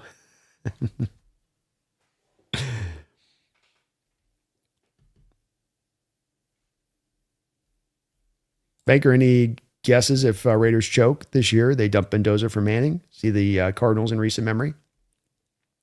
It's not out of contention of happening, and it has happened, Baker. I think the hard part would be there is that I don't know if the Manning family would let Mendoza or let Manning go to the Vegas Raiders. I think that there's going to be definitely a control over Manning and making sure that he's going to a well-run organization. But you never know. Rob said, I'd rather pay Hall Maffe's contract than Maffe. I get it.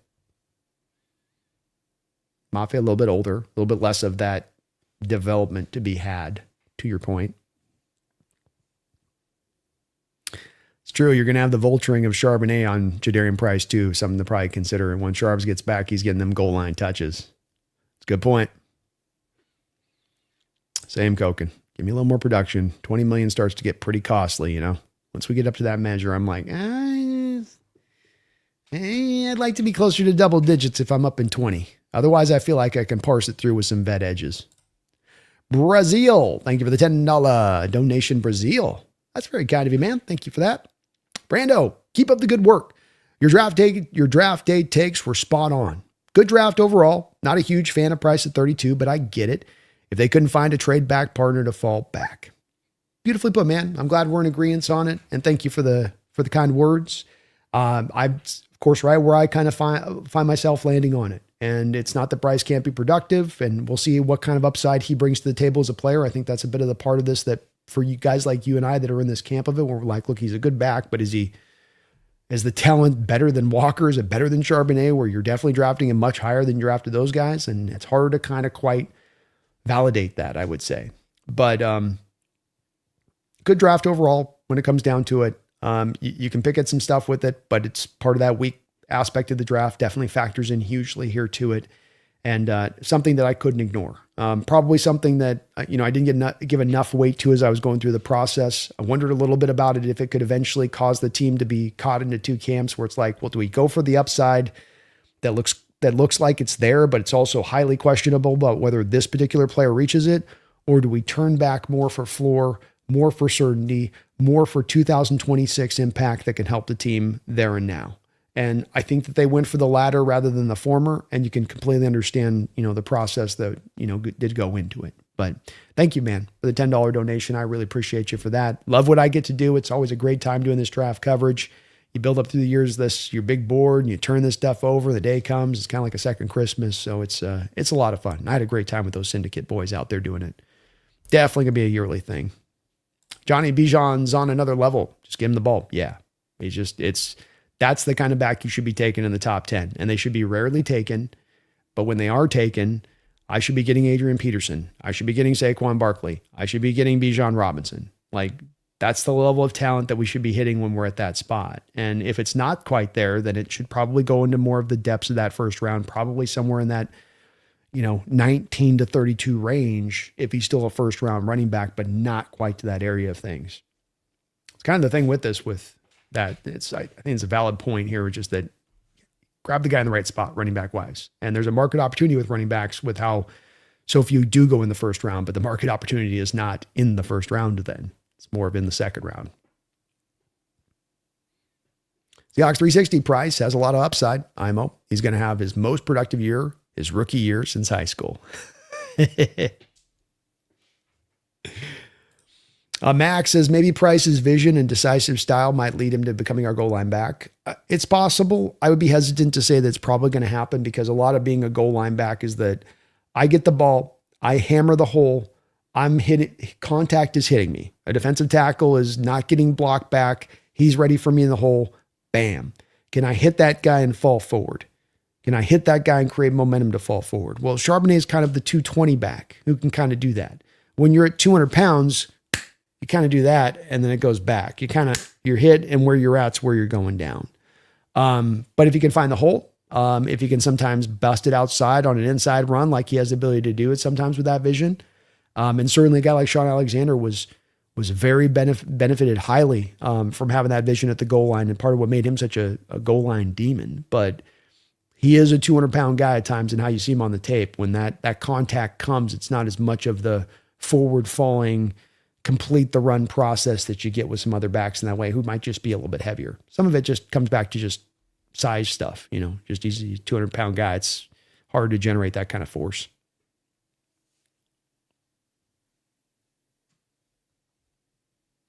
Corey Coombe, thank you for another $5 donation, Corey. Wanted to give you an extra donation for all your hard work. And don't let the rest of the roundtable deflect from the drafts. You know they will. Oh, I ain't letting them, man. I'm walking in there and I'm going to hold people to account. And I'll be interested to see if they're going to change their story here, Corey, because people have been telling me here that they're hearing from Jesse and Jake on their channels that, they're very confounded by the drafts and disappointed in the drafts and not happy with the drafts. And if that's the case, that makes me feel extra good about it. But I would say I'm going to definitely hold them up on it. I'm going to be, crowing quite a bit tomorrow as far as feeling pretty good about my team versus where they're at. And yeah, I'm not, but I think you'll be surprised, Corey. I think they're going to be it's going to be very hard for either of those two guys. And Jesse's been pretty hard on 49er drafts in recent history, and Jake hasn't necessarily, but I think it's just so bad that Jake can't twist himself into the knots it would take to sort of explain the draft away, even if he wanted to. And that's where I think it's going to be a lot of fun tomorrow, because they're just going to have to kind of be like, yep, we're floating in it right now. That we're literally just floating in this thing. It is what it is. I'm hoping so, but we'll see there, Corey. Thank you though, man. I appreciate all of your support of the last couple of days as well. You've dropped multiple donations over on me, and really, really, really much appreciated, man. Thank you for all that support.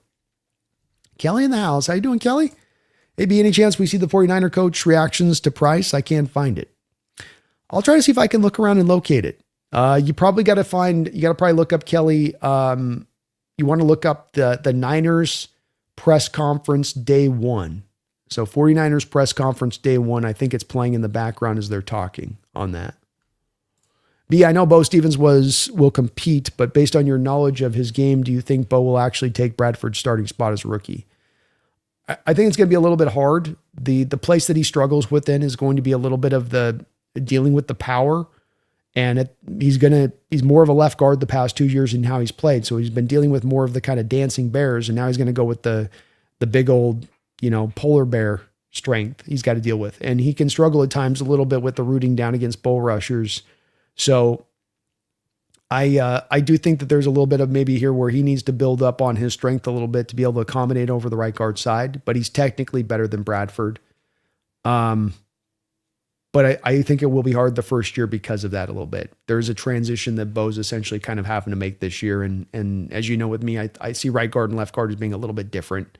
There's some slight changes there in what you need. And I like Beau a lot coming out. I did have some worry of concern with the fact that maybe he might be more better suited to be just a pure left guard when it was all said and done. But he's got zone fluidity and he's got enough strength there where he should be good enough. We'll see with that, but it's a good question.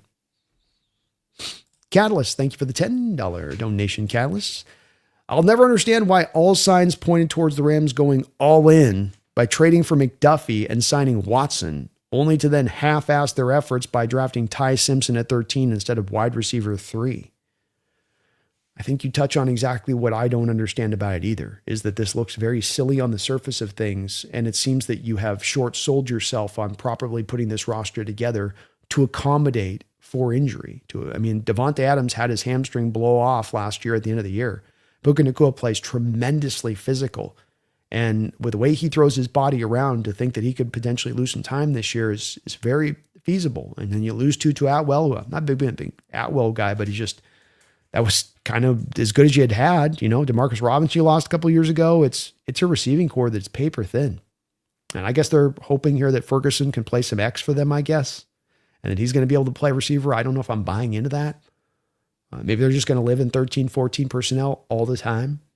But these two moves don't go together. Their draft and what they did with McDuffie, Watson don't go together. This is like the second part of, we're running back, but we're not going hyper aggressive because Matt's getting near the end and we're getting close to have to turn this over and we just got to sign a bunch of people. It's like two different approaches. You start out halfway of the offseason going one approach, and now you've gone through the second half of the offseason with a completely different approach.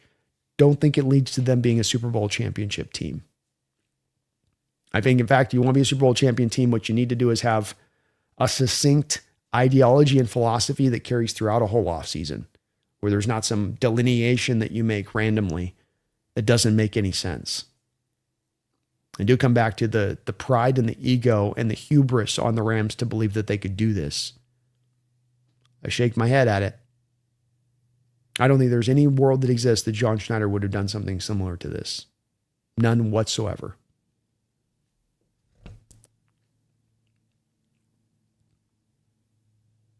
Yeah, Wilson's another guy that could take some goal line touches, Rob. That's a good point.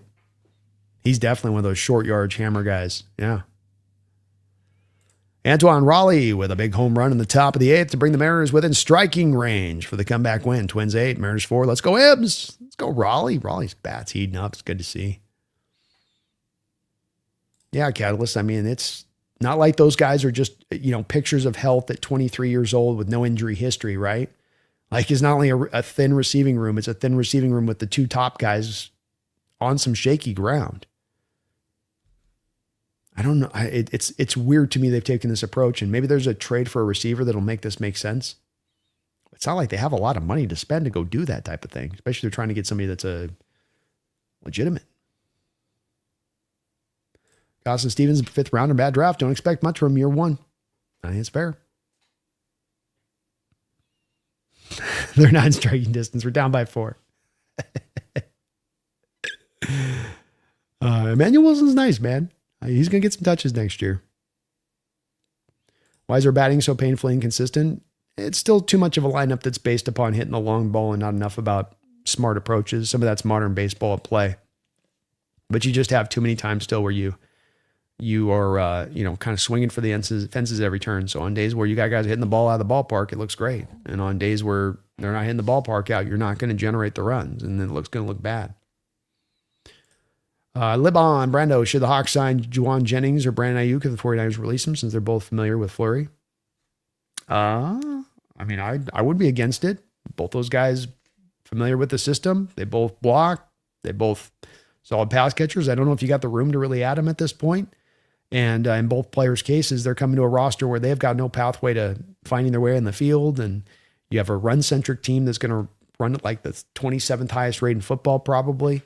So I just don't think those guys would be very attracted to coming here. But I'd take them. I mean, I think with Ayuk, there's the offset language, if I'm not mistaken, to where when the 49ers do release him, it's like you can kind of pay him the vet minimum, and anything beyond that's just sort of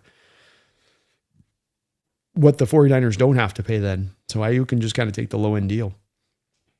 Probably why they don't want to trade him, because they know that that's going to be the case. How you doing, 3 hour?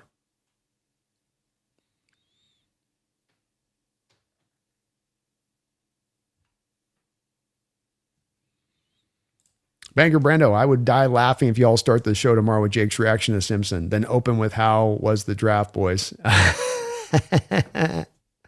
Let me try to, Banker, that's a great idea. Let me try to get that clip out to the Z-Bot for tomorrow. I think that you're absolutely right. Maybe you just gave me an idea for a thing to do tonight, Banker. That's great. That'd be fun.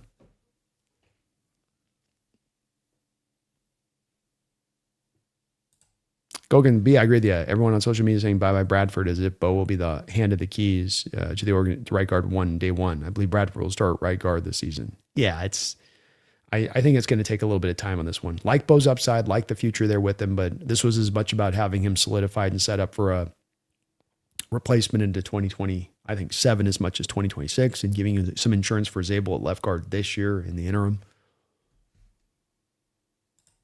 OEL is Emmanuel Hernandez, basically Derek Young's replacement. Yeah, kind of. He comes in and he dukes it out with Cody White for that final roster spot.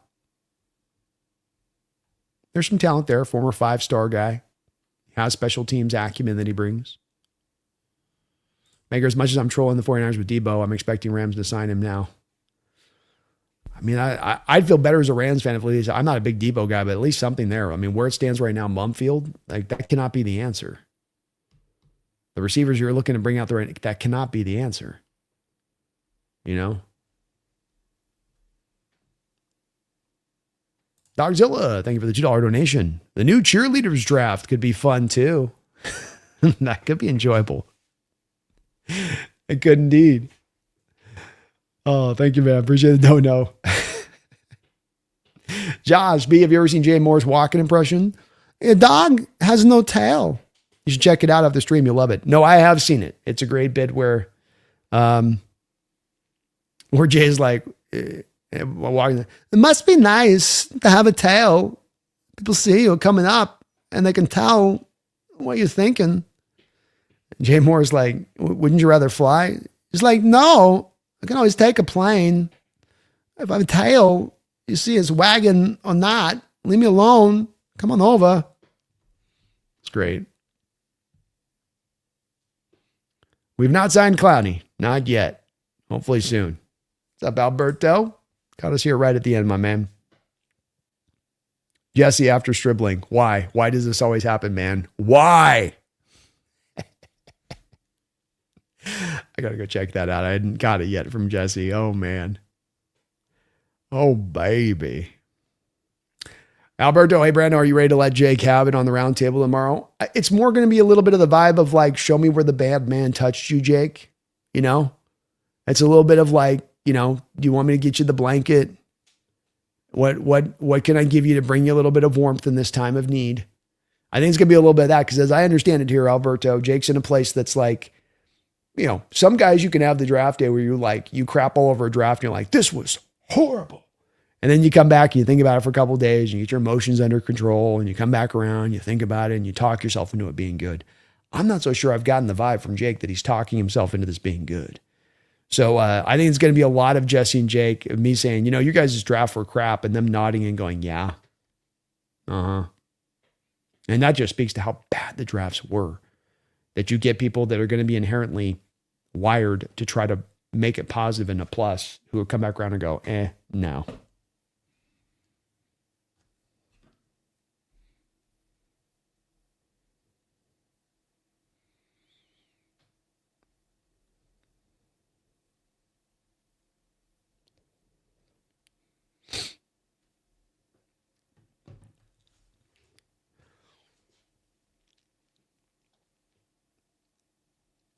Rob, some interesting metrics. Brandon Thorne tracks high quality pressures, which is a quality win against an average and above average blocker due to the rusher's skill.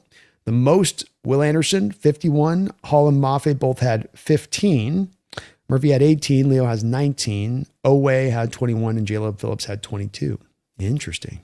Will Anderson is just a beast. That's part of why that contract made a lot. I mean, I know it was expensive, but he threw the 2 years on the end of the 1 year, and that's a deal that makes a lot of sense for why they went the direction they did. King, do you think Bradford Nolu can be shipped out during August if Beau wins the job? Oh yeah, 100%. Especially when you get Mason Richmond taking steps forward in his development. Because let's consider on this King Bomber, you know, John's going to want to be angling for as much future draft capital as he can get. Bradford's not going to be here past the year. You can save $4.5 million off of his base contract this year, which is not bonus driven by moving him in trade. In Olu's case, very much everything else is the same with him as well, on top of the fact that he's not a zone fit to this system. So, you know, in both of the two accounts there, you kind of go, yeah, if the market opportunity presents itself and Seattle gets to be in a bit of the catbird seat there, where it's, if he doesn't develop and they can sit tight, and if everything rolls right, then you can kind of move a little bit there. So yeah, and all the more draft capital, yeah, and all the more you're able to then, especially if you can save that $4 million plus and Olu go into the final year of his rookie deal and save the money on that, all that much money that you not only save, but with draft capital, you can throw onto the table at the deadline to go get yourself more back to help that team down the stretch run. 100%. Koken, B, what's up with Bregnon? Lots of Seahawks YouTubers considered him an option and a good one at 32. Why'd he fall? I don't see any medical issues. Maybe a guy even more so than perhaps with Beau Stevens, who actually has a history of playing right guard, maybe even more of a guy that should be staying at left guard, and that's really where his best fit is as a player. Though he was in his own system and executed well in his own system, there are some times where he feels a little heavy-legged out there, especially if he's to be a pure left guard at the next level. So I don't think there was any medical issues. I just think that he's a little bit of an unusual type of guard prospect. The other thing I would say with this is that the NFL has kind of told us pretty concretely at times that they don't love the Oregon offensive linemen. Like, these are guys that are getting paid highly. Some of these guys are very well graded coming out of high school, but like, it doesn't seem like the NFL is really buying what the Oregon's selling as far as their offensive linemen are concerned. And Lapani went back this year, the center, in a weaker center class here in this draft. I think he probably got some feedback. You'll be a 4th rounder, 5th rounder, even in this class. Just kind of seems to be where they're sort of falling a little bit here for whatever reason. LeBron, yeah, I think Eastern can be an upgrade over Peely. I would make the bold take that I think he's going to make the roster over Brandon. Bomber Jake's reaction and then Jesse's reaction would be beautiful. I'll try to get them back to back if I can, because I can get those clipped pretty easily, and Z-Bot's a good sport about getting them up. Jake was speechless. Jesse was losing it. I got to check out Jesse's. Hope we get a 2-hour roundtable. It's going to be cinema. Oh, it's going to be a lot of fun. Yeah, Grant Cohen's reaction was pretty good too. Him having the balls to ask them at the presser why they keep reaching was pretty hilarious. Like, wow. That took some guts. Watch Jesse and Jake both skip roundtable tomorrow. We're just showing their reactions if they do that then. Alberto, I kid you not, the vibes after pick 13 completely ruined his live stream. A good 15-minute meltdown. Also, who do you want to see as your opening opponent? I'd like to see the Patriots because I just want that easy. Like, give us a nice, easy win on game one. It's probably going to be the Bears, Alberto. And my heart goes out to Jake. You know, if you look, Alberto, I'd advise you go check out. I have a video I posted of my first 3, Seahawks fan reacts to 3 first-round picks, or look something up on that in that way, Alberto. And you can see me on the first 3 years of doing this, of live streaming out, reacting to Seahawks first-round picks. And it was a going thing because it went 3 years in a row on this where they were just awful selections and awful in the moment. And I'm sitting there and I'm just, Jake's like me. We care. We love these teams. Yeah, we're covering the team. And there's an air at times of like, well, you have to carry kind of a journalistic, unbiased. Like, no, we're biased. We love these teams. We are as emotional as any other fan out there when it comes to these teams. And so when there is that pick that happens that is so far out of whack that you just can't believe it, you come back around to it and you go, holy shit, that was bad. Like, holy hell, that was as like, and then you can't get it back. Like, you're so thrown off by how bad your team did in like a worst case scenario kind of way. You just can't twist it the other direction. And I feel for him. It's like you want to, it's probably better for your channel to do so. It's probably hurting you not to do so, but it's just, you can't let it go. And I've been there, man.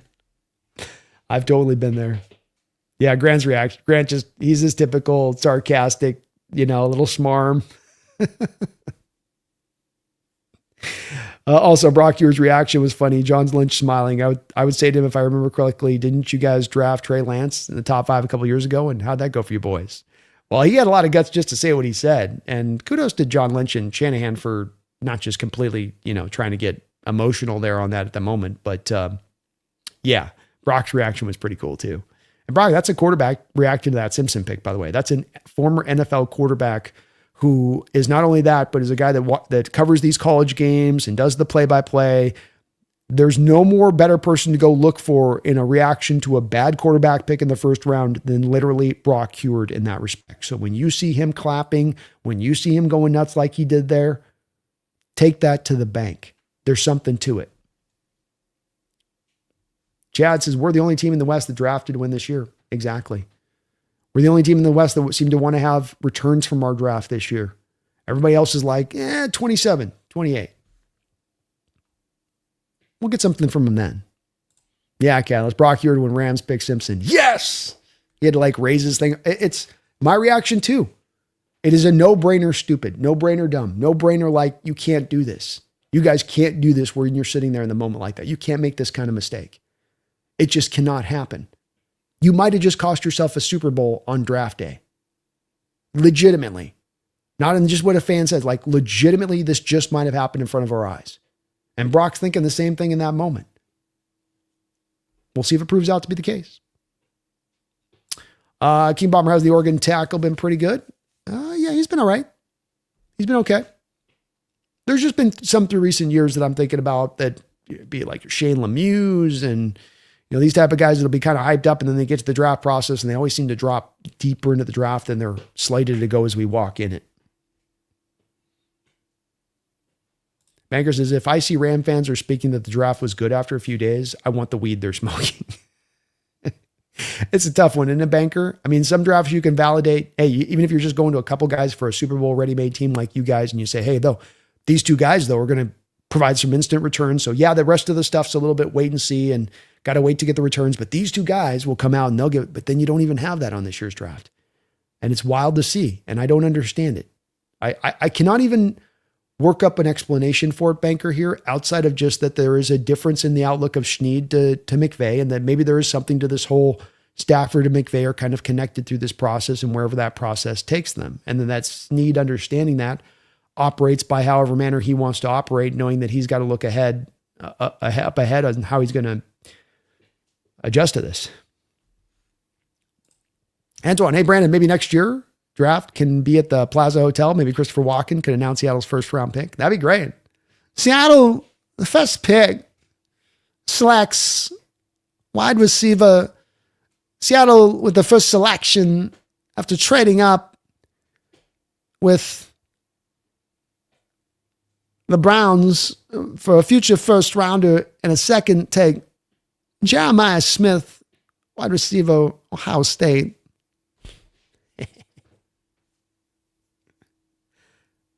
Catalyst, he fell down in his chair after Stribling was selected and yelled, "Why? Why does this always happen, man? Why are these guys always reached like this?" Now, Jesse's at his frustratingly wit's end, and I can't blame him because this team has done stuff that he's been right on in his outlook of things, and they keep doing that stuff rather than correcting themselves. So when it comes to Jesse's reaction, and my heart goes out to him because I've been in that place. I was in that place with the Carroll situation at the end there and the Russell situation at the end there. Where you're just like, man, where is the hope? Just give me hope. More than even giving me returns. Give me the pathway to having hope. Nope. We're stepping on it. Josh says, I was horrified by the Price pick in the moment, and it wasn't even that bad of a pick. Can't even imagine what Jake went through. I know. Well, the look on his face, it's literally for about 5 minutes, he couldn't even say anything. And let's face it, Jake is not a man that struggles to find words. And he was just gobsmacked. Rob says, I could have sworn I was watching day 2 or 3 of Jake's stream and he mentioned that he liked Simpson. Did he cope his way to liking him? If he does tomorrow, I'm not letting him off the hook with that. I will definitely be having some fun with him if he tries to do that. It would be in his best interest to take this L and ride it all the way out. Don't try to do the thing, Jake. Do not try to do the thing tomorrow. I'm going to have to press back. I'm going to have to press down. I don't want to be a dick tomorrow. Don't make me do it, because I will do it. He should have asked, what did you guys do differently in this draft compared to last 4, considering the lack of success through the draft? That would have been a smarter way to ask that question, King Bomber. A little bit less feisty and combative, right? Chris, why does Jesse continue to torture himself? It's a May-hate relationship. It is. Bolly, I really like this draft personally. I trust John to pick a running back. Got to split carries, fresh legs. Yes, sir. And as John said, this has been a position that he feels like is one of his better positions he evaluates. Kind of his sweet spot of positions in the draft. Baker, I thought Jeff Fisher came back on draft day. And I like dribbling too, Catalyst. It's like you say, it's awful value at 33. It's like, yeah, he's a fun player. Middle 3rd, early 4th, but not the first pick in the 2nd round. Yeah. Chris saying Snead sounds like a description of a sneeze fart combo. Banker, Snead was drunk on draft day, and the fact that he's friends with Simpson's dad has me wondering, especially with McVay wanting to throttle Snead at that presser. I don't like it. I really don't think that that's a good thing for me. Like, you talk about a situation that can cause me to get biased and get lost as far as my, professional steadiness there. Oh, I'm friends with the guy's dad. How many nights did you have? You guys are hanging out and he's drunk. He's going to be the best. You don't know this, my kid's work ethic. I'm telling you, you get him less. This is the best decision you ever made in your life. You hear that about 15 million times versus just if you did have no relationship and you're just evaluating the tape. Yeah, I wouldn't like that either. Alberto, yeah, pick and tie that high is insane. Personally, I feel like we have the team at the moment to set to win the Super Bowl, and why not build for the future, which is fine, but the opportunity's now. Yeah. There's not a problem with building the future, but it does become a problem, Alberto, if you have, and you run into, as I mentioned on the stream, the Packer problem from a couple of years ago. You draft Jordan Love. He sits for 3 years. You had that first round pick that could have given you a player back in return that gave you impact for today. You found yourself getting to conference championships on a multitude of times, yet falling just this far short. Wasn't like you got blown out of the water in the conference championship. They came down to very close margins. Does one more player take you past that marginal point? Maybe just so. And that's where it does become problematic. And I think that you're in that place when things are so close between you and us right now in that pecking order of this sport. But we'll see. I don't know if the Niners would have drafted Price at 33. Laban, it's possible. But I think as well, there's a real possibility they were locked in on taking a wide receiver because their wide receiver room is paper thin as it stands right now. It also fits in alignment with how the 49ers have drafted in years. I mean, they even fit to the same scope of how they go, where it's wide receiver in the first round, edge is your next pick, and then you take running back. And they've done this a couple of times in recent years, is just where they take those positional groups in the draft. Josh says it could be just the Rams don't want to come to Stafford's extension demands, and Simpson was just an insane leverage move. Might be. Certainly there were some problems last year in getting the numbers right, and it does seem like they haven't always been willing to come to Stafford's lay of the land on this, when it comes to like meeting what he wants, and it becomes a little strained. I mean, how close, did they come last year to seeing him moved out there to the Raiders? Burgess plus next year's draft quarterback's way better, but if we're good, our next year's round will be in the high 20s plus Matthew Stafford's age. It's fine, but still win now, right now. Yeah.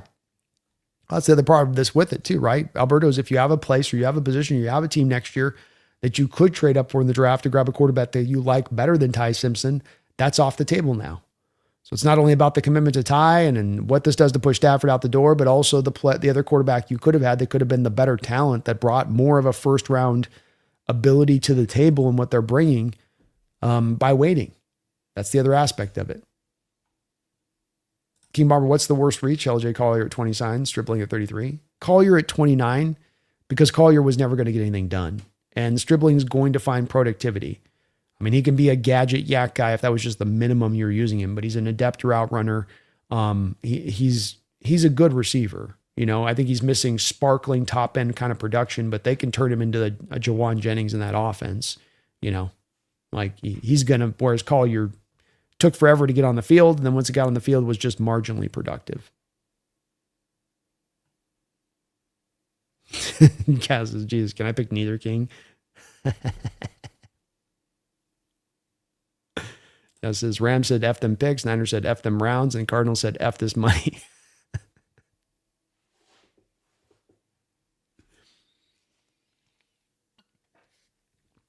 Me neither, Rob. I'm not stressing the price pick either, man. It's fine. Fine.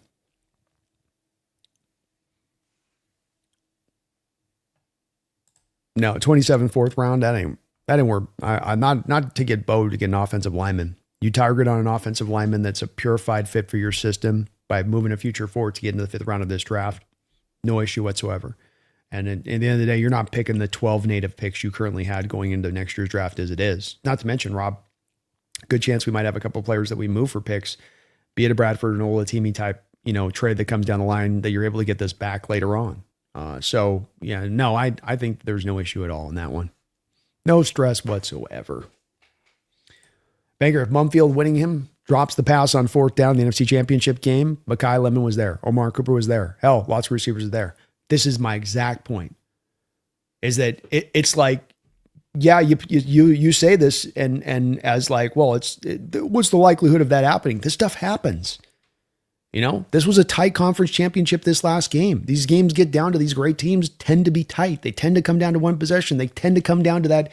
Can you get that one more first down or can you stop that one first down from happening? That's what they tend to come down to. And I think you mentioned it. And it's a good point. I mean, Baker, in that second Seahawks game, why didn't you put us away? Why didn't you put us away to then be able to secure home field advantage, which then probably allows you a real good opportunity to beating us in the conference championship and actually getting the Super Bowl? Well, because you had a lot of drop-itis in that game, didn't you? I mean, I can think of at least one time in that game that Mumfield dropped a pass. I think Davis Allen had like 3 or 4 drops in that game. But there was a couple of times where Stafford hit guys deep down that game and the guys didn't come down with him and he gave him a chance. So is it proverbial? It is. Is it like, well, you don't know that that's going to happen now. Yeah. But it's also like, yeah, but if you're sitting in that moment watching that and you're looking at Ty Simpson sitting on the sideline and you're seeing your receiver core isn't good enough in the biggest moment on the biggest stage for the game you need to go and get over the top of that way, that is going to hurt extra amount at that point. Knowing it was a fear in advance and then knowing it was realized in full. And it got realized in full for the Green Bay Packers with that whole Love situation.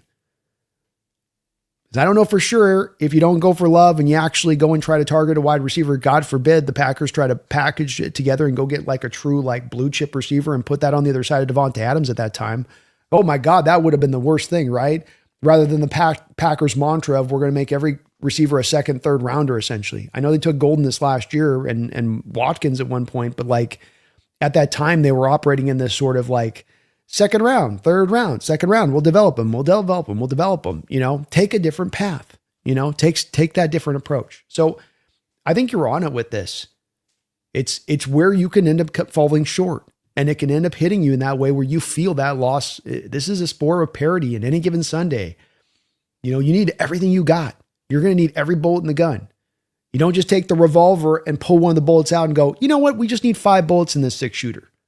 We just need 5 this year. We're so good, 5 will get the job done. As I say, that's hubris. That's ego talking right there.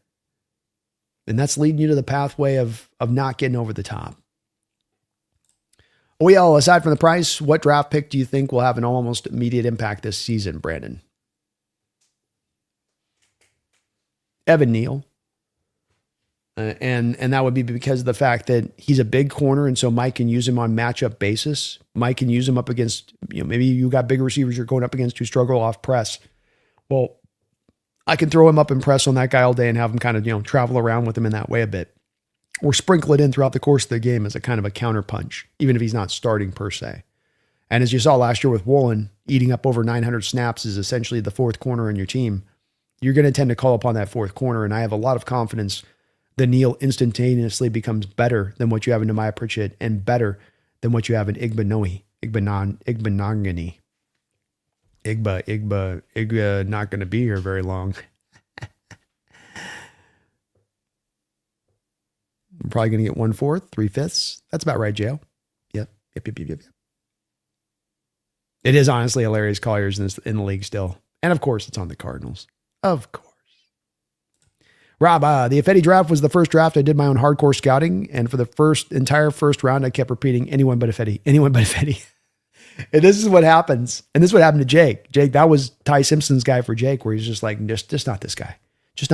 There's so many options. You go, just don't do this. Don't do this. Don't do this. Don't do this. And boy, it's the worst thing, especially when you're live to you guys like this, when that happens, when you're just like, no.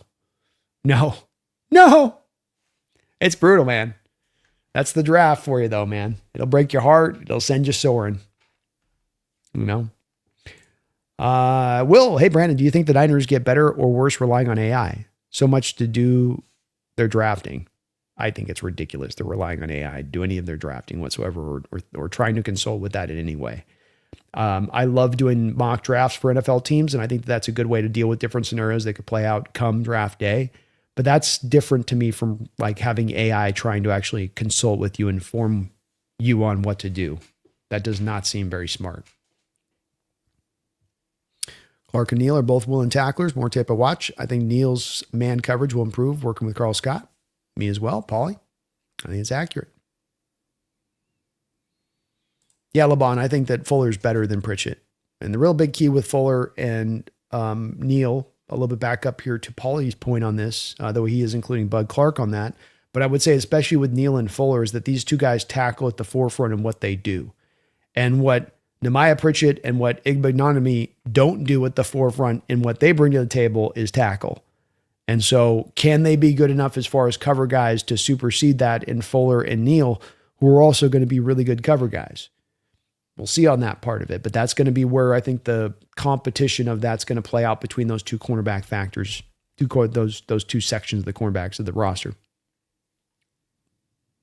To be fair, early in my scouting career, I thought Mahomes was going to be bust. Well, it's an early scouting career, Rob. You're getting started. If you can't be rough around the edges to begin, nobody starts out the rip hitting home runs, It's a process. I'm learning every year, you know what I mean? Like, I know I say it, but I truly believe it. It's like, I believe every year I get a little bit better at this, a little bit better at recognizing these guys for what they are. So it is something that takes a long time to kind of, I think, get a little bit more of your head around it a bit. It's a deep process. AI drafting's a joke, says why? Need to factor so many character traits that are never considered huge factors. Yeah, I agree. It just doesn't, your process should be smarter than that. There's not going to be an easy button, general managers. You have to do the hard work. Kings, imagine the Packers drafted JSN. There we go, man. And then they've had some oddities at times in how they've drafted. But that's that different scenario of how this looks if you do this instead of that kind of thing, Dirty gets a head coaching job.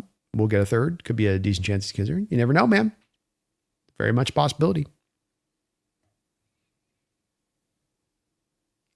Rob says, I was like, this kid's is a crazy gunslinger with no regard for protecting the football. He'll be a turnover machine, bust. Well, and he also went the right landing spot, Rob, right? And that's the big thing with quarterbacks is, maybe Mahomes would have been good anywhere, but going to Andy Reid was the absolute perfect place to go to, too, for the style of play that he played coming out of college. And he got the same way that Brett Favre, who had a lot of that stuff in his game naturally, Mike Holmgren was able to get the saddle on him. And Andy Reid was able to get the saddle on Mahomes. And that meant that they could get him into that perfect place between gunslinger and playing on time. And that landing zone for quarterbacks, man, it's so very, very important about determining and dictating what kind of success they're truly going to have beyond how good they are as a player.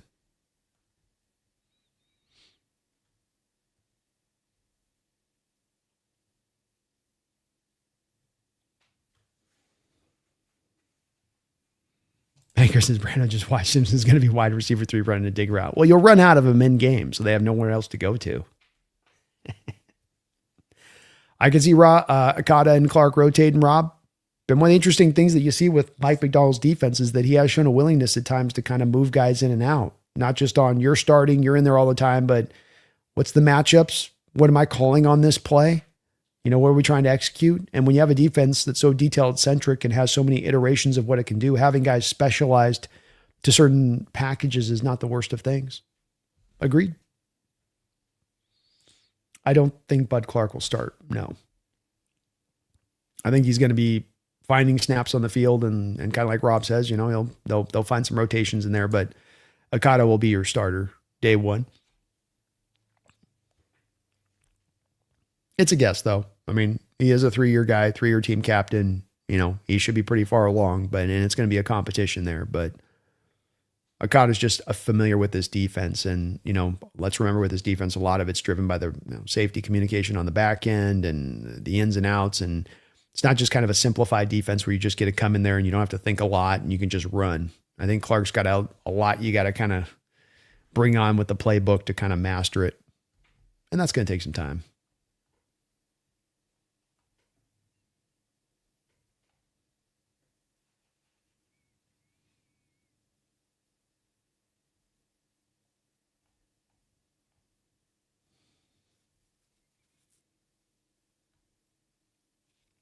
Eric says, which NFC West teams had the best overall draft grade wise? Niners versus Seahawks, Rams versus Cardinals. I would give the Seahawks a B+ grade. I would give the Niners D+, and I would give the Rams a D-, and I would give the Cards a C+. Those would be my draft grades. So Rams had a completely awful draft. Niners, couple guys in there will have some value to them, which they save themselves a little bit with that. I mean, Stribling's way too early, but he's going to at least give you some productivity. Carver Willis is interesting out there on what he'll bring. I think you're going to have to wait for Romello Hyde a little bit to get anything out of him as an edge rusher, but I think long-term he gives them at least a rotational guy. But I just think that the West, outside of us, had some miserable drafts, Eric, driven heavily by huge, huge reaches. Like, coming from a whole different continent over type reaches. LeBon, B, any other improvements for the roster beside edge rushers? I mean, you're pretty much set for how you stand. You've got depth all across the board. Remembering LeBon that you're got freaking 5 tight ends brought back here. You're bringing all of your offensive line back in full. I mean, that's even including Josh Jones. You got 4 defensive tackles, 6 defensive tackles deep. Inside off-ball linebacker, you got Tyrese Knight and Chris Paul, and I believe you still got O'Connell back there. And so maybe off-ball inside linebackers, maybe a play, but I mean, that's more for a backup. You're set. It's all good to go at this point. More of anything from John's perspective is, can I find an impactful player? I've got a ton of money. I've got no dead money on the books. I've got an ability right now to where I could bring on a guy that could be expensive, but then could give us a lot of impact next year if I can find the right deal to be made. And if I'm John, that's what I'm kind of starting to look for right now, is more than adding more kind of collection of bodies, is give me a piece of value here at some point now. Give me something with some real, true, measurable impact. Yep, they could trade Wilson for a first and more if they eat most of his contract at the deadline.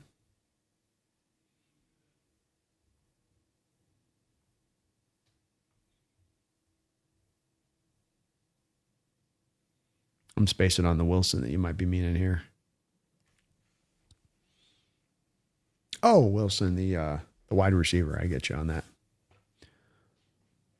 Yeah, that makes sense. He'll probably be available at some point or another, right?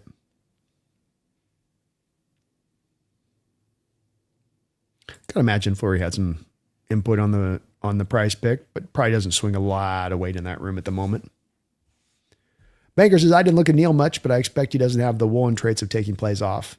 No, they're completely wired opposite directions in all ways, kind of Baker. Woolen's the super tall, super long, built in a lab kind of corner with insane speed that you just can't find anywhere.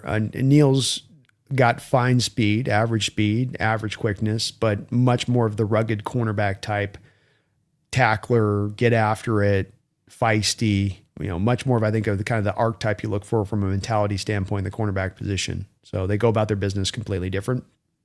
There's 2 different levels of potentially upside to them too. In Woolen, you always have that upside of a guy that's got traits that just are so beyond. If he could just turn it on, if he could just lock it in, the kid could be one of the best corners in the sport. Just that's the question with him, of course.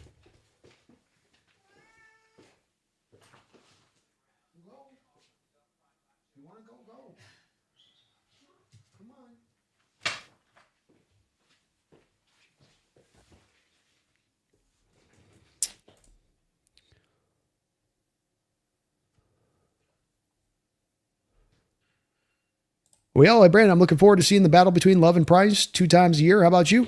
Yes, sir. It'd be interesting to see who ends up having kind of the better career. Kind of give us a little bit of informing too about, landing spot and how much that's important for these backs and supporting cast, and just gives us more data for the analytic folks on this running backs and how we look at them and how we kind of how we decide how much these value these guys carry.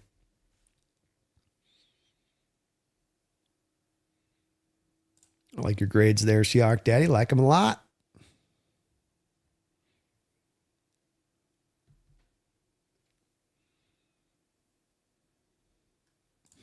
Imagine being Love and have your back be a Super Bowl champ while you're going to the Cards. Yeah, that's got to be a little tough.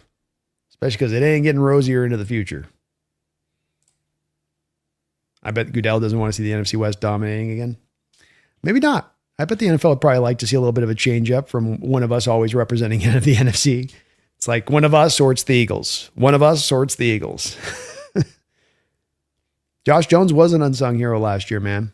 And it's that depth that came into play last year that was so vital in so many different times, be it Josh Jones or Tyrese Knight coming in for Ernest Jones and getting 2 sacks in that game in Minnesota. Josh Jobe and how he could fill in there for you when one wasn't exactly ready to, roll. Tayakata and what he brought to the table over on that side of things. So, hell, even just getting guys like Torrey Horton in there, ready to roll until you can get to a guy like Rashid Shaheed. So Jones was a good fit, got him in at a good contract this year, and love having a whole line return, and not only a whole line, but all of your depth returned with it. And then you even added on top of a guy like Beau Stevens. You can't beat that.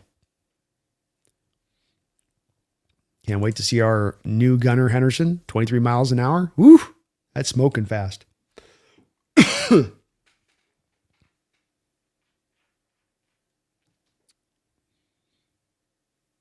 Seahawks 360. Yeah, Jake and Rams have talked themselves into Simpson being a worthy pick at 13. Well, I hope he takes that position tomorrow because I'm going to tear it to shreds.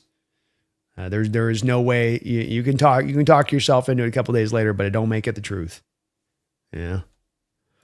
About Duro, here's a question. Is Russell Wilson's career over? Obviously, he's not a starter anymore. Backup. Also, is he a Hall of Famer in your opinion? I tend to think that guys don't play themselves out of the Hall of Fame. If there is one player that maybe has potentially done that here with the end of his career, Russell Wilson might be the one guy that's done that. But as far as has he accomplished enough? Has he put enough pelts on the wall for what other quarterbacks have done in order to earn a Hall of Fame nod? And my answer is yes.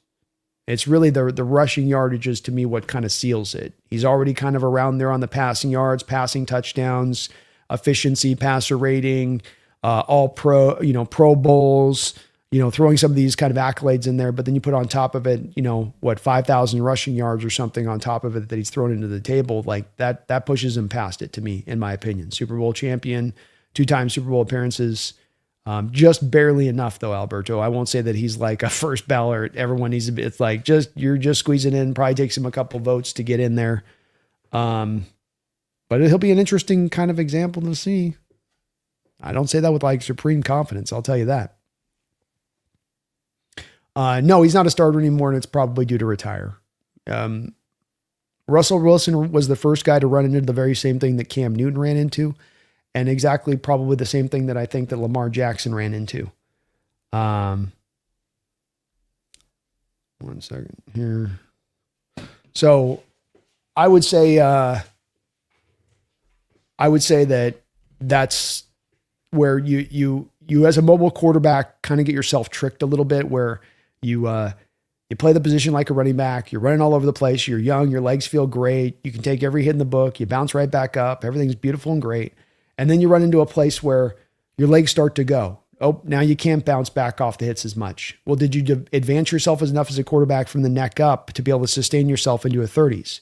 And unfortunately, there's a lot of these mobile quarterbacks that because they didn't do the hard work, because they didn't play the position the way you need to learn to play it, to be that guy in the 30s when your legs go, it's kind of game over once you get to that certain age at that point. Once you lose that athleticism, once you lose some of that burst, and then that's just kind of what it is on that. So, all right.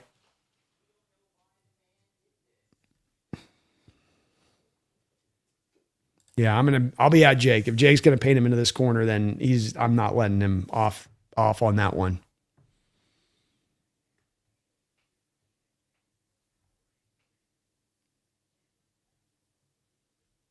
I don't know. Didn't watch all the way, but his video from a day ago, he talks himself into it. Yeah, I'm not letting him have that. If he goes, he better not, because I'm going hard tomorrow if that's going to be the case. Because Jake knows he's lying at that point. Come on now. Come on, Jake. You know what I mean? Like, come on.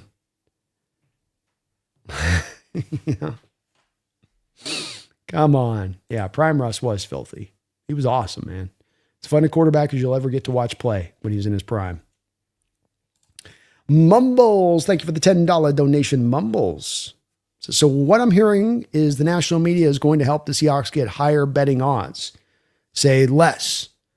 There's a guy who I think won $8 million off the bookies last year from Seattle. Wouldn't that be nice? Hey, if they want to do that again so we can make some money, Mumbles, then like you say, I'm all on board with it, because the past 2 years they have they've been definitely like setting it up for Seahawks fans to come in and make some money.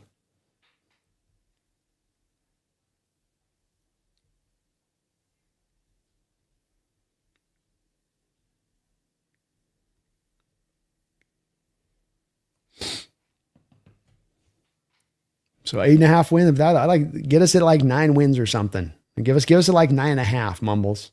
I'm jumping on that one all day. 9.5. Yes, sir. Yes, sir. But who knows? Maybe Vegas, to your point, I mean, joke a little bit, but maybe they got informed a little. Maybe like the media and the way they were talking about it kind of pushed them in that direction eventually, where they're like, well, I mean, the way they're talking about him, we got to put him down here. They can't be this wrong. They can't be this collectively wrong. Yes, they can. Yes, they can. You're awesome though, Mumbles. Thank you for the donation, man, and being a member of the channel as well. Much, much, much, much appreciated. Seahawks 360, Emmanuel Henderson Jr. is basically Derek Young with a little more upside. Yeah. He's got a little bit of a 5-star background, a little bit more of a natural receiver, Young developed kind of into one a bit there, but this is a little bit more of just natural, the way he moves, the way he runs his routes. Banker, how long before A.J. Brown tears down the Pats O in May? I don't know. The guy's angry when he's getting touches and targets. What's going to happen when he goes to a team like that? It's a weird situation in Philadelphia, Banker. I don't know what to make of it out there as to why there's so much annoyance, other than Hurts seems to just kind of annoy some of the people out there a little bit. LeBron's got confidence in Henderson. Let's go, LeBron. You might be right. It's going to be a battle there between Henderson and Ricky White and Cody White. Alex Daddy says, Young learns special teams. Henderson Jr. lives it. That's right.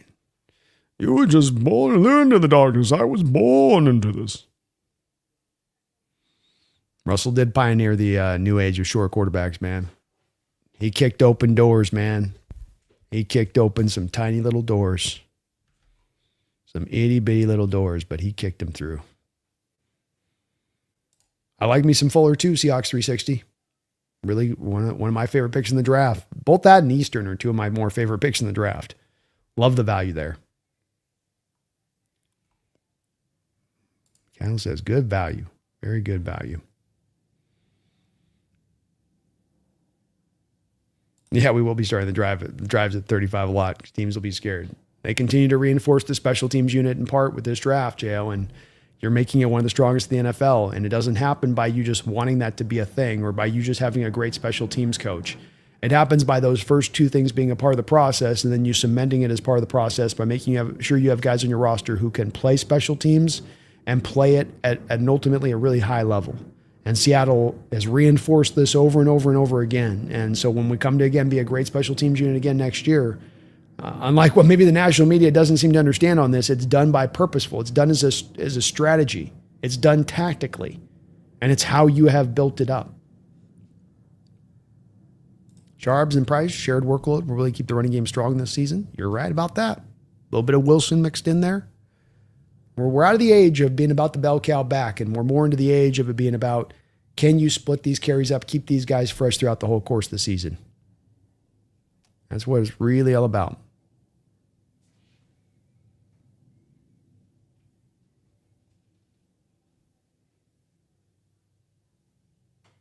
Rams found out the hard way. Pain. Sometimes that's how you got to learn things, man.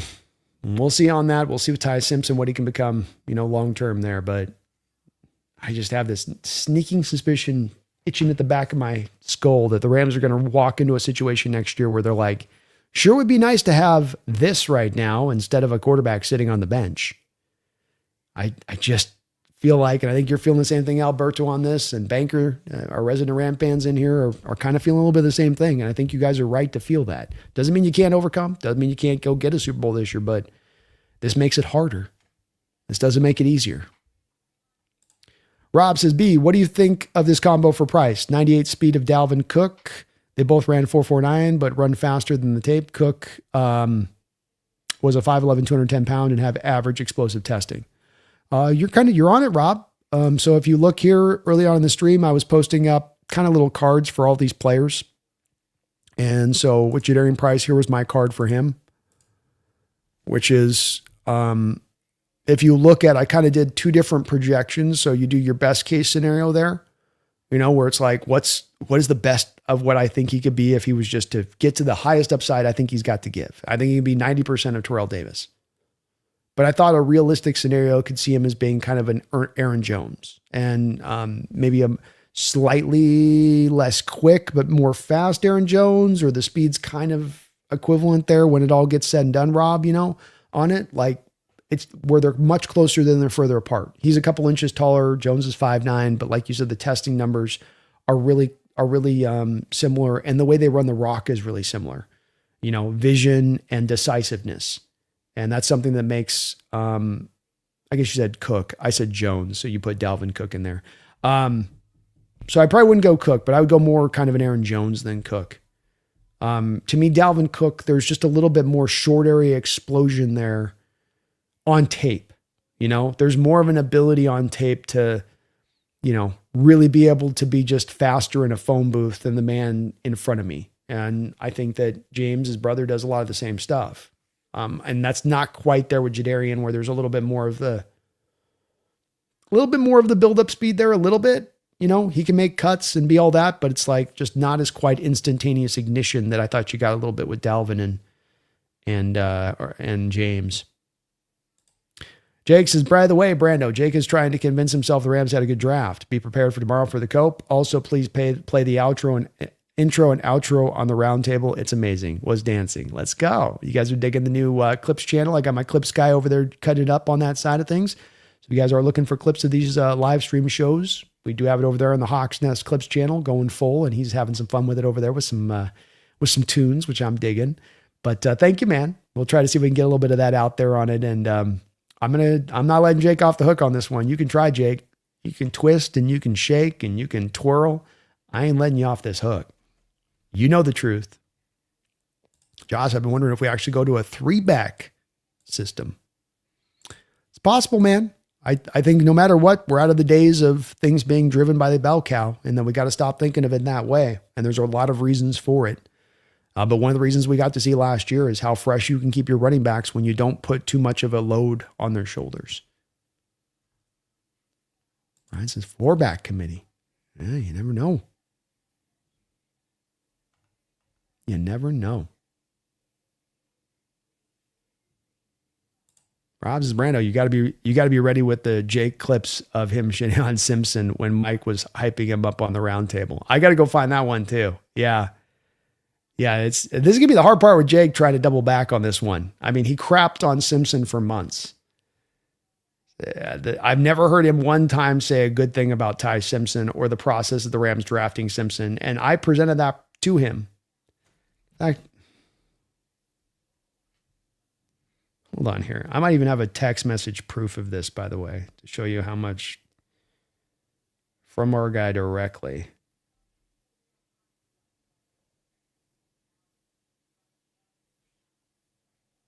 So here's the text message thread.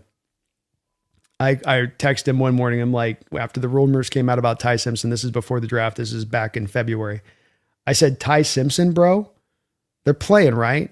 Not in the first. His response, I don't buy it. Also, Bucky Brooks doesn't know anything. He said, I have it on good authority. They like Drew Aller a lot. So, yeah,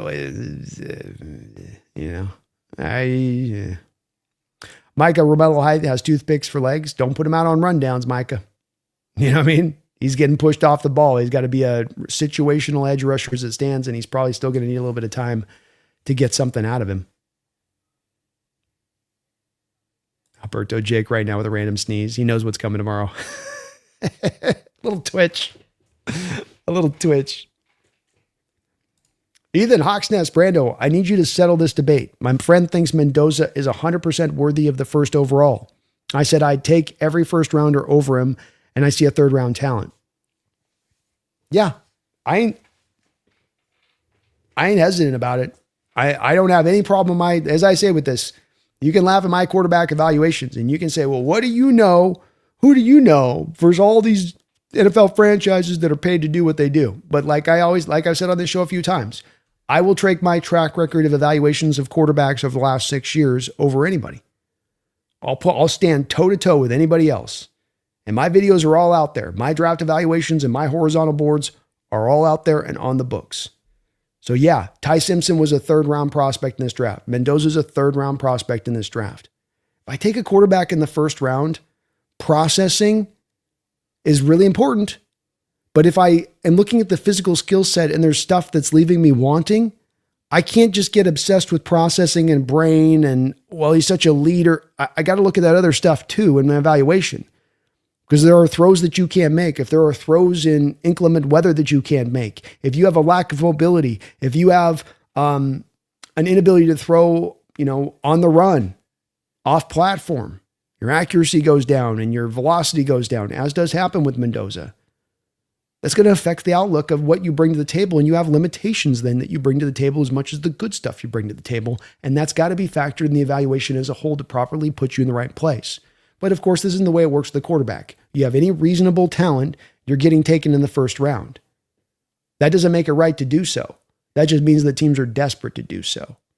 And the Raiders were desperate for Mendoza, desperate to give their fans something. It's like there's a lot of stuff driving that decision. And I don't think it's just driven by how good Mendoza is as a player.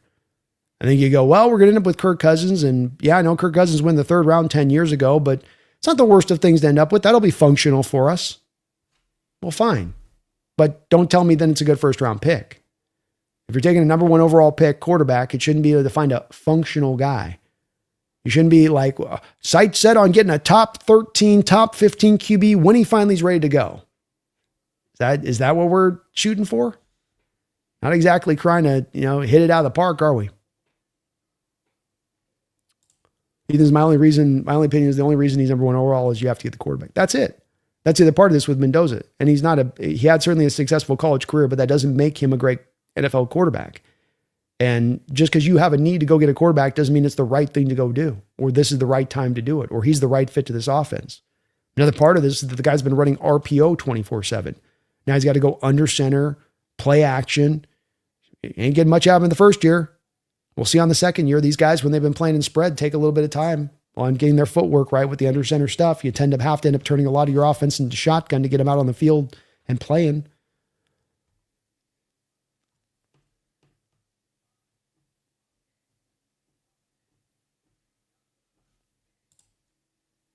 Catalyst says, Jake literally said in the stream that Ty Simpson was his least favorite pick the Rams have ever made in his entire life.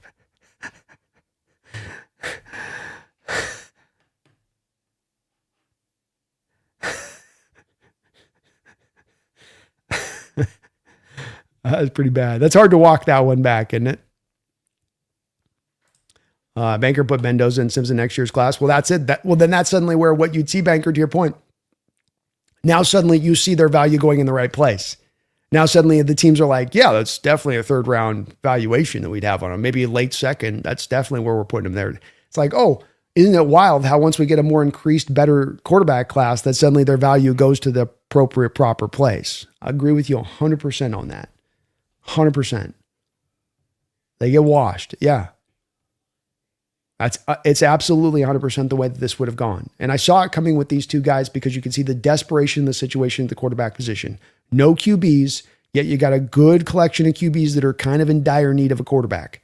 Supply and demand. It's going to drive stuff. And it doesn't mean that then the supply is great. It just means that demand is just so high.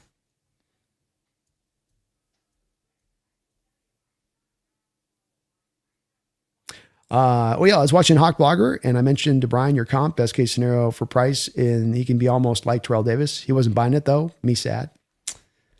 Too bad. Couldn't get him on board with it. Couldn't get him on board.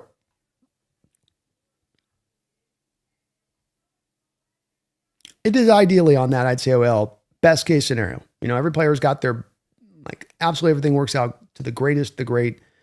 It's like maybe you can kind of get him up to that spot. And even then, I'd probably say it's like kind of a 90% Terrell Davis. So probably fair to say, okay, you can't quite get fully to that, even from blogger's perspective there.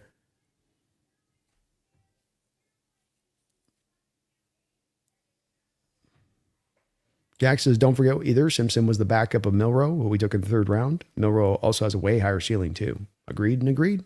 That is true, and I agree. Let me say it that way, Jack. But yeah, something to take into account there. And as much as I'm not a big Milroe guy, there's at least upside there. Like if I'm going for the QB, give me some upside. Don't go me. I should be drafting quarterback, especially first round for high floor. Have yourself a good one, Alberto. We'll probably kind of wrap this one up here soon, folks. We're good, almost 5 hours into this freaking thing.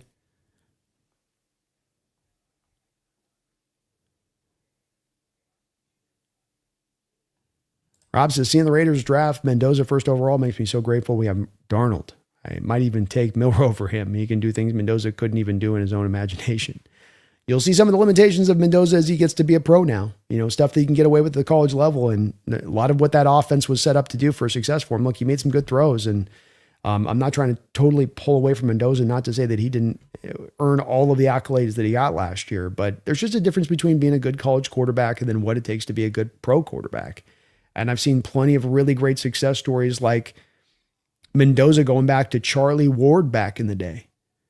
Guys that were great, guys that won a Heisman, Tim Tebow's, and Mendoza's got more talent than Tebow, but it's just that this is what can happen is kind of a commonality of quarterbacks who can play really well at the college level, but that's not then to be extrapolated that it's no brainer they play great as a pro.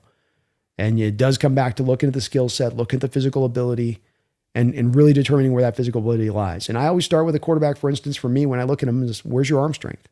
I'm taking a first-round quarterback. I want an arm strength. I don't want a defense to be able to play my quarterback when he's at his best after he's developed and be able to look at that quarterback and say, well, we can take the out routes away to the far side of the field. We don't have to get past 40 yards of depth because he's got like a 45-yard arm. You start doing all this stuff where you box in the good stuff he can do because you take away the stuff you don't have to worry about then, which if you don't have the arm to make all the NFL throws, especially in some of the weird weather environments you can run into in this league, now even if you have those good things that can overcome it, your detriments end up sinking you. And so that's why I don't like going for these kind of middling talented guys with a lot of like moxie brain processing stuff. Because I just think you end up getting kind of to a limited place.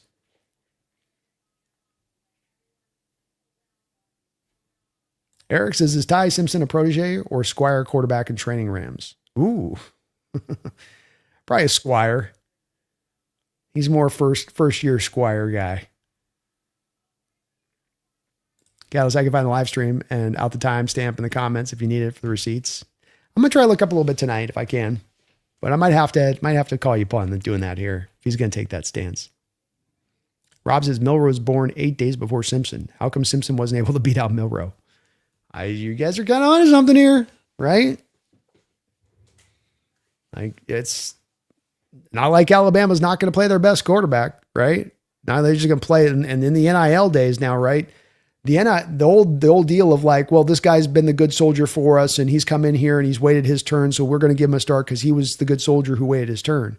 It's not the way this works. It's all gun for hire now. It's all year by year. It's all like, look, I could be fired if I don't get this right, especially a place like Alabama, when you're Kellen DeBoer.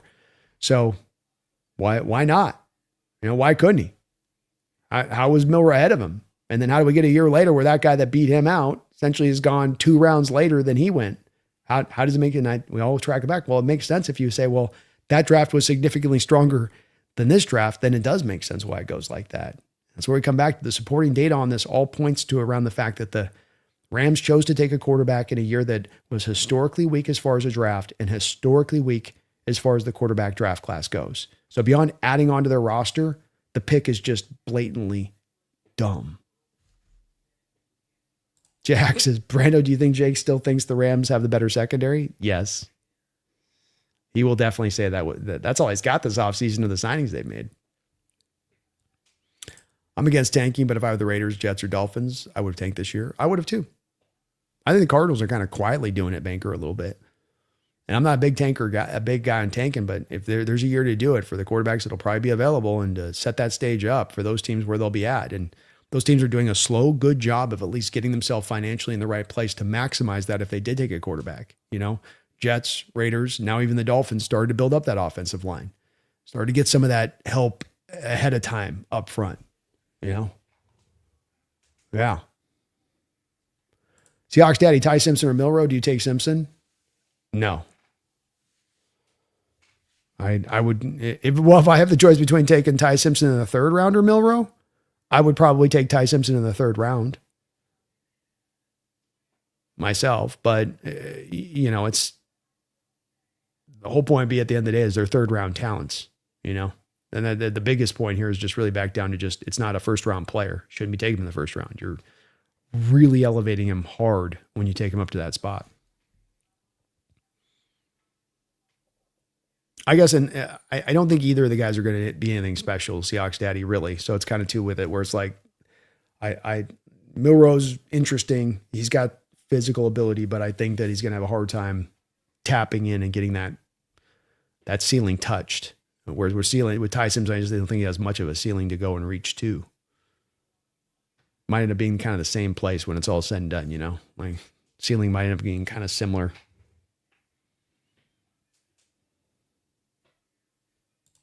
Micah, look how Locke has such good command of the offense as a backup, of Milroe needs half the snaps in preseason at least. Yeah, you got to throw him out there a lot this year. I don't think you need to see a lot from Drew Locke, to your point, Micah. Kind of wondered too if there might be a team that might look at Locke as a possibility of bringing him on in there, on a team that hasn't been able to address their quarterback in the position in the way that they want to do, especially with not having to draft a lot of QBs there. So we'll see, but he needs a lot of play. So I think that's the only way he's going to get any better here, especially running this offense. Jack says Simpson's process is slow. People say Darnold sees ghosts. Imagine this guy against Macdonald. Yeah, that's the other part. Is just a horrible quarterback for Macdonald if he's got to go in the field, because Simpson has a tendency to hold in the ball too long. And against a Mike Macdonald defense, a quarterback that holds the ball too long, who doesn't have really a lot of escapability, is going to be kind of a sitting duck. It's really not a great fit going up against our defense having that kind of guy. I'm glad you're all hyped there, Val. It's good to see you, man. Thank you for jumping in the chat today. I think dribbling will be definitely effective for you guys. Was a little bit of reach on it. I think it was. Romello Hyde, I think long-term will be pretty decent for you guys. But I do think you're going to have to wait a little bit for his productivity. Jets and Dolphins tanking from week 1 in the same division will be a fun rivalry. It will. Also, maybe it helps out the Buffalo Bills on the feast factor to getting him to the first round bye, getting him that first seed next year, maybe. Whole division's just so crappy they can take it. Let's face it, New England's going to be facing an onslaught of a schedule, just an absolute brutal schedule.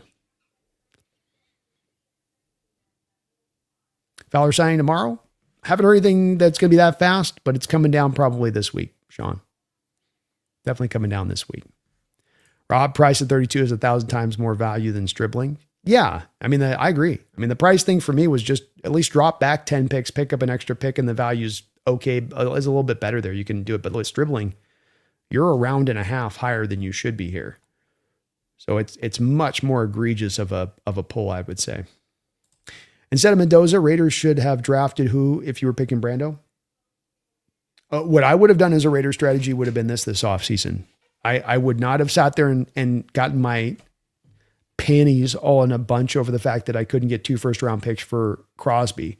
And so rather than getting hyper freaking concentrated on that having to be the return I got, I would have moved Crosby for a first, and you would have probably gotten a second from somebody at that point if you didn't try to just go find a team that was giving you all the assets and then had buyer's remorse. So I would have had Crosby moved. I would have moved back in this draft because Banker, with Mendoza being the only real true guy there, that there was going to be plenty of teams that were willing to move up. Now, were you going to get the same returns that a team did a couple of years ago? Like, I forget if it was the Panthers, or I can't remember who it was, team, the Bears, or somebody trade up into number 1 and got their QB and they gave up a future first. Maybe you don't get as much. And I think the Raiders had offers, but they just didn't get the proverbial price you would get in other drafts. So what? Stack picks, build the roster. The timing is not right now to go get a quarterback. So I would have moved back, added the extra picks, moved Crosby, added those picks, and started building this mofo. And I think you came out of it with an even stronger draft at that point and even better suited into the future than to more maximize the run when you're ready to hit, as far as the books being fully clean. So I would have moved back, even if it was to take lesser this year than I normally would get. You know what I mean? Would have done that for sure. Josh says, Vin says Fowler maybe Wednesday. All right. It's coming, folks. I promise you. It's probably coming. It makes a lot of sense why they're doing it. They've been waiting for that compensatory cutoff to hit, and then you make these signings so you can get those 4 compensatory picks back next year. That's why we're waiting on this one and why it's taking a little bit of time. Jack Dong says O'Connell's better than Mendoza. Just might be, man. Not the most craziest of things, I'm just saying. Micah Mendoza's the next Bernie Kosar. I like it, man. I like it. That's a great comp, Micah. That's actually that's a hell of a pull right there. Val Brando, you're the best Seahawks podcaster by far. You have a good night. Well, thank you for the kind words on that, Val. Much appreciated. Salute to you, sir. Really, really kind of you. And it's going to be a fight this year, man. Can't wait. It's going to be another just great fight in this division, but really appreciate you saying that. As a Niner fan, I know that's not easily said, but very kind of you to say. I love what I get to do, man. Got the best job in the world. I'm telling you, bro. Julian Neal's got a little bit of Browner in him. That's 100% the truth there.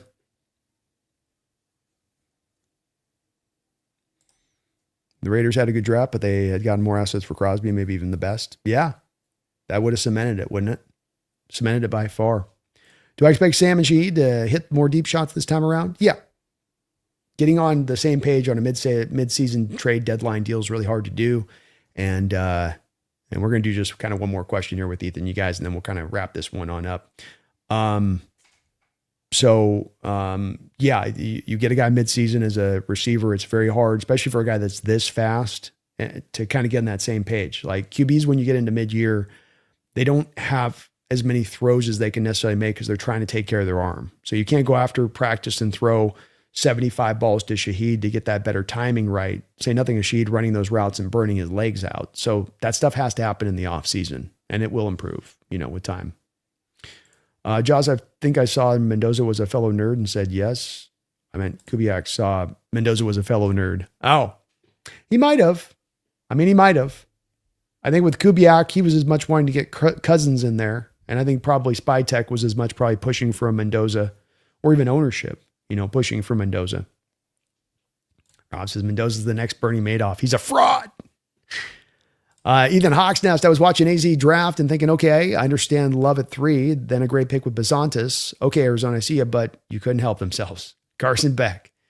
It was going okay up until about that point. The Love thing was a little bit of an overvalue, and you go, ouch, but hey, he's going to be productive for you. He'll be a good player. Basantos, I'm with you. Love that pick for them. That's my favorite pick for their Cardinals, but then it dropped off a cliff fast. And Carson Beck, as bad as Ty Simpson is in the first round, Carson Beck's right there as the top of the third round. You're getting, Rams might get something from Simpson. It might not be the greatest, might be Kirk Cousins. Cardinals are never going to get anything from Carson Beck. They are never getting anything from this guy. If he is on the field, it is going to be a financial and ecological disaster. Have a good night there, Sean. I will say hi to Pumpkin for you, Kurt. Can't complain. Draft is what it is, man. It's fine, It's fine. It ain't bad.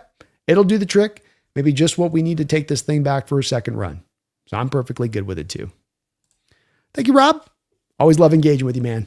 Great discussions, great thoughts from you guys. You always bring it on your side of it, and I really appreciate it. It's what gets me going on this channel, man, is you guys and what you're doing and how you're thinking and where you're rolling and how you get me thinking and rolling. So much appreciated to you too, man, for keeping me going here. Did the Raiders improve the line if the season couldn't be mediocre best? Not tremendously.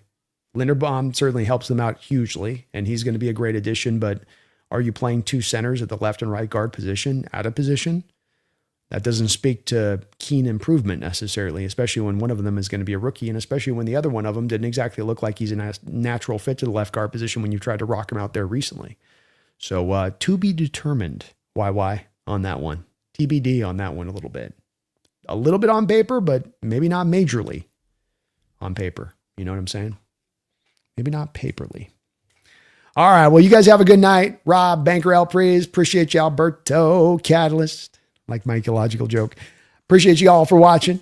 Very kind of you. Do me that favor here today. Hit that like button if you guys get a chance for me. This helps out my channel hugely. Shows me up on the old algorithm. Lets me see out there and all that other good stuff. And if you can for me in regards to that, just maybe sub on up too. It doesn't cost you anything. It's absolutely positively free. And it is much appreciated on my part when you guys do it. So please do hit that like button, hit that sub button, lock that on up. I want to thank all of the folks out there, the many over who donated the channel today, member messages, members that have been members for 20, 30, 40, 50, 60 months. Thank you guys for all you guys have done for the channel on that way and all that support as you guys keep the lights on here as we get going through the off season. Shout out to Prize Picks again. Use that code HMMA. When you use Prize Picks, you get $5 matched with $50 back in return on that side of it. We'll be back with a roundtable this week. Me and Brendan will be chopping this up a little bit, talking about this draft a little bit later on this week. We got some syndicate action here at some point down the line that we'll be getting back around to. So still a lot here set up for you guys. And I am working currently on a special project for the channel. Be on the lookout for this project. I got episode 1 done here, almost done. I'm going to be just trying to get these out one after another. It's a little short mini series I'm doing. It's going to be fun, a little bit of comedy. It's going to be called The Year of Kubiak. So when you see that thing pop up on your feed here soon, check it out, because if you guys want to see more of that type of content, I want to see you guys watching that video. And if you like it, we'll do more of it. Injecting a little bit more humor on the channel, a little bit more skits and bits and things like that, using green screens and all that good stuff. So be on the lookout for that. That's coming down the line, but a lot loaded up here. It may be the off season, but this sign right here tells you there ain't no off season here in this fan cave. And I know there ain't no fan off season with my community. So I know you're going to be rocking. I know you're going to be rolling with me. I know I don't have to ask, but I'm going to let you know anyway. Don't you ever forget. Don't you dare. We're the champions. We just had the best draft of this division. It's ours for the taking. $33 million of money to spend. Zero dead money. You're sitting in the catbird seat, Seahawks fans, so I shouldn't have to remind you, but I'm going to do so anyway. Don't you ever forget. Go Hawks.